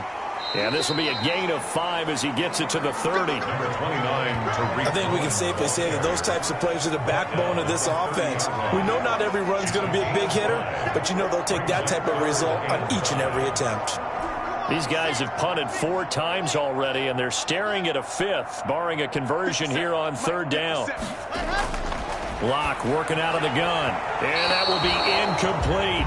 Hey, a sidebar worth noting is that preseason cuts have changed. So week 3 that we're in right now, the preseason, I think, what did you say, the roster's going to stay at 90 instead of going down to 75 this year? That's exactly right, Brandon, because in the past, just what you said, this game here, at the end of week 3, or game 3, you would cut the roster down to 75 and play game 4 just like that. In this case now, though, they're going to be able to keep guys all the way through. So guys who would normally not have a chance to finish out the preseason, they'll get that chance now and get more opportunities to get on tape. The 49er offense set to get this drive underway. And last time out, another touchdown. And I think there may be some empty seats around here by the time the fourth quarter comes around. Yeah, I have to agree with you because this one's just about decided. But you know who benefits from all those empty seats? You and me, trying to get to the airport. The roads will be fairly clear by the time we have to leave the booth. Completes it to the tight end, Kittle. And he'll get it up to the 33-yard line. 9 yards, not quite enough, and they'll be left now with 3rd and 1. I know exactly what's going to be said about that play from the defensive perspective. What's that? That's why I tell all you guys we need more than one tackler to the ball. He broke the first tackle. Luckily enough, there were more people there to get him down. Let's go, defense. Let's go, defense. And here we go. Lunch 59. Lunch 59. Garoppolo to throw on 3rd and 1. That's caught by his running back, Raheem Mostert. And he is going to have a Niners first down as they're able to get the 3rd down conversion. They only needed 1 yard on 3rd down. They get 10 instead by going to the air. And on that last play there, he's over 400 yards passing now. You know what that generally means? Success. That, and it means you really didn't miss opportunities. Usually very accurate. The ball's getting to the right place. Guys are making yardage after the catch to help you out that way. I mean, the whole team has picked it up. And don't forget, that means the offensive line has had to pass protect pretty well, too. Everyone dialed in. Not much there, only a yard. Looking to throw again on 2nd down. Garoppolo. Pressure, and he's taken down. A Bear sack. Akeem Hicks at 6'5", 332 finds his way home for the sack. And we say it all the time, have to be able to get rid of the ball sooner than that. You have to help your offensive line out. They're going to protect you as best they can. And if you're getting 3 to 5 seconds to throw the ball, they're doing a really nice job. But when you hold it and give up a sack, you're really almost discrediting their work. So the sack of Garoppolo. And now what can they come up with on 3rd and long?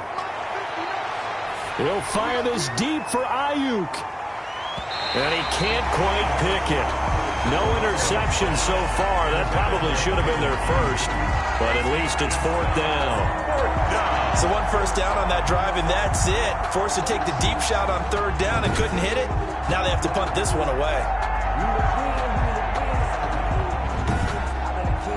Here comes the 49ers punter now as he's on to kick it away.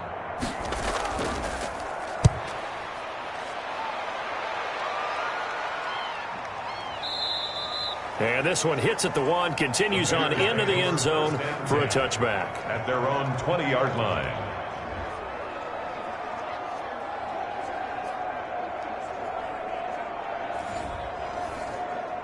At the line, prepping for their next drive, the Bears offense. And last time out, they had to punt the football away. Anything positive possibly to take from that? There always is when you're punting the football away. It doesn't sound like it because you're giving it up, but you've avoided a mistake. At least you didn't turn it over. You didn't turn it over, right? You're giving your defense a chance because you're punting the ball away, and they're set to go on the field as opposed to sudden change after a turnover. Wow, now you got to go out there and stop people. So, yeah, there's always something positive to be gained from it.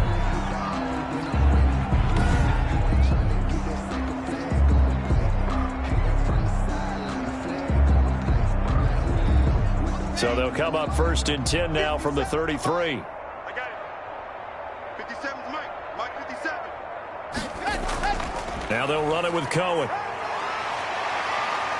And able to break 1 tackle, but then quickly brought down. But a nice little gain. He's brought down. It's a 6-yard gain on the ground, and that'll make it 2nd and 4. Brings up 2nd and 4. Catch made by Slayton. And he'll go down, and that will do it. for the third quarter of action. Back now at Soldier Field. A lot of folks starting to make their way to the parking lot. Their guys trail big here to begin quarter number 4. So signs of life in what's been a dormant offense in this second half. Here's 1st and 10. Now it's the backup Rudolph. And that is incomplete. Mason Rudolph. So after the incompletion on first, now 2nd and 10. Intended for number 46. Incomplete. Shotgun snap for Rudolph. That's going to be caught by Richardson. And this will move the chains again as the tackle's going to be made at the 49ers' 36. It's a first down on a gain of 10. 10 at the 36-yard line.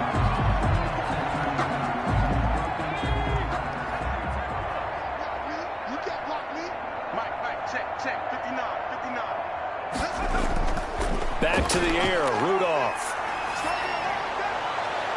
Looking left side, and he's got a man. That's Richardson. And brought down, but not before they're inside the 25. This duo locked in, 14 yards there, and a first down. And he slings one that's incomplete. Rudolph's pass. Once again, they'll go from the 23-yard line on 2nd and 10. Rudolph going to throw again. That's taken in by the tight end Perkins. And brought down, but not before they get it inside the 10 to the 7. First target, first catch, and a first down. For many teams, the evaluation of tight ends has really changed. We used to wonder about how they would block first and foremost. Now we want to know how these guys can run, because we envision them in offenses catch the ball. How much yardage can they gain after that? And that on display there for a good pickup.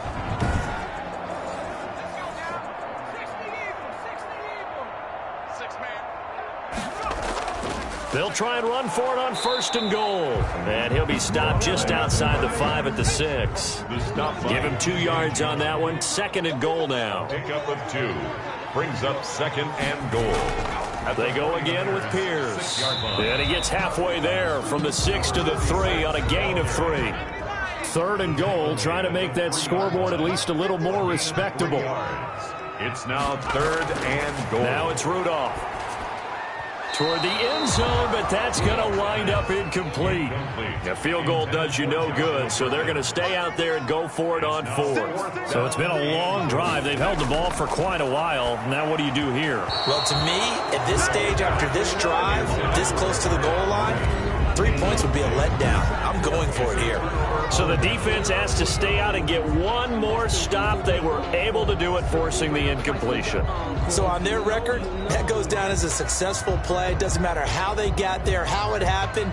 They got it done. They're the ones that are jubilant. Here we go. 45. Mike, 45.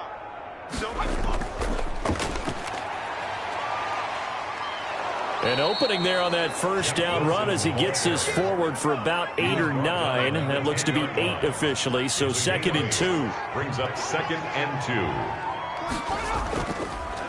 Now the Georgia Southern man. This is Jerick McKinnon. It's a foot race. The 40. He's at the 30. 10. And across the chalk into the end zone. It's a 49er touchdown. San Francisco. Jerick McKinnon. An even 90 yards. And the 49ers, they're just pouring it on. Well, they mentioned this week, Charles, they had a couple kinks on offense that they wanted to fix. I would say they're pretty well fixed. There's no doubt about that. I mean, just about everything they've run has been successful in this one. And if I'm the defensive coordinator, I'm done with this, right? I have no answers for anything. In fact, I'd probably send a note to the clock operator. Let it run. Gold with the extra point, and that will extend this big lead. Robbie Gould to kick. After the touchdown, it's Robbie Gould now to kick it away. Here's Harris to return it. And up to about the 26-yard line, just across the 25. Take over 1st and 10 at their own 26-yard line.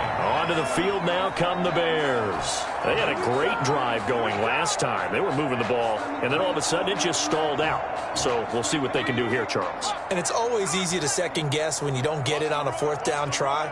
but they had to like the feeling that they had going on offense. They want to continue to see if they can capture that again on this drive and maybe get in the same position. Yeah, and that's, I mean, like I said, they were moving the football. It's not like they went 4 and out, so I don't think it's a deal where the offense doesn't have confidence. No, I agree with you totally on that one. If anything, they may have gained more confidence. Okay, they stopped us once. That's all right. Let's keep moving it. Make them do it again.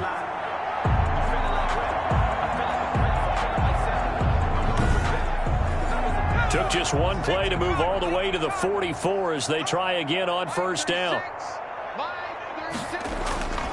From the gun, here's Rudolph. And he whips that one incomplete there. Darnell Mooney, the target there. That'll bring up second down. It leads to 2nd and 10. Out of the gun, Rudolph. And down he goes. The 49ers get there. Kerry Hyder flying in and laying the lumber defensively. That right now, that's a defeated team out there. I think you can see it totally in their body language. Hands on hips, heads low. It's just been a struggle from the start. Yeah, this team has been thoroughly beaten right from the word go.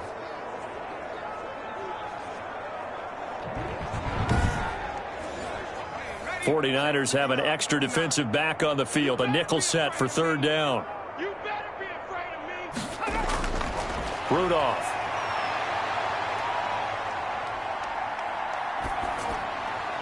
And this will be caught by Mooney. And he'll work it across midfield inside the 45. First catch so far for the man who led the NFL coming into the weekend. He's got a first down. 1st and 10 at the 43-yard line. Sometimes I need a chance. Not to sleep is when the weather make you watch your step. You change, man, how about no respect? Give it more than what I get, expecting nothing back. In fact, I know I said that on my account. 19 Tiger, 19 Tiger. Watch the screen, watch the screen, watch the screen. Rudolph looking to throw. It's a short one here, complete to his tight end. Rudolph's pass. 7 yards, the pickup there. Able to get 7 on that first down pass play. 2nd and 3. At the Niners' 36-yard line. Back to throw, Rudolph. He'll get that complete to the tight end, Harris. And this will move the chains again as the tackle's going to be made at the 49ers' 18. 17 yards on the catch and run. It's a first down. You don't always expect tight ends to be big in terms of run after the catch, but after that play, he joins a growing band of players that's putting that stereotype right on its ear.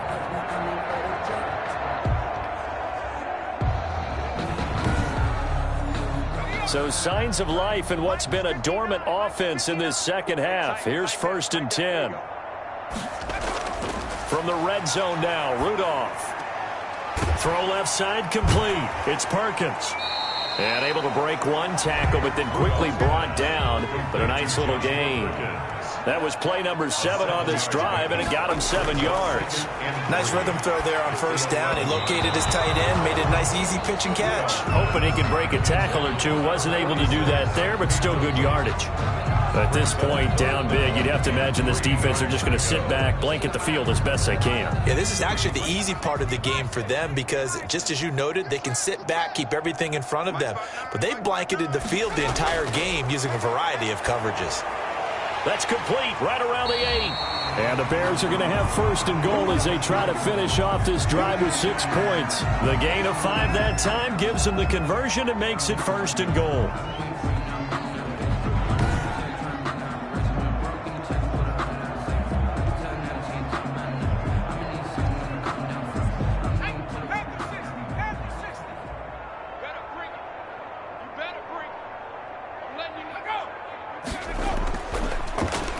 Now Cohen. And this is going to result in losing yardage. They're driven back to the 8-yard line. It's a loss of 2 there, bringing up 2nd down. Tackling's obviously critical down near the goal line. That was great work there to make the hit behind the line and make sure he doesn't get any further. Did a really nice job wrapping up and not letting him loose.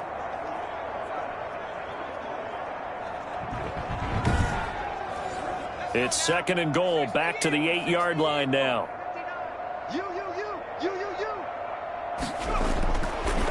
Here's Rudolph. And he's got it. And he takes this one in for a Bears touchdown.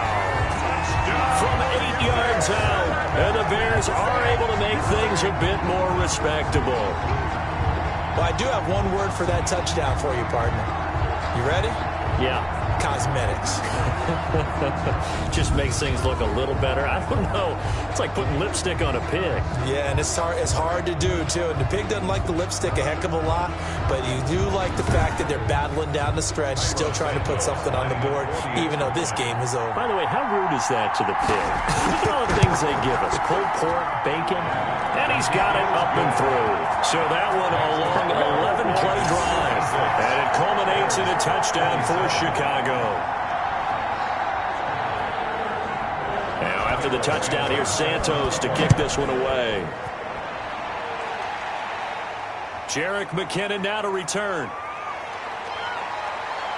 And they'll start this drive just across the 30. Pretty nice work on the return. At their own 31-yard line. San Francisco set to go on offense once more. We've got a lopsided game here. I don't know, Charles, what does the handbook say that we discuss when we've got a game like this in the fourth quarter? Hold on a second. Let me thumb to the proper page on that. Know what it says? What? Let's discuss how we got here. This is a dominant performance, where they took control of this game, how they've managed to keep control of this game, and then we go ahead and think about how we're going to leave here and get to the airport. In a lopsided blowout, the roads are usually open. 3 at the 38-yard line. Now the second down throw on target. Mullins pass complete to Antonio Gandy Golden. A 2-yard gain on the play. And it's third down. The Niners on third down. 5 out of 9 thus far. They're up against a 3rd and 1 situation. They'll try and pick it up on the ground with Wilson. And he's got the first down yardage as he brings this up to the 47. The tackle made. Call it a gain of 7, and it gets him a new set of downs. Brandon, when a defense just simply can't get off the field on third down, and we all know how important that down is for both sides of the ball, you often feel like you're just a step behind whatever they're doing offensively. And one of the differences in this game, no doubt, third down conversion, and that is going to be a story they'll talk about after this one. On first down now, run with McKinnon. And he's got it across midfield and into Bear territory. Jordan Lucas there on the stop. Brandon, I've got to think this offensive line has got some smiles on its faces. And I know it sounds crazy, but they practiced for this back in training camp. They knew they'd be in situations where it'd be extra defenders in the box coming after them, trying to keep them from locking down a game. Right now, they want to show the world they're up to the challenge. And he gets this inside the 35-yard line. 15 yards on the play, first down. I'm not sure how much more evidence they need, partner, than to understand that if they don't start to slow him down, it's going to be a long afternoon here at the stadium because he is just shredding them at this point. And let's face it, coming into the game, they knew he would be the focal point of their attack. This is going to take an 11-man unit on the defensive side to start making plays. On first down, McKinnon, a pickup of about 3 yards as he's taken down at the 31. 3 yards on that last carry. Here's 2nd and 7. It's a pickup of 3. Brings up 2nd and 7. They'll try and run some clock here as they keep it on the ground. And he's going to get this one down to the 30. Brought down at the 30-yard line. It's a gain of a yard. They need to get this to the 24 on third down. Just 2 minutes remaining here in the fourth quarter of what has been a one-sided affair. They need to get this to the 24 on third down. McKinnon. And they will rally and stop him short of the first down. They get him to the ground at the 26.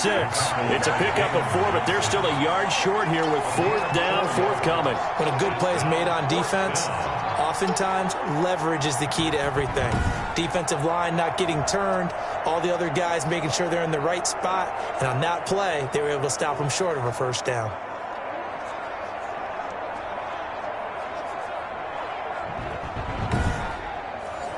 Kyle Shanahan's made the decision. They're going on fourth down.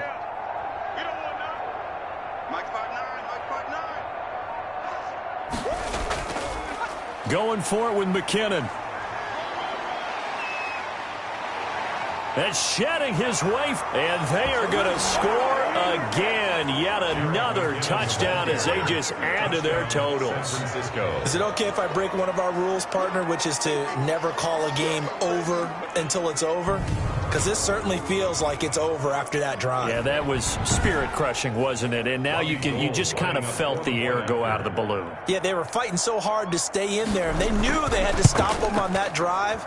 But when they were unable to, I think you're exactly right. You could see them sag on their sideline, and I think this one might just be over. 27.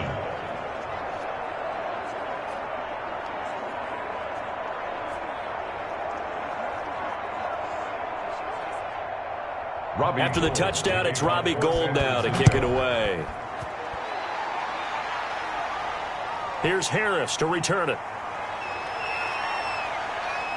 And he's up across the 25 and down at the 28. The Bears take over 1st and 10 at their own 28-yard line. The Chicago offense set to get started. Let's just be frank. They're playing for pride at this point. That's all that's left, because victory, not a chance now. And I can't wait to see how they actually go about doing it, because there are a lot of people watching the body language of the guys on the field now, and if they call plays they want executed, they need to do that and do it really well. Otherwise, there could be repercussions. We'll see how they handle the waning moments in this one. By the way, I got to apologize, because I just realized for about the last 4 or 5 plays, I'm eking over into your territory up here in the booth. My bad. I'm going to get back over to my spot. Yeah, we're not talking about our on-air commentary. I mean, what is all this extra paper? I mean, this is unusual for you. My bad. Normally, you run a really tight ship. What's going on here? Just like that incomplete pass, I'm going to try to tighten things up here for this next play. As defensive coordinators around the league tell me all the time, that throw is not for every quarterback, because you've really got to drive the ball downfield. It's going to be a tight window for him to fit that one into. In this case, unsuccessfully. A nice job getting free on the return for 13 yards. And the offense will take over with a new set of downs. Out on the field now, here come the 49ers. And a few kneel downs should just about do it. Now, defensively, they do have all 3 timeouts, but very little reason to use them at this point. So 1st and 10 now from the 30. Bring it. 45, 45. Mike, 45. Now McKinnon to start the drive. And down he goes, but he takes it up to the 40. 10 yards there to start the drive, and just enough by about the length of the football for a first down. And carries like that, that's how they're going to continue to salt this thing away here, Charles, in the 4th quarter. Yeah, how about that? A new set of downs. Clock continues to move. No better way to close out a game than to tap those mastodons you have up front and say, guys, keep pounding them. Let's keep the ball, keep their offense on the sidelines, and let's close this one out. Charles, it's one thing to win. It's another thing to win and put up the amount of points that they did. Boy, were they clicking on offense. They can't help but feel great about themselves, can they? I mean, what a game to put up that number of points, continually feel like they're moving the ball and things are working and clicking. They think that they can bottle this and carry it with them. As an offensive coordinator, you just don't think you can do anything wrong. Whatever you call, run, pass, it's all going to work. That's called being in the zone. So that's a wrap for Charles Davis. I'm Brandon Gunn. And this has been a presentation of the NFL on EA Sports. For more, check us out at easports.com.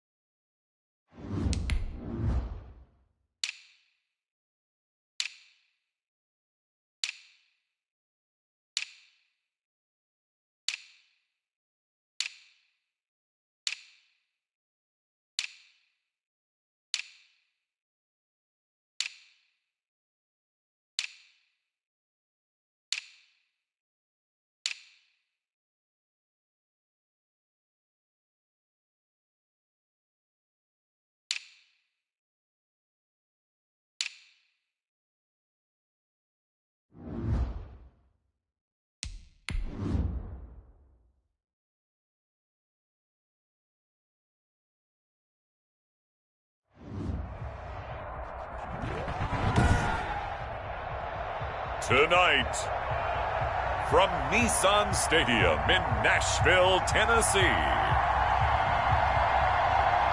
it's Thursday Night Football on EA Sports.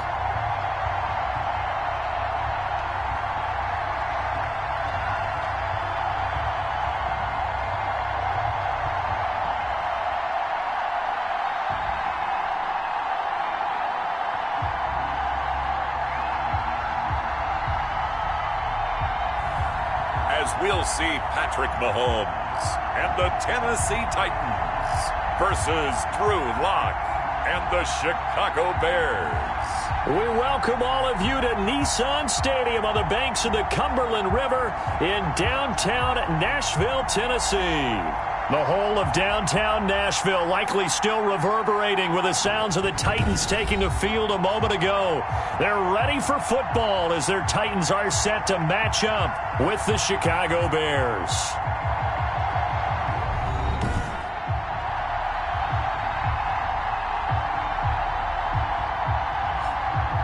With Charles Davis, I'm Brandon Gaudin. Charles, we take a look at this Titan Ball Club entering play. It's been a good season for them so far. They're just looking to keep that momentum going forward. They like their record. Now that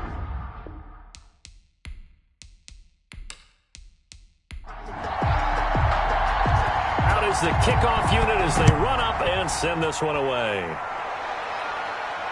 Here's Cohen now to return. And a nice return sets them up pretty good here right at the 30-yard line. So here are the Bears now for their opening drive. They will be led out by a second-round pick in 2019. Out of Missouri, it's Drew Lock.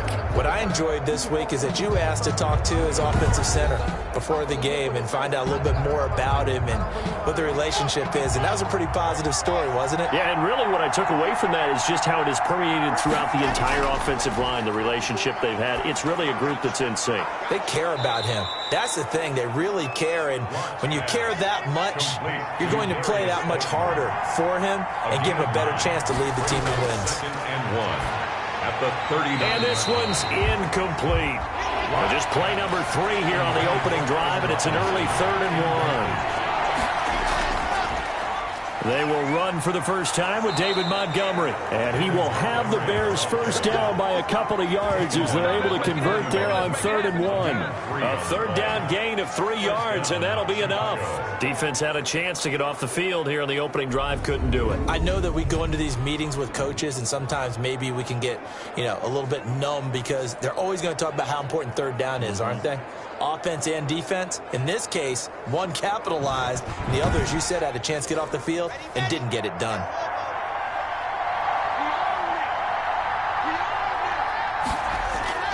On 1st and 10, here's Locke. The screen pass here to Cohen. And taking it across midfield and inside the 45. A good pickup, 17 yards and a Bear first down. I like the screen being called here early in the game, especially on the opening drive, because, Brandon, when guys come out of the locker room, especially those pass rushers, they are so amped up to get to the quarterback that you can use that against them, and a screen pass is a great way of doing it. A lot of teams against good pass rushing teams, they want to run the screen 10 to 12 times in a game.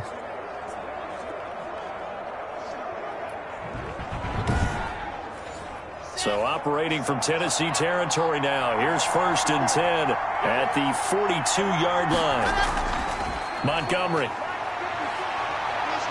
And he's going to get this inside the 30. A good gain again. That's now 31 yards combined on those last 2 plays. Well, one unit I know you want to watch is that offensive line. If they keep clearing holes like that, it could be a long night defensively. No doubt about it, because when they are in sync, as we're seeing so far, when that continuity is there, and you can see that they're playing off of each other while controlling the defensive front and linebackers, you're exactly right. It could be a very long night for the defense because someone's going to run for some big yardage.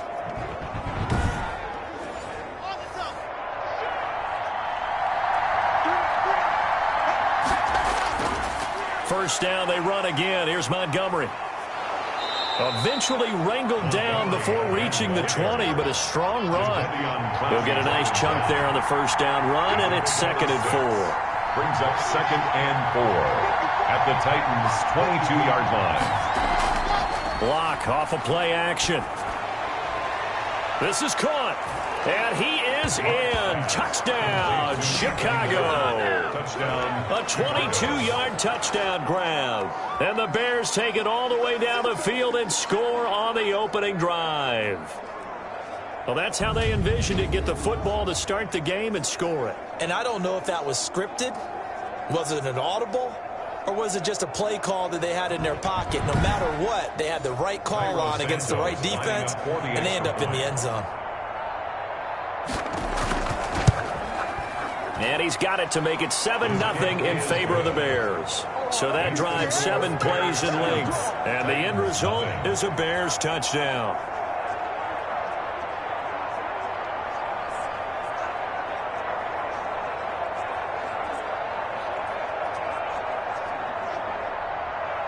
Now after the touchdown, here's Santos to kick this one away. That'll be taken about a yard deep. And he'll be stopped right around where he would have been had he gone down to a knee, maybe a yard shy of there at the 24. So here are the Titans now for their first drive. They'll be led out by the reigning Super Bowl MVP in his 4th year now. It's Patrick Mahomes. We know the arm strength is certainly there. He's got a big-time cannon for an arm, and that's not a surprise. He's the son of a former Major League pitcher, so the bloodlines come into play. The biggest question for Patrick Mahomes, can he harness that big arm, develop the touch that's needed, and carry his team towards the playoffs? And he takes us beyond the 35 before going out of bounds. Give him 13 yards on the opening play of the drive and also give him a first down. Nice carry there by Derrick Henry. Picks up a first down. And when you say workhorse, you're thinking about Derrick Henry. Won the rushing title in 2019 with 1,540 yards on the ground and 16 rushing touchdowns. Went to his first Pro Bowl and carried his team to the AFC Championship game.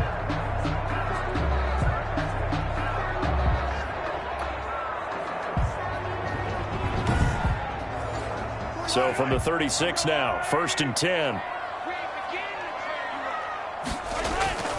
Derrick Henry uses the stiff arm. And he'll be out of bounds after getting this one across the 40. 5 yards on the carry. Good pickup on first down. It's a gain of 5. Brings up 2nd and 5. From the gun, it's Mahomes. He'll get this to his tight end. It's Jonnu Smith. And he'll be taken down, but not before he gets into enemy territory. 12 yards there and a first down. A shotgun handoff to Henry. Good job there to locate his tight end, Charles, in the middle of the field. Yeah, he has good pass-catching abilities, and if they're able to continue to find him here in the early going, I think it'll help out his teammates out on the perimeter. You can take the big shots later if he occupies their attention. From the 45 on 2nd down, Mahomes. And he'll go down here at the 35-yard line. 9 yards to pick up there, and it's a first down. 1st and 10 at the 35-yard line. They'll run with Henry. He's got a first down and much more inside the 20. And all the way to the 2-yard line there before crossing over out of bounds. That one good for 33 and a first. I remember watching Derrick Henry come out of Alabama and sitting with some scouts, and one of the debate points with him was, while at Bama, how often did he have to deal with contact near the line of scrimmage? They were so good up front that he often got to the second level pretty easily. I think he's starting to answer those questions with runs like that. He's a physical guy. 1st and goal, and a chance to get that initial touchdown right back. Trying to punch it in with Henry. And he will take this one in for a Titans touchdown. Taking it in from 2 yards out. And the Titans are an extra point away from tying this thing up. And he was excellent on that drive. He deserved to be the one to get across the chalk. Oh, I agree with you totally. A workhorse on the drive. And how about that last decisive run to punch it in?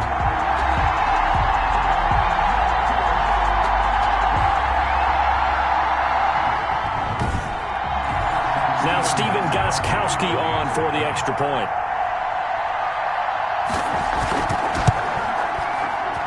It's up and good. So these teams match touchdowns here in the first quarter, and we're tied 7-7.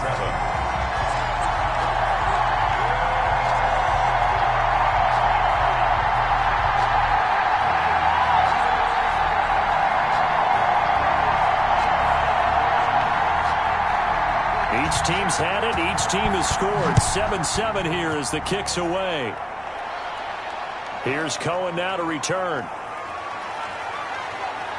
And they will wrangle him down a couple yards shy of the 30. The Bears take over 1st and 10 at their own 28-yard line. Chicago works their way back onto the field here for their second drive of the game. And for them, a touchdown their last go-around. Obviously, they'll be hoping to do that again. And when you start plotting for this drive, when you start thinking to yourself, okay, what are we going to do? You don't go away from what you did before because that worked.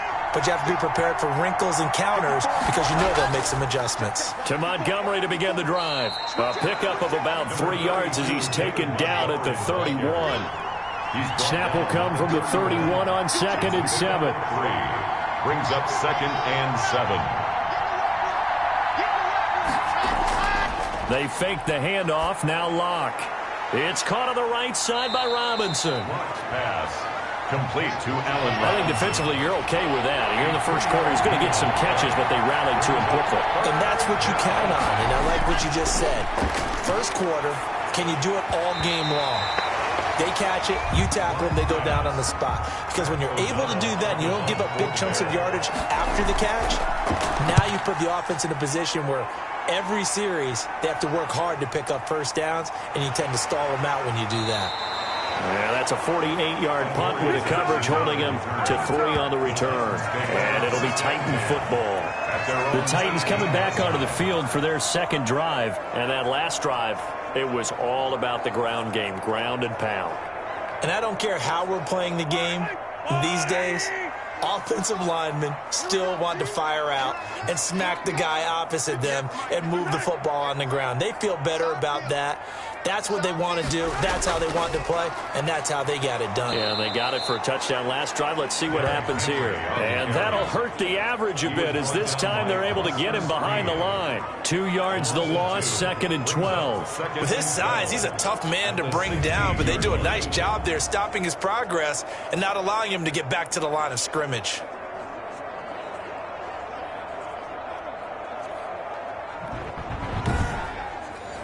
First play of the drive goes the wrong way. Here's 2nd and 12.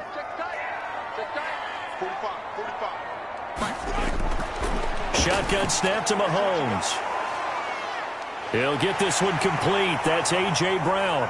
30, the 20, 10, touchdown Titans.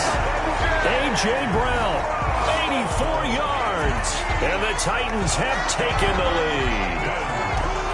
Well, Charles, I had an offensive coordinator tell me one time that they design every play to score. I don't know how true that is, but he had to run a long way after that catch. Heck of a play. I think that when he was telling you that, he was designing run after catch in every play. I mean, that's the only way to put it in there, and that's what we got on that one.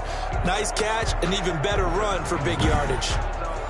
The point after try for Gostkowski.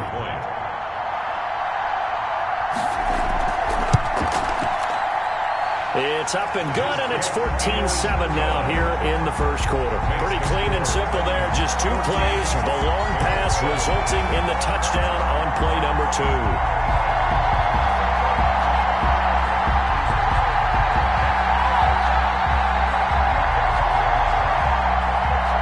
The kickoff unit is out on the field, and they will send this one away.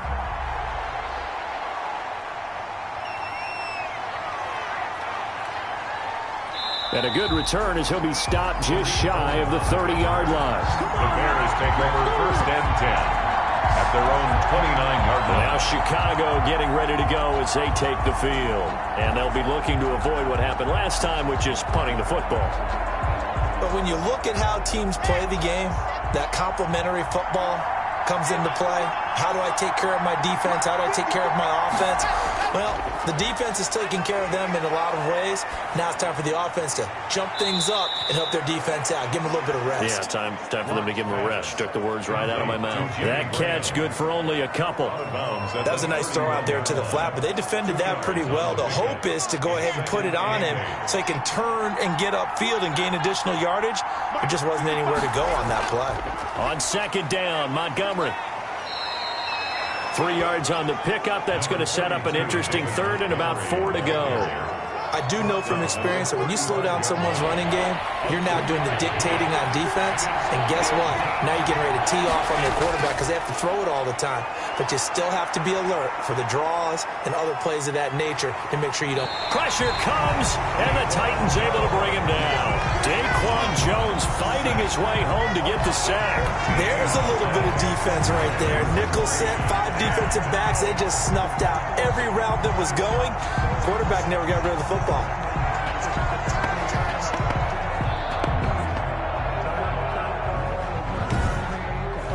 Here's Pat O'Donnell now as he'll kick it away for the second time. He'll send this up into the Nashville skyline, and it's a good one. Here's Jackson to return. Well, a solid punt, but also a nice return there of 14 yards. And possession will switch hands, 1st and 10. Here's Tennessee ready to begin this drive offensively. And right now they're saying, hey, let's keep this going. 2 drives, 2 touchdowns. Yeah, can't ask for a better start than that, can you? I mean, this is the way you practice it. This is the way you rehearse it. But right now, the play calling, they're locked in really well.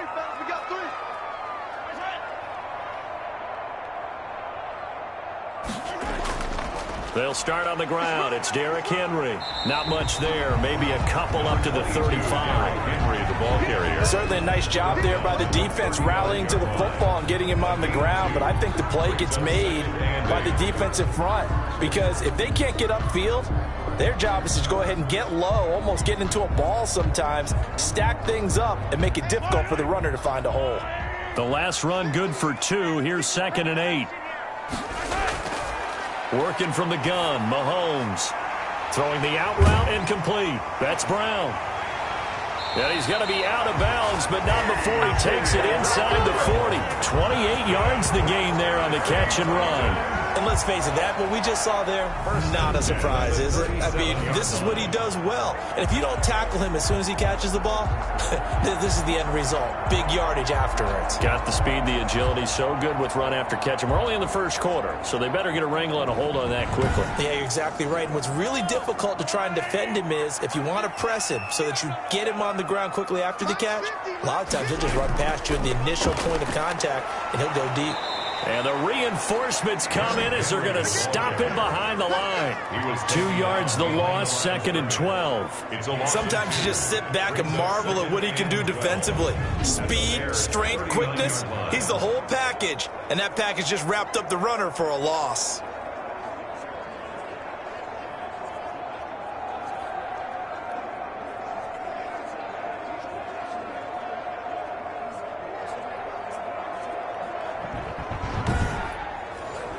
Second and 12, operating from the 39. Here's Mahomes to throw. He finds Corey Davis. And they'll get 9 there as that sets him up better for 3rd down.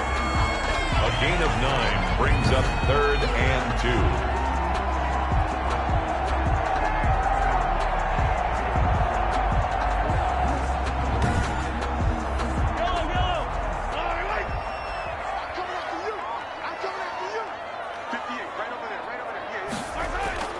They'll try to run for the first with Henry.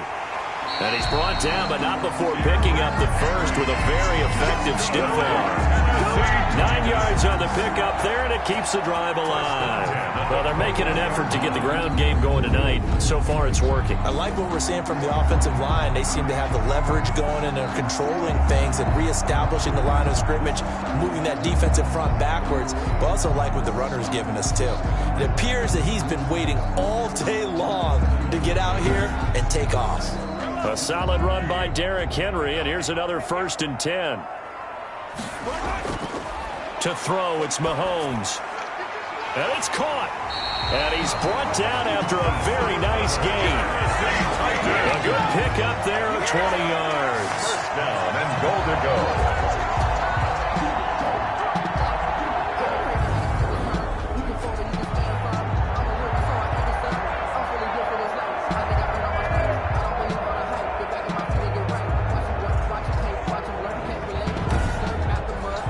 They scored touchdowns on drives 1 and 2, and now they're trying to make it a perfect 3 for 3 to start. Looking to throw is Mahomes. And it's caught in the end zone. Touchdown, Tennessee. A.J. Brown with his second touchdown of this opening quarter. And the Titans are going to add on to their lead. Still first quarter, 2 receiving touchdowns for him. How are they going to slow him down? I think they're thinking about altering their game plan. Whatever they came in with, now maybe you switch a better cover guy to him. Or you make sure you have more people in his general area wherever he lines up to at least try and discourage them from throwing the ball to him.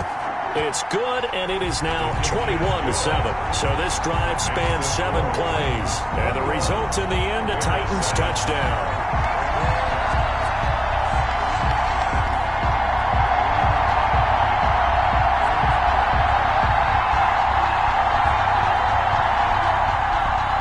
The kickoff team on the field now as they will send this one away. Here's Cohen now to return. And it's a pretty good return here as he'll get this up to the 29. The Bears take over first and 10 at their own 20. The Bears offense now heading back out onto the field and down on the scoreboard, certainly needing to avoid what happened on the last drive, punting the football. Sense of urgency has to take over for them here. They know the score. They know the situation. And by the way, the punter no longer exists for their offense. That's how they have to treat this drive. They need points. Big time. 2nd and 9.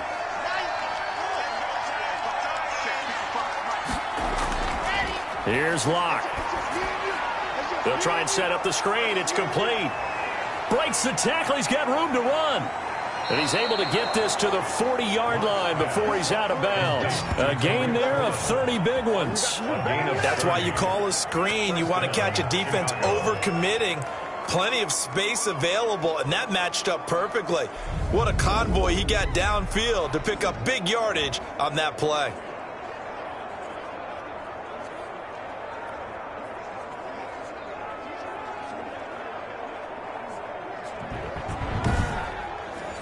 So the big play moves him all the way across midfield to the 40 now for 1st and 10.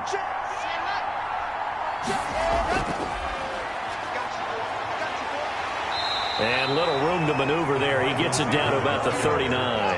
He's brought down. Credit him with a 1-yard gain there to make it 2nd and 9.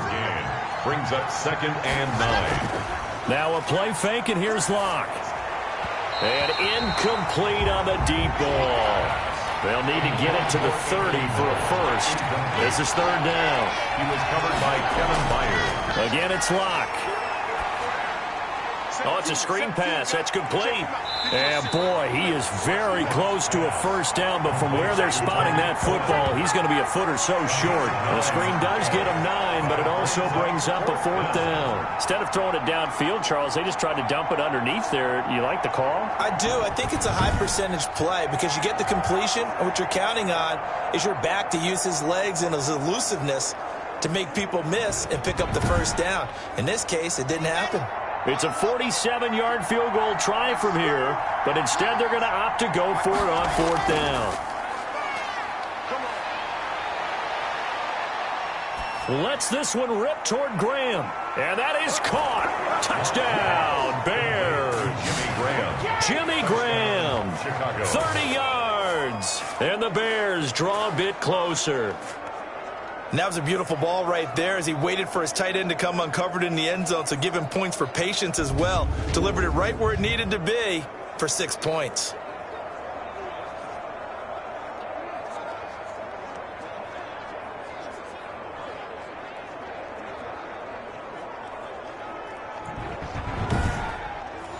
Santos now to add the PAT.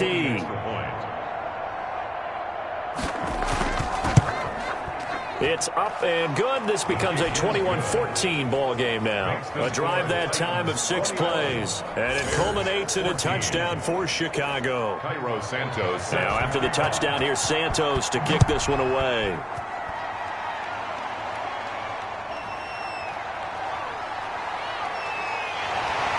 And he'll take it up past the 25 to the 26-yard line. The Titans take over 1st and 10. A.J. Brown and the Titans getting the ball back here. And these highlights here showcasing the solid game he's had. Well, someone woke up and felt good about themselves there, didn't they? I have to feel that he came into this one with the idea that, yeah, I can do this. Whether it's preparation, reading the film, whatever it was, it's paying off in a big way as we watch this one unfold. Yeah, 2 touchdowns, over 100 yards already. They begin with Henry.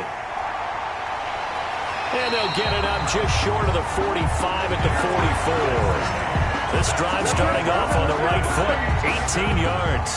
Well, they're making a real first-quarter statement with a run game, no doubt. For those who remember old-school football, running it, establishing things, seeing backs find holes, get through them, they've got to like what they're seeing from this unit so far. Right now, they've decided to, as you said, establish the run game, and they've been successful doing it. Took just one play to move all the way to the 44 as they try again on first down.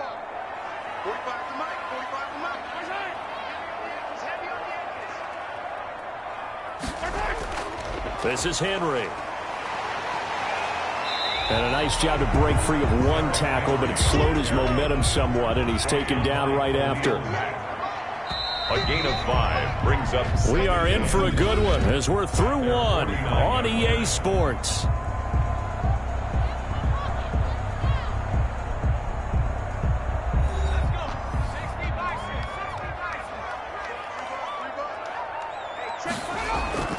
Now the backup Kaiser to throw. This is Jeff Swain, the tight end. And he'll get it down here to the 43. That one a first down pickup of 8. Titan. 1st and 10 at the... They'll throw here. Kaiser. He's going to let this one go deep. Oh, incomplete. The rookie had it and lost it there. And it'll be 2nd down. Incomplete. Jalen Johnson on the cover. To throw again. Kaiser. On the screen, this is Evans. And they go backwards here. Losing yardage back at the 48-yard line. Time to give a little credit here. That was an excellent read by the guys on the defensive side of the ball. Oh, you're crediting your defense. Got to credit them on that one because they tried to fool them, right? Tried to trick them. Ran a screen, and they went to it and smothered it for a loss of yardage. Well, that 2nd down completion, something of a disaster, and now they're left with 3rd and long. Again, it's Kaiser. That's complete to Darrington Evans, the running back. And he'll be taken down at the 44-yard line. 5 yards, not enough, and it'll be 4th down. That's certainly playing down in distance very well by the defense, isn't it? Take whatever you want underneath, by all means.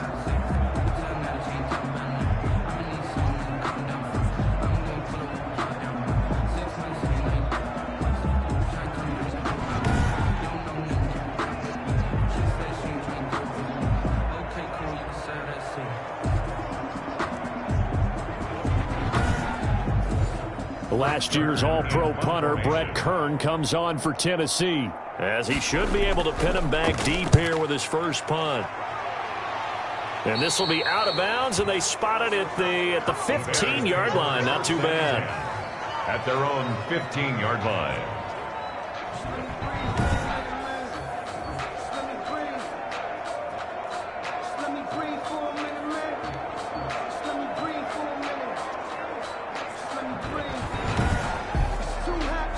The Bears offense ready to go for their next drive. And the points, they have come fast and furious in this quarter. You really don't want to be on the defensive side of the ball right now, do you? Because you're either thinking my replacement may get an opportunity.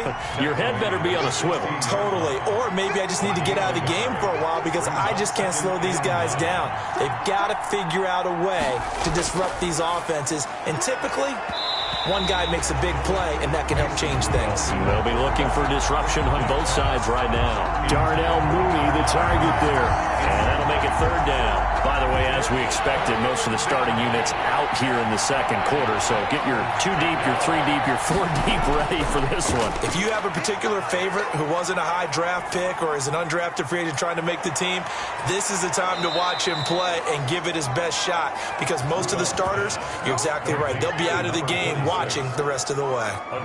Mark that down as a pickup of 13, and the Bears have the first. And there was absolutely zero pressure on the quarterback on that play. Third down, and he has all the time in the world to eventually find an open receiver for a first down pickup.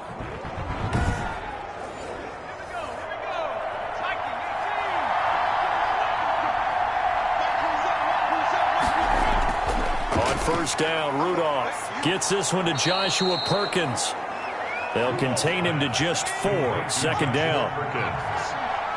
4 yards on the pickup. 2nd and 6. They'll run it here with Pierce. 3-yard line. And this will be a Bears first down as he's got this up to the 45-yard line. He was brought down at the 45-yard line. For a lot of guys playing this game, there's no better feeling than running right through a tackle. He's able to lower his center of gravity and churn his legs for a really nice pickup.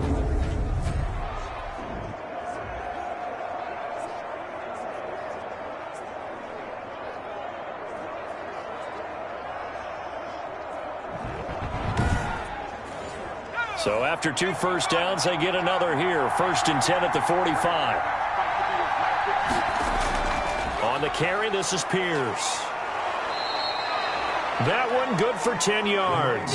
And it'll be 2nd and very short. He was brought down at the 45-yard line. 10 yards on the pickup. It's 2nd. They'll run. This is Pierce. And he is going to get this close to the first down markers. He's brought down at the Titans' 39. Now we're going to get a stoppage. Appears to be an injured Bear on the field. Let's hope it's not anything that'll keep him out of the opener. We'll be right back.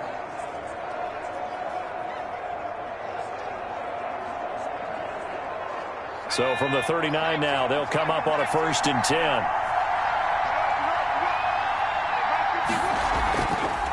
A run here with Pierce.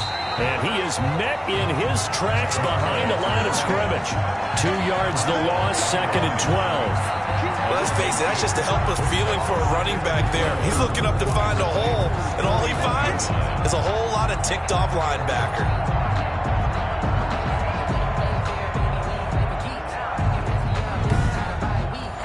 A rare misstep on that last play because the drive has been strong, but now it's 2nd and 12. They'll try the air now. Here's Rudolph. That's taken in by the tight end Perkins. Rudolph's pass. They'll wind up getting 10 back as that sets them up for 3rd down. Gain of 10 yards. And it's 3rd down. On 3rd down, it's Pierce. And he's able to get the first here as he's taken down at the 25. Able to get what they need to keep the drive going with a 6-yard pickup on 3rd down. But they're getting ready to go to work now in prime real estate after that last run. Found his spot and picked up nice yardage, didn't he? And now he's got him knocking on the door of the red zone.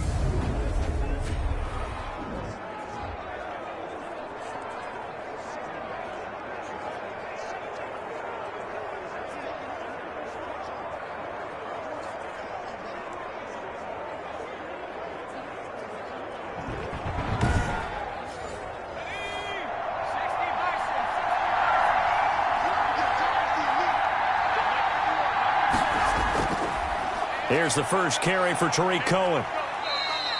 It's a 6-yard pickup, but it gets him to 2nd and 4. Decided to hand it off that time on the run-pass option. Appeared to be an easy decision. Just gave it inside. Nice steady gain.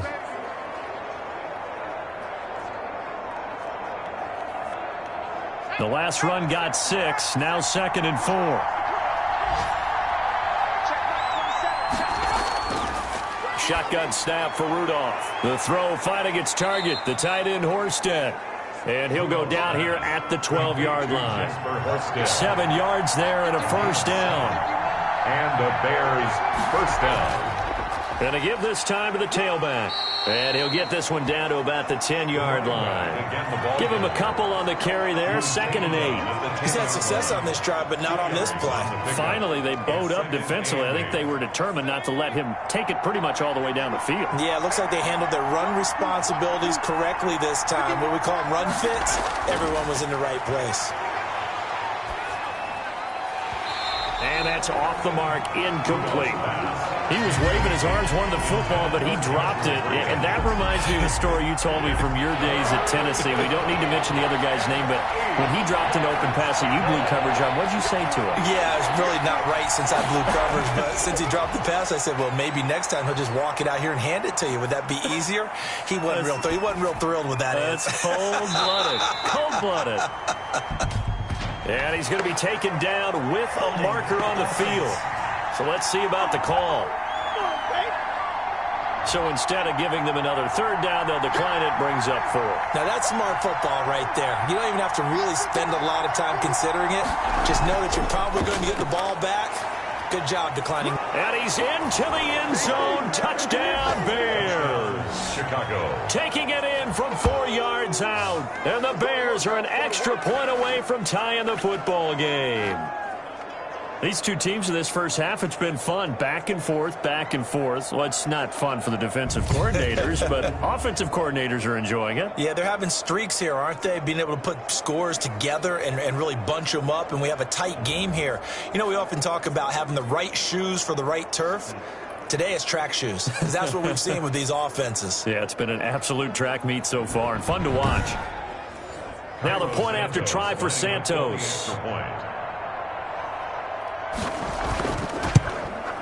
He's got it, and we're all tied at 21. And what a drive that was. 16 plays all told. And it results in a 4-yard touchdown run. Cairo Santos. A couple of teams locked into a good one here. 21 all the score as the kick's away.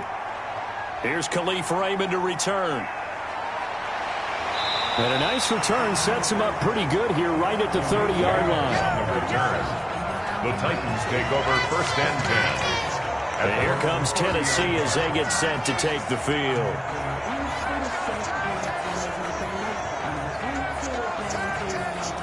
So 1st and 10 now from the 30.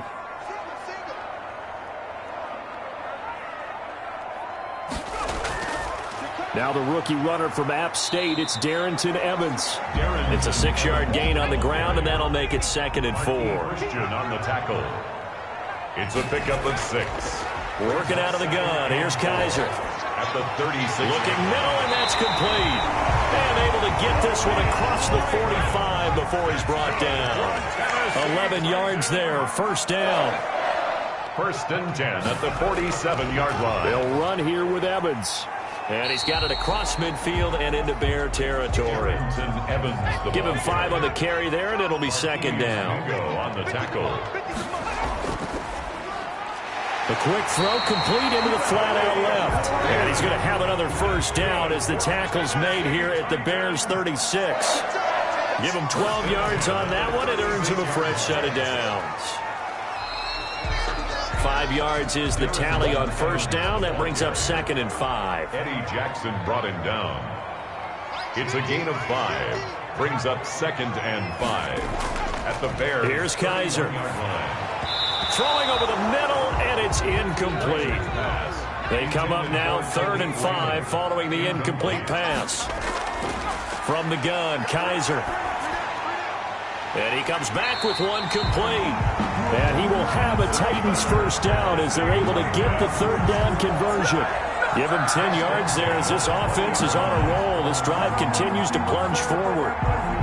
That's a pretty good throw on the curl route there. 3rd down, and they pick up a 1st. Defense should be aware for that, right? They should be aware, but it was so hard sometimes. Yeah, it's not easy. Because when they sell that route really well, you think they're going upfield, then they curl back, show their numbers to the quarterback, and complete the play. From the red zone now, Kaiser. Now they set up the screen. That's complete. And he'll be out of bounds, taking it just shy of the 10 at the 11 or the 12. Now we're going to get a stoppage. Appears to be an injured Bear on the field. While the trainers take a look, we'll step aside.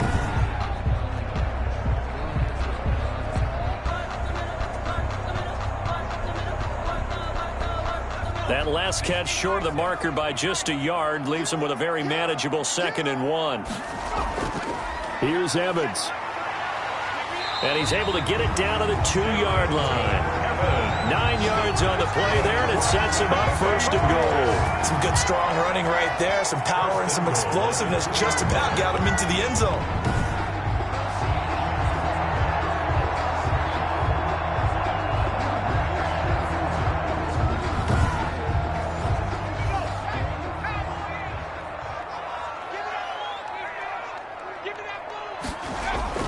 From the shotgun, it's Kaiser. Under pressure, down he goes. Sacked at the 10. Give the sack to Barkevious Mingo, the former number 6 pick. Well, if you're going to throw the ball on 1st and goal from the 2, the worst thing that should result is an incompletion for you offensively. But, Brandon, this is a different type of football. Back in my day, 1st and goal from the 2, a lot of big people with big neck rolls, they were on the field trying to ram it into the end zone. Moved back to the 10. They'll try on 2nd and goal here. From the gun, Kaiser. 2nd quarter, 2 minutes to go. Tie ball game. Coming up at the half, a reminder, we go back to Orlando to check in with Jonathan Coachman. He'll have a look back at our first half as well as a look ahead to what's coming up later this weekend. That is caught at the 7-yard line. And down inside the 10 here before he's out of bounds right around the 7. They're able to hold him to 3 there, and that leads to a 4th and goal.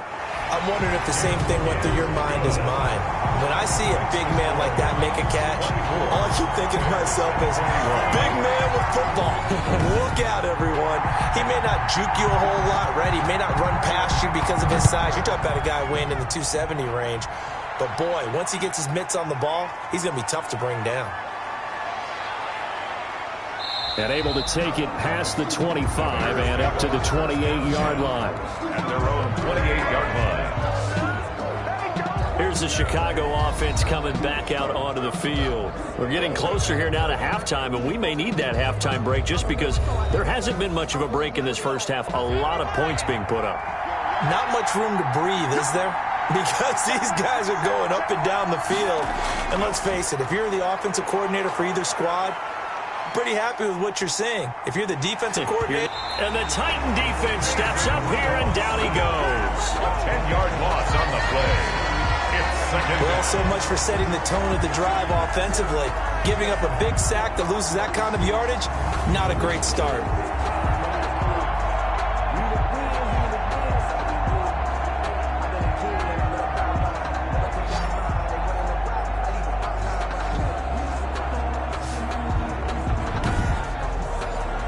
The job becomes twice as difficult now. After the sack, it's 2nd and 20. Another try after the first down sack.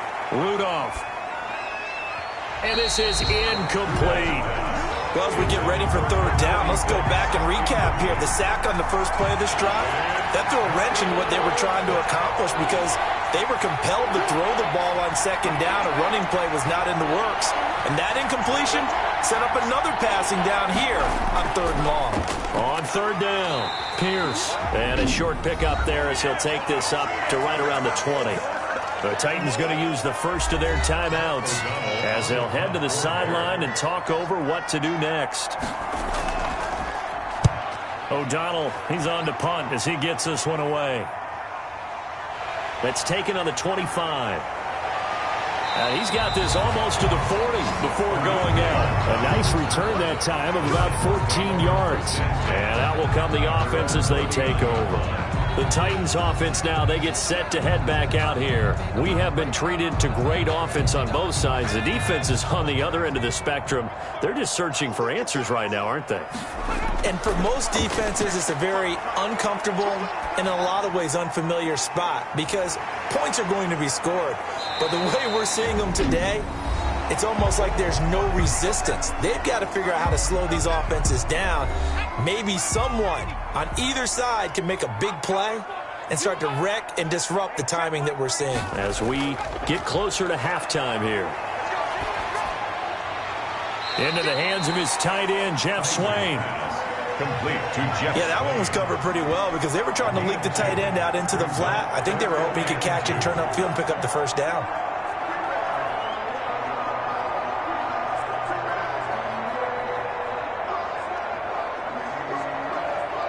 And on third down, a nickel formation here defensively.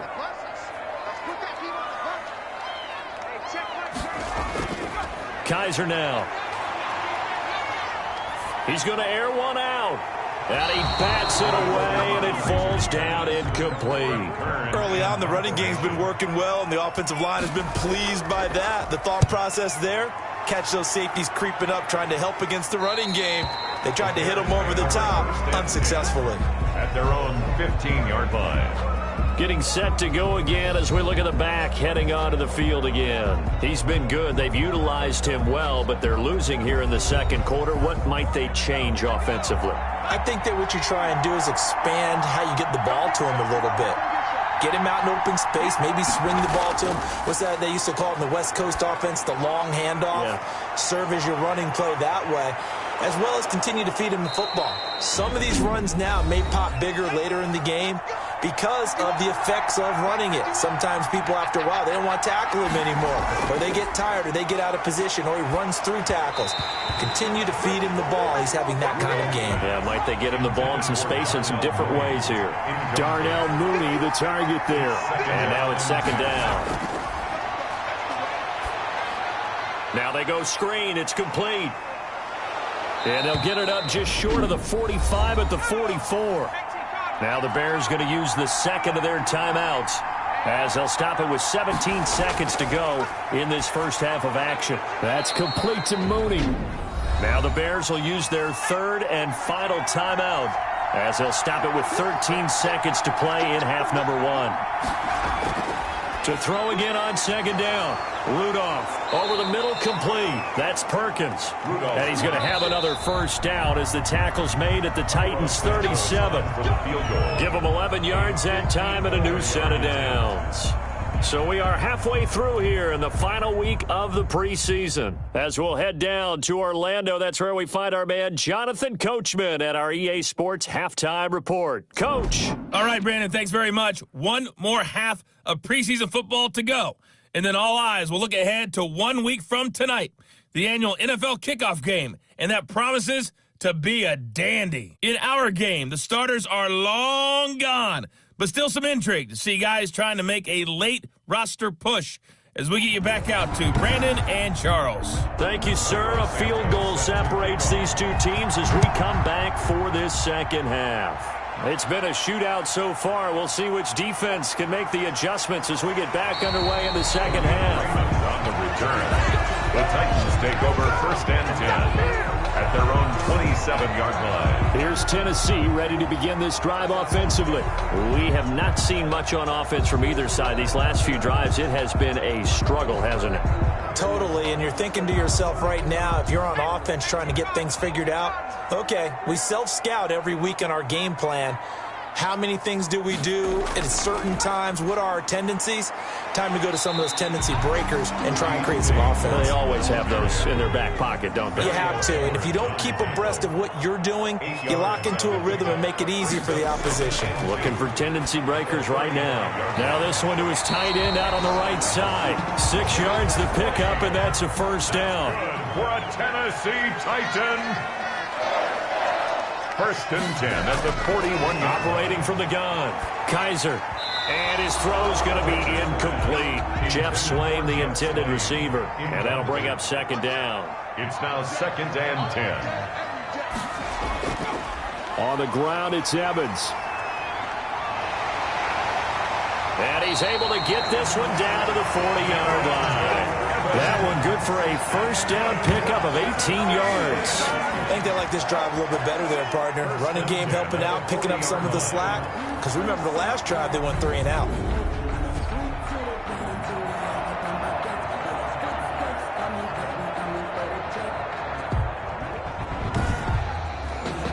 So into Bear territory now. This is 1st and 10 right at the 40. Kaiser.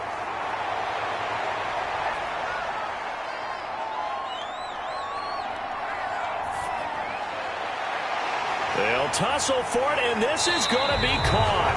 And he gets it all the way down inside the 10 and mark him at the 5. It's a gain of 35. There's certainly a lot of quality receivers on this team, so he's no lock to make this squad. But the way he's got to do it, make every routine catch that comes his way, and mix in some of the big-time ones like the one we just saw there.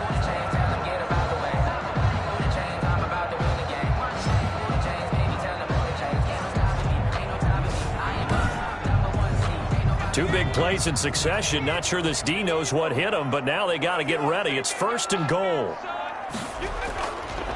They'll run with Evans. And into the end zone for a Tennessee touchdown. A 5-yard touchdown run. And the Titans find a way to stretch their lead.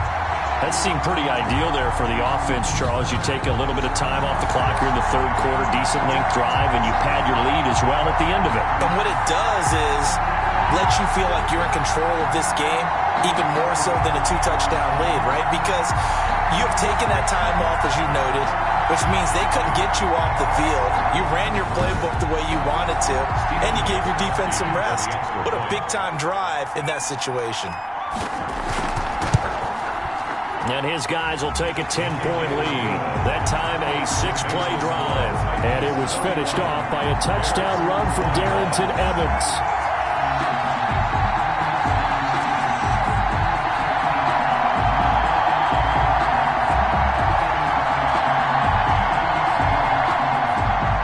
Set now to kick this one away, and off it goes. That'll be taken about a yard deep. Now a hit and a loose football. Fumble on the play. Recovered by the... As that ball got away from him, and he saw the opposing team recover it. You felt his pain? Oh, I felt his pain, and you know what was going through his head. Tuck it away. Take care of the ball. All the things he hears all week in practice, he didn't carry it over into the game.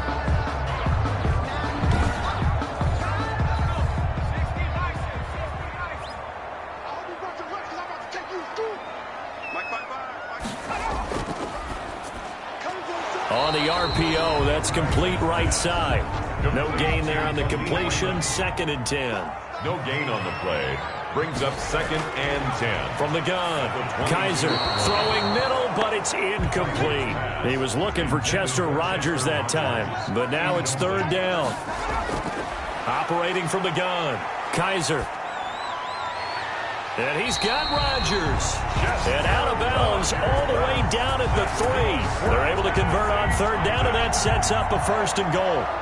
And now we get into the psychology of the whole thing, because a lot of teams with a 2-score lead in the 3rd quarter, they almost become defensive with their offense, just playing not to lose. I think with this team, you got to figure at this point, this is a great spot for them to go into attack mode, really try and put the hammer down and finish this one off. What we got? 45. They'll try to run it in, going option right. And he will score. Touchdown, Titans. Deshaun Kaiser, a 3-yard run as he kept it himself. And the Titans are able to extend their lead. Partner, it wasn't that long ago that when I talked with these NFL coaches about different innovations in the college game, you can see their eyes roll and they just shut down right away. Don't bring me that joke college stuff. But guess what? The college game has definitely infiltrated its way into the NFL. Yeah, and these guys, when you're seeing the option defensively, you got to stick to your assignments. I know that's cliche. They didn't do it there. And option football means exactly what you just talked about. Assignment football for defenders. And that drives them crazy because you have to think your way through a play as opposed to just reacting and making the play. And it's up and good. A drive there of just 4 plays. And it ends with a 3-yard scoring run. Out is the kickoff unit as they run up and send this one away. This will be fielded inside the 5. And he takes this near the 25. Just a little pass there. Call it the 26. Their own 26-yard line. The Chicago offense set to get started.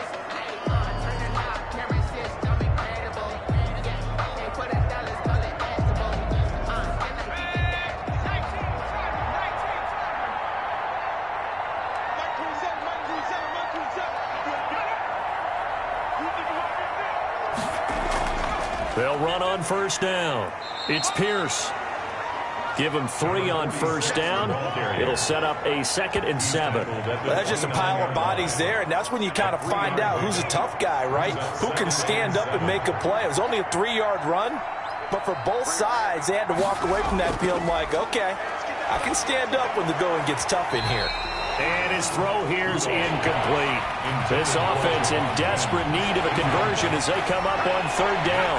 3rd down and 7 yards to go. Out of the gun, Rudolph. That one complete to Horsted.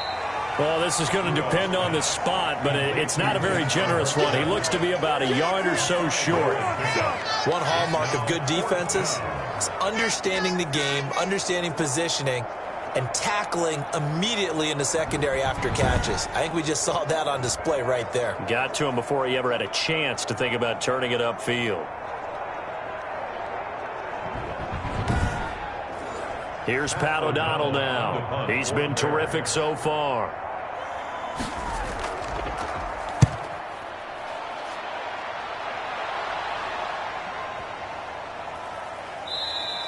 And that hits at the 6 and carries into the end zone for a touchback. Their own 20-yard line. The Titan offense now working their way back onto the field. They are just putting things together so well here, drive after drive. They really have captured the momentum, haven't they? They've taken momentum and pretty much not just give them a jersey, but a seat on the bench as well. Whatever do you need, you've got it, because the way they're stringing things together and creating that distance between them and their opponent is really hard to narrow that gap. And the other part is they're taking their spirit away from them, too. Yeah, now they're just looking to add to that total. Hey, a lot of points have been scored in this game against them, but tally that one on the side of the defense. Do you think maybe, possibly, it can be a little bit of a changer for them? Maybe not a game changer, but a little bit of a momentum one that maybe they can string together some pretty good plays and slow them down. After the loss to start out, here's 2nd and 11.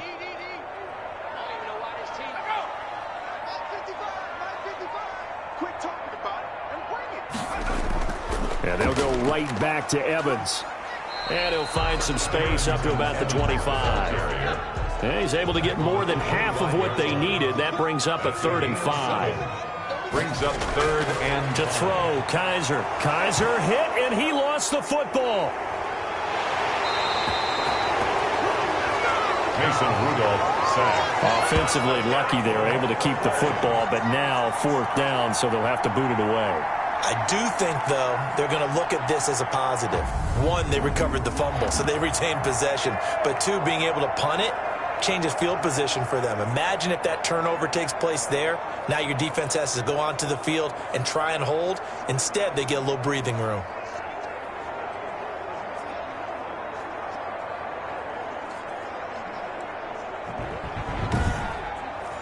Here's Brett Kern now, standing right on his own 5-yard line.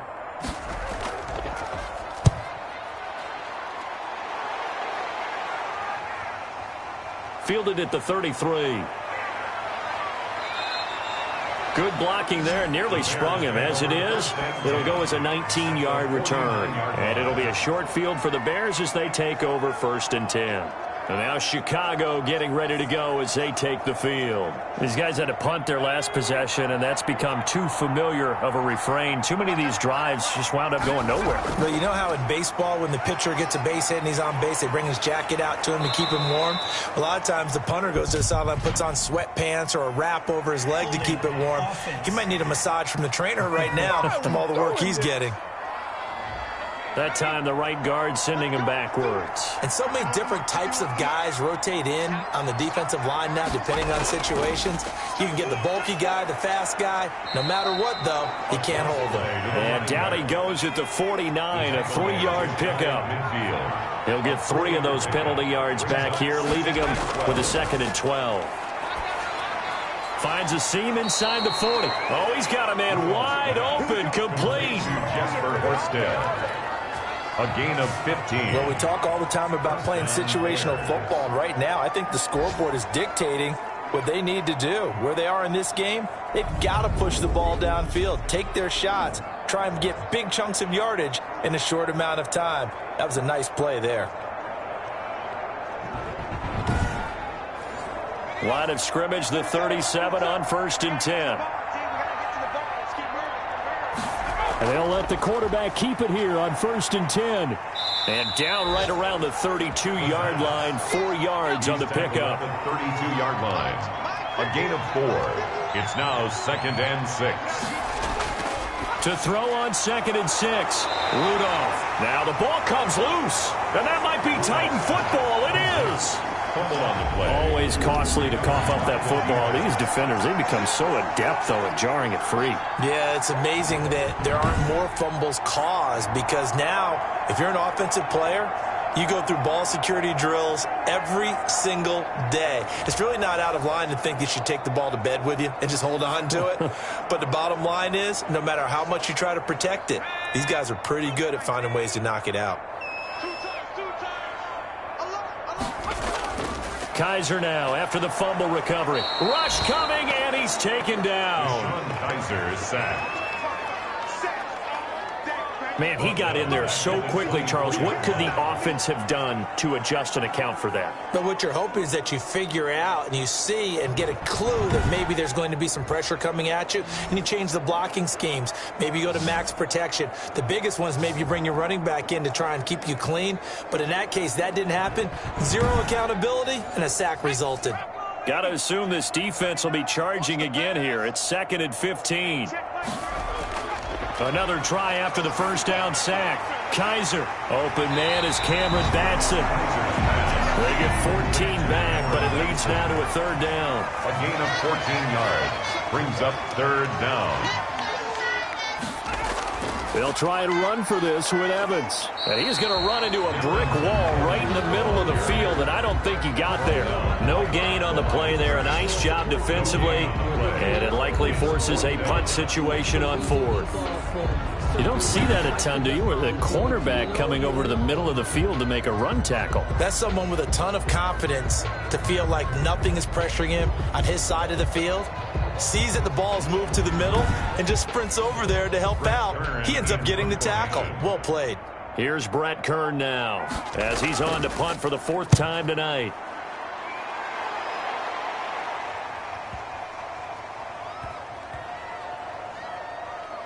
Oh, and what a play on special teams here. This is going to be down inside the 5, all the way down at the 2-yard line. And he's got to be fired up about that effort. I don't think he could have walked down and placed it any better than where he ended up putting the football. That was excellent. The Bears offense now gets set to head back onto the field. And they will begin with, should we call it, far from ideal starting field position, their own 2-yard line. So what's your definition of ideal? The 1-yard line on the other side of the field. Yes, exactly right. So, yes, your definition is apropos in this case. Try to escape the shadow of their goalpost. That helped. 10 yards, 1st down. Well, so much for being backed up against the goal line to start the drive. He gave him some breathing room and then some. I think the defense really got caught thinking safety, trying to stack the line of scrimmage. And oftentimes, if you can get past the initial grouping, there's a lot of room to run. The defense actually fortunate that didn't go farther. So a little more space to operate now. 1st and 10 from right around the 12. From the gun, here's Rudolph. Pressure gets to him, and down he goes. Back at the 4-yard line. Mason Rudolph sacked. Well, if an offense is going to throw the ball on this part of the field, any pass rusher will tell you that's his favorite part. Gets a chance to get after the quarterback. It's almost like a reverse red zone. They can create points using their defense, and this time they take their man down. Got to imagine the pass rush will be equally intense here on second down following the sack. It's 2nd and 18. And he'll give it here to his running back. And he'll find a little space. He gets us up near the 10. He was able to pick up 6 yards there, so that leaves him with a 3rd and 13. Playing against a 3-4 front is really challenging for offensive linemen because they can do so many different things. But when you're running the football, if you can handle the nose tackle up front, and then maybe a guard can slide up to the second level and block a linebacker, that's when you have success running the football. And they'll hustle up to stop him well shy of the first, right around the 15. That one good for only 6, and it leaves him with a 4th down. For a second there, I thought that might break big. Screen pass, looked like it was coming together, looked like there was an opening. Still, ended up with a solid game. Here's Pat O'Donnell now, standing just about on his own goal line. And he deserves a bronze leg as he gets this one away.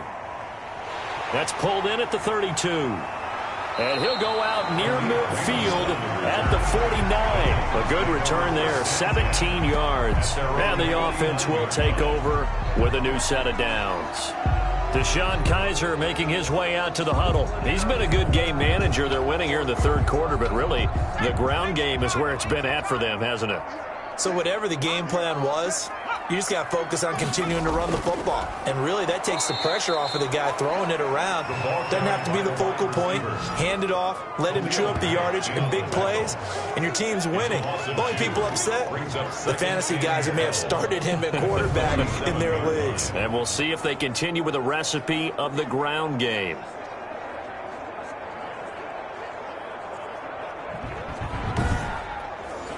So the opening play of the drive goes backwards. Now they'll come up on 2nd and 12.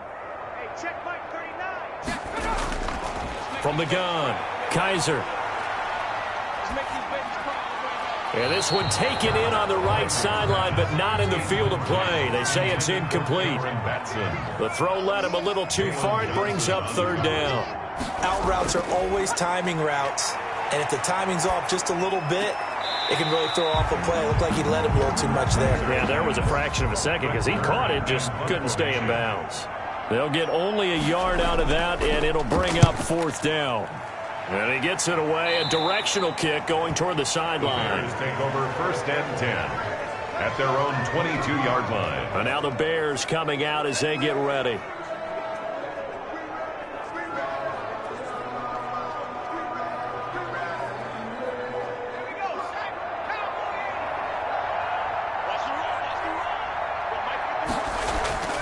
Here comes a 1st down throw from Rudolph.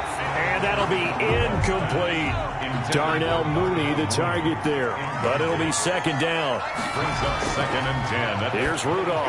And he fires one incomplete. Javon Wims, the intended target. And it's 3rd down. It's 3rd down. And Rudolph looking to throw it. And that is incomplete. Today's NFL, these big guys are featured receivers. They move all over the place to try and find good matchups, and they had one. They were just unable to complete the pass. Fielded at the 20. That's going to go in the books as a 55-yard punt. Well done. And it'll be Titan football. DeShone Kizer making his way out to the huddle. The lead is theirs here in the 3rd quarter, but it's really been the ground game that's been the recipe for success. You mean the spotlight isn't shining as brightly on the guy throwing it? No, it's the man behind him that's had a heck of a game. And that's really okay. That's actually what you're looking for. I mean, your pride tells you, hey, I want to be responsible. I want to throw a bunch of touchdown passes. Oh, wide open, complete.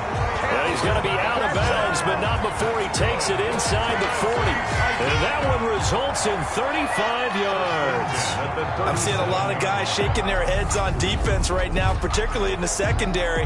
And when you see that going on, that is never a good sign.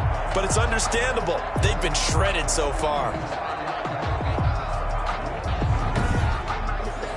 So how about that for a chain mover? They're all the way down inside the 40 now for 1st and 10.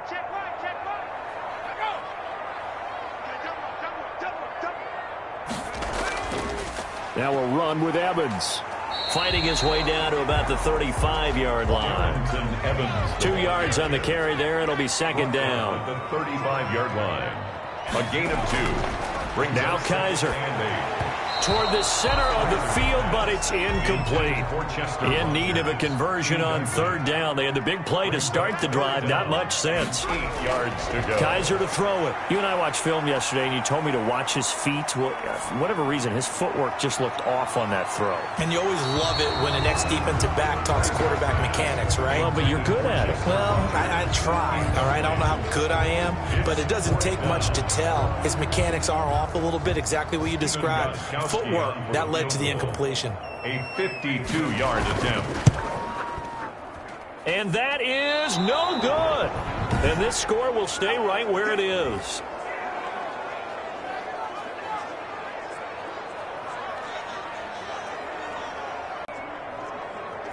Good starting field position for them here as they come up 1st and 10 at their own 42.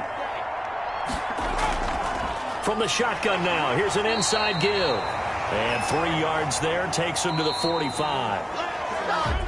1 quarter remains here in this Thursday night matchup. We'll return with more preseason football on EA Sports. 2nd and 7. Rudolph. It's complete. Javon Wims, the open man. And he'll work it across midfield inside the 45. It's a first down on a gain of 10. First down Bears. Here's Rudolph off play action.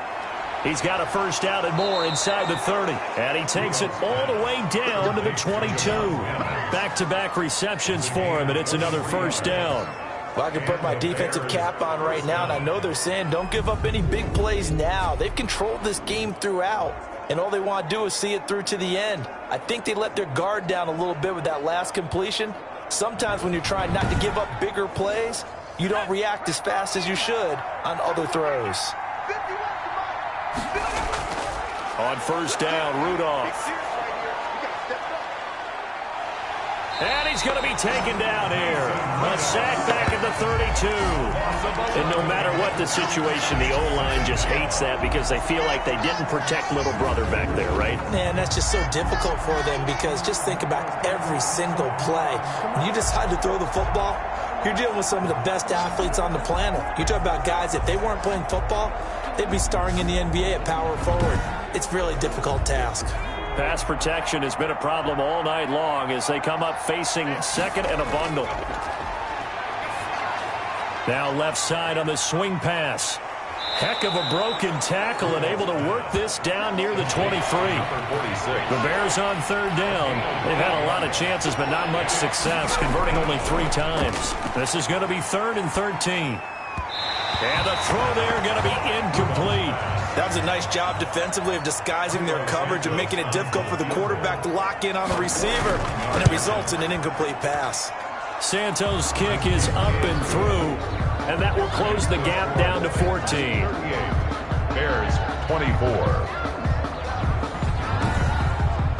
Well, with that field goal, you can argue they needed to get back within 2 scores, and they did indeed do that, but still a pretty uphill battle. Still going to take 2 fourth-quarter touchdowns to get back into it. And as you and I know, that's a tall order against any NFL defense. They're going to need their own defense to make some plays as well to give them an opportunity. First and 10. At their own 27. And here comes Tennessee as they get set to take the field. Now, there are 2 scores on the plus side. Still time here in this 4th quarter, but maybe you start thinking about playing keep away? Yeah, I think here's the situation. You're not thinking touchdowns anymore. You're just thinking first downs. To keep up with your theme there playing keep away, first downs, they can't touch the ball. 2nd and 10 now from the 27. Incomplete. Jalen Johnson on the draw. It's Evans. And he gets this one just shy of the 40. They'll mark him down at the 39. 12 yards there and a first down. Now, I'm guessing you'd say this is kind of the key here. Grind out some yardage, work on that clock, see if you can continue to tick it down. Definitely. You want to bleed things out at this point, right? Continue to possess the football, gain some yardage, and put the onus on the defense. Do they have to use timeouts? What are they going to do to stop you? You're taking charge. So from the 39 now, they'll come up on a 1st and 10.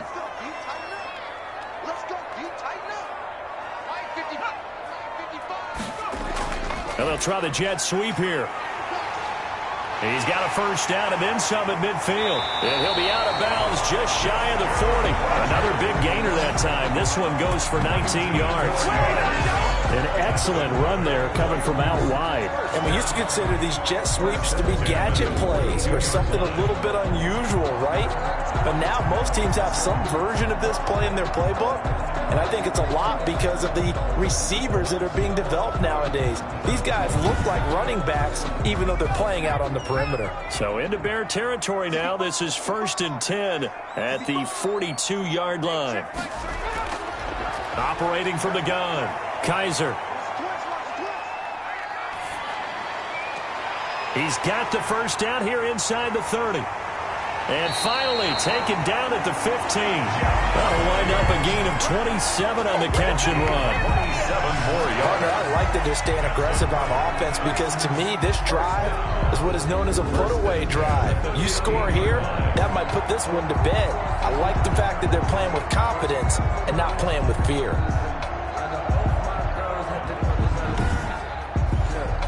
Line of scrimmage, the 15. It's 1st and 10. On the give, this is Evans. And now they're inside the 10 as he's brought down at the 9. He'll get a nice chunk there on the first down run, and it's 2nd and 4. They'll go again here with Evans. He pushes forward for maybe 3 down to the 6-yard line. They're in a pretty good spot right now with a convincing lead. I think this is where they put on the boxing gloves, start to try and pound them into submission. And the offensive line, they've controlled this game.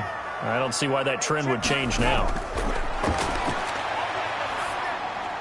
Got a man, and it's taken in for a Titans touchdown. Cameron Batson there to make the grab. And the Titans are going to add on to their lead.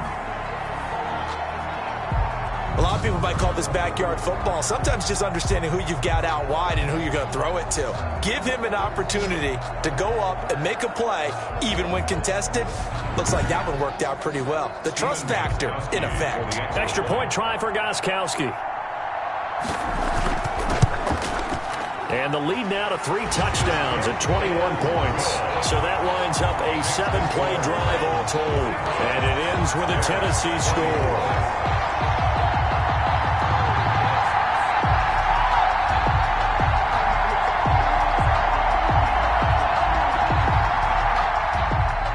The kickoff unit is out on the field, and they will send this one away. Taken in at the 3.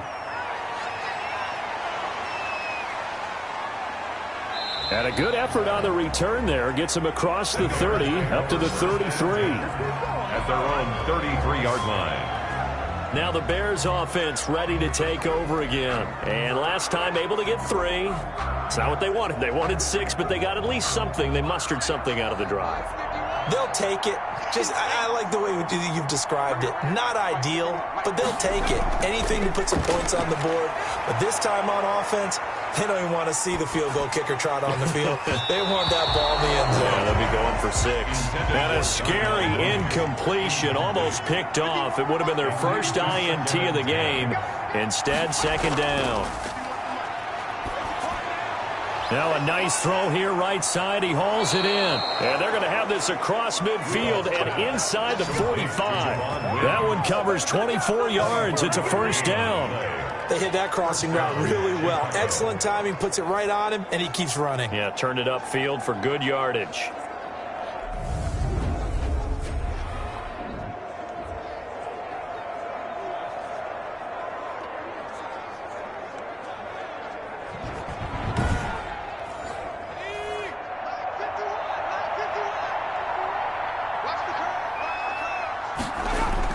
Now Rudolph on first down.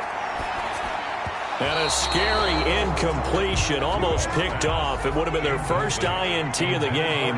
Instead, 2nd down. Brings up pretty nice coverage there, but a missed opportunity for an interception. Let's face it, a lot of these defenders, they've got it all. Speed, athleticism, hands, a little bit questionable. And the timing a bit off that time as that one falls to the ground.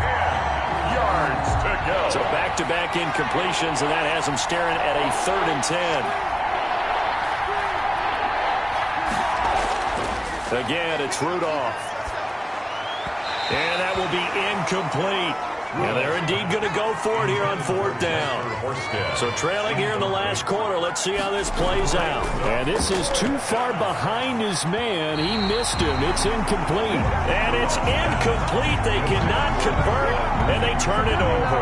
The Bears tried it on 4th down, unable to convert. And as a result, it'll be Titan football on the turnover on downs. So they'd converted their first 2 4th down attempts. Not there. Now they're 2 for 3. You think maybe the offense coordinator expended a little capital on that one? You know, when you're 2 for 2, you can lobby for that 3rd one, right? Didn't get it there. Maybe now the head coach might not be so eager to go for it as we go forward. And they'll try to run the option here. And taking it across midfield and inside the 45. 11 yards there, 1st down. So finally, at this stage of the game, he lets his legs carry him for a big-time 1st down. But I think this is all set up by his eyes throughout the game. He's been taking it all in as he's watched this thing unfold. And finally, the eyes carried the legs and took him downfield. You're right. His longest run of the game waited until the 4th quarter, and maybe that lulled the defense to sleep a little bit. They'll run on 1st down with Evans. And he's going to get this down near the 30-yard line. Another nice gain, 13 yards that time, and another 1st down.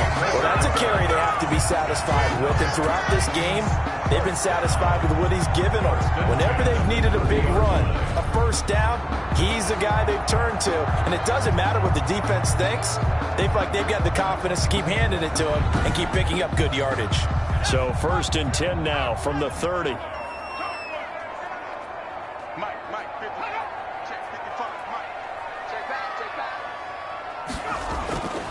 Here's Foreman. And the result here, a pickup of 8. Leaves him with 2 to go on 2nd down.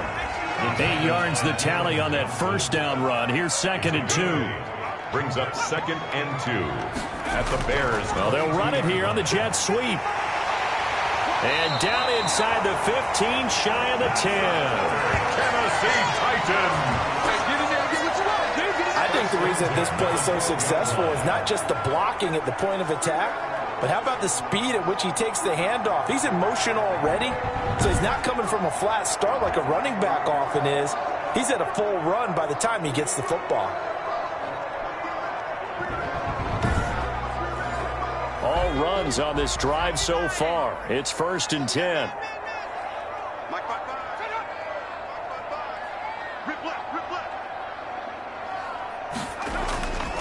On the handoff, it's Evans. And he's going to work this one down to about the 5. 7 yards on the pickup there, and it'll leave him with a 2nd and 3. A 7-yard pickup brings up 2nd and 3. And they'll try to throw here. Kaiser to the end zone, but it's incomplete. 7th play of the drive now as they come up on a 3rd and 3. To throw is Kaiser. He's going to go down. Sacked back at the 13-yard line. It's Khalil Mack that time, shooting in there to get him to the ground. Just held on to the football too long there, Charles. That's point blank, right? Yeah, I agree with that totally. You've got to have that internal clock that goes in your head that says either get rid of the football or flush and go and use your legs and try and pick up the 1st down. I think he hung in there too long, and the blitz got to him. Gostkowski now for the Titan field goal. A 30-yard attempt. And the 14-year trusty veteran able to knock it through, and that will extend the lead out to 24. So it's 3 more points, and that widens this thing out even further here in the 4th. And you know in this league, you can never have enough points, but this widens it out, as you said, and now it's all about ball control, isn't it? And they'll start this drive just across the 30. Pretty nice work on the return. At their own 31-yard line. Here's the Chicago offense coming back out onto the field. And last time they were stopped on 4th down, had a drive stalled out. We'll see how they respond this go-around. I'm eager to see what their mindset is, because moving the ball, feeling good, and then that abrupt stop on 4th down. Do they go back to the bench and go, oh, boy, they've got something for us? Or do they go to the bench and say, we blew it ourselves. Let's get back out there and move the ball again. And is it different when you get stopped on 4th versus punt? Is that more motivation for the defense, a little more confidence? I think as a defense, you're so excited with a 4th down stop. Making them punt, that's your goal anyway. But a 4th down stop, that's almost a sign of disrespect that they went for it in the first place. And when you get that, you feel great about yourselves.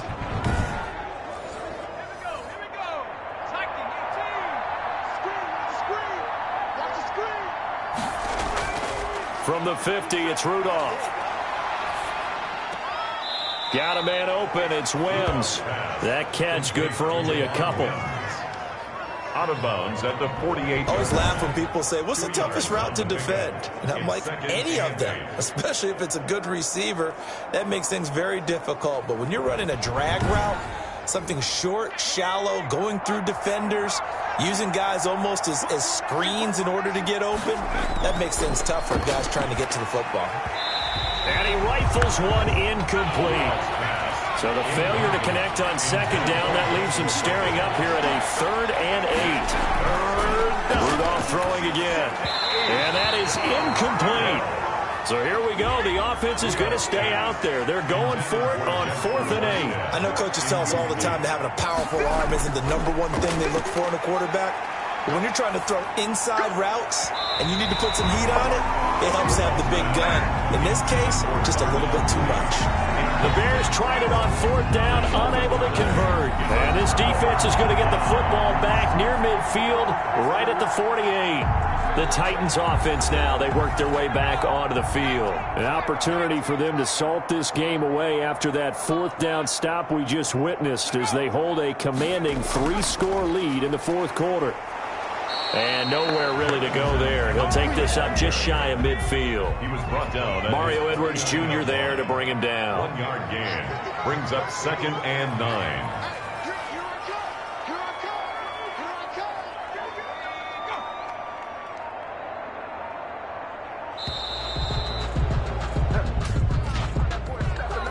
Delayed game, offense. Man, they got to let him play. And that'll set him back 5.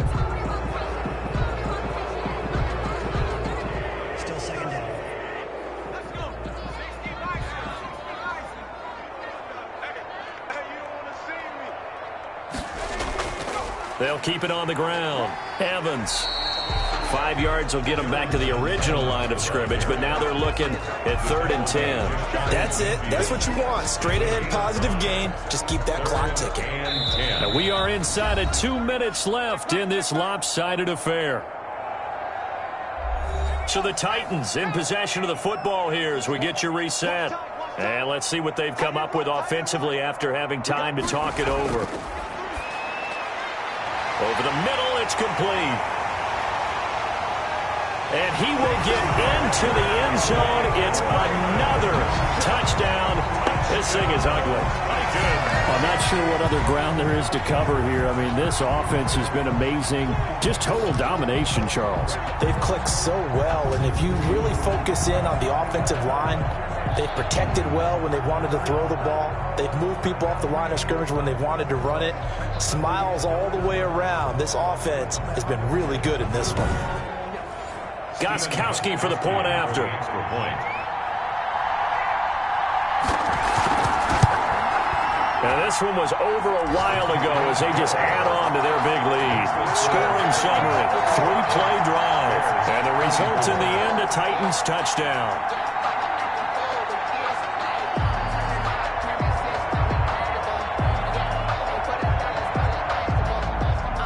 The kickoff team on the field now as they will send this one away.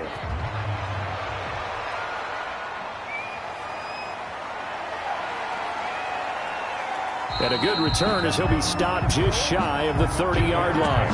First and 10 at their own 29-yard line. The Bears offense ready to get going again. They are just obviously getting shellacked here in this one, Charles. What's the message if you're a coach for this final drive in a lopsided game like this? For a lot of coaches, Be honest. don't forget today. don't forget what has happened out here. Yeah, use that as ammo going forward. Exactly. Take a great look at that scoreboard. Realize how poorly everything went for us today. Coaching, playing, the whole deal. And never forget it, because you're not going to want that feeling. No, you don't want that feeling again. And who knows? You may meet up with this team again. And that one's going to be off target and incomplete. Here's 2nd and 10 now from the 29.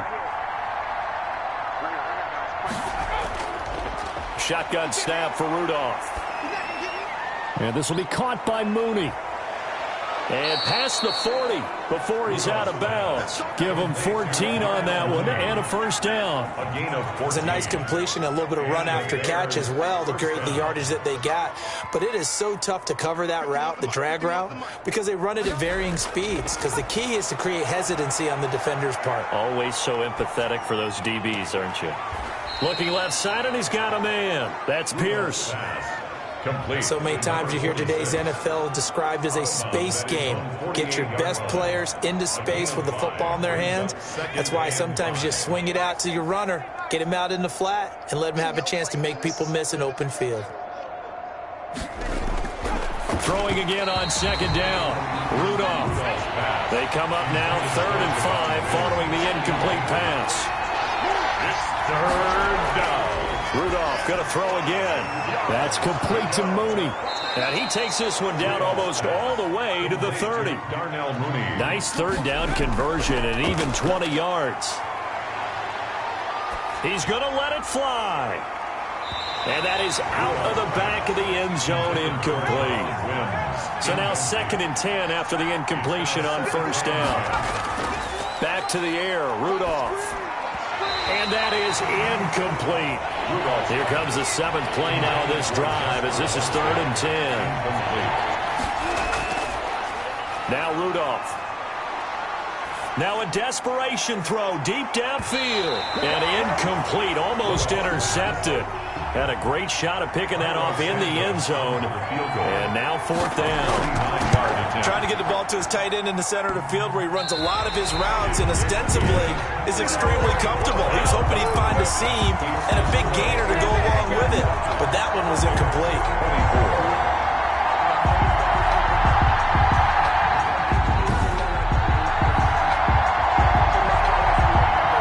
Tennessee ready to begin this drive offensively.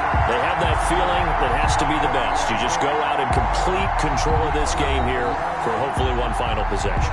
And it's a culmination of preparation that began with something along the lines from the head coach of, we're going to win this weekend, and here's how we're going to get it done. And covered all the details that went into it. They practiced them. They went over them.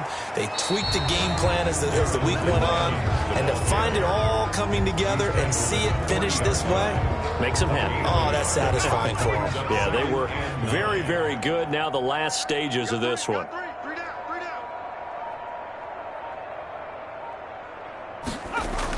They'll keep it on the ground. Evans, and he'll be brought down just shy of the 45. Tonight's final score, Titans. Charles, it's one thing to win. It's another thing to win and put up the amount of points that they did. Boy, were they clicking on offense. They can't help but feel great about themselves, can they? I mean, what a game to put up that number of points, continually feel like they're moving the ball and things are working and clicking. They think that they can bottle this and carry it with them. And as an offensive coordinator, you just don't think you can do anything wrong. Whatever you call, run, pass, it's all going to work. That's called being in the zone. So that'll do it for us. For Charles Davis and all our crew, I'm Brandon Gaudin. You've been watching the NFL on EA Sports. The Titans are winners here as we say so long from Nashville.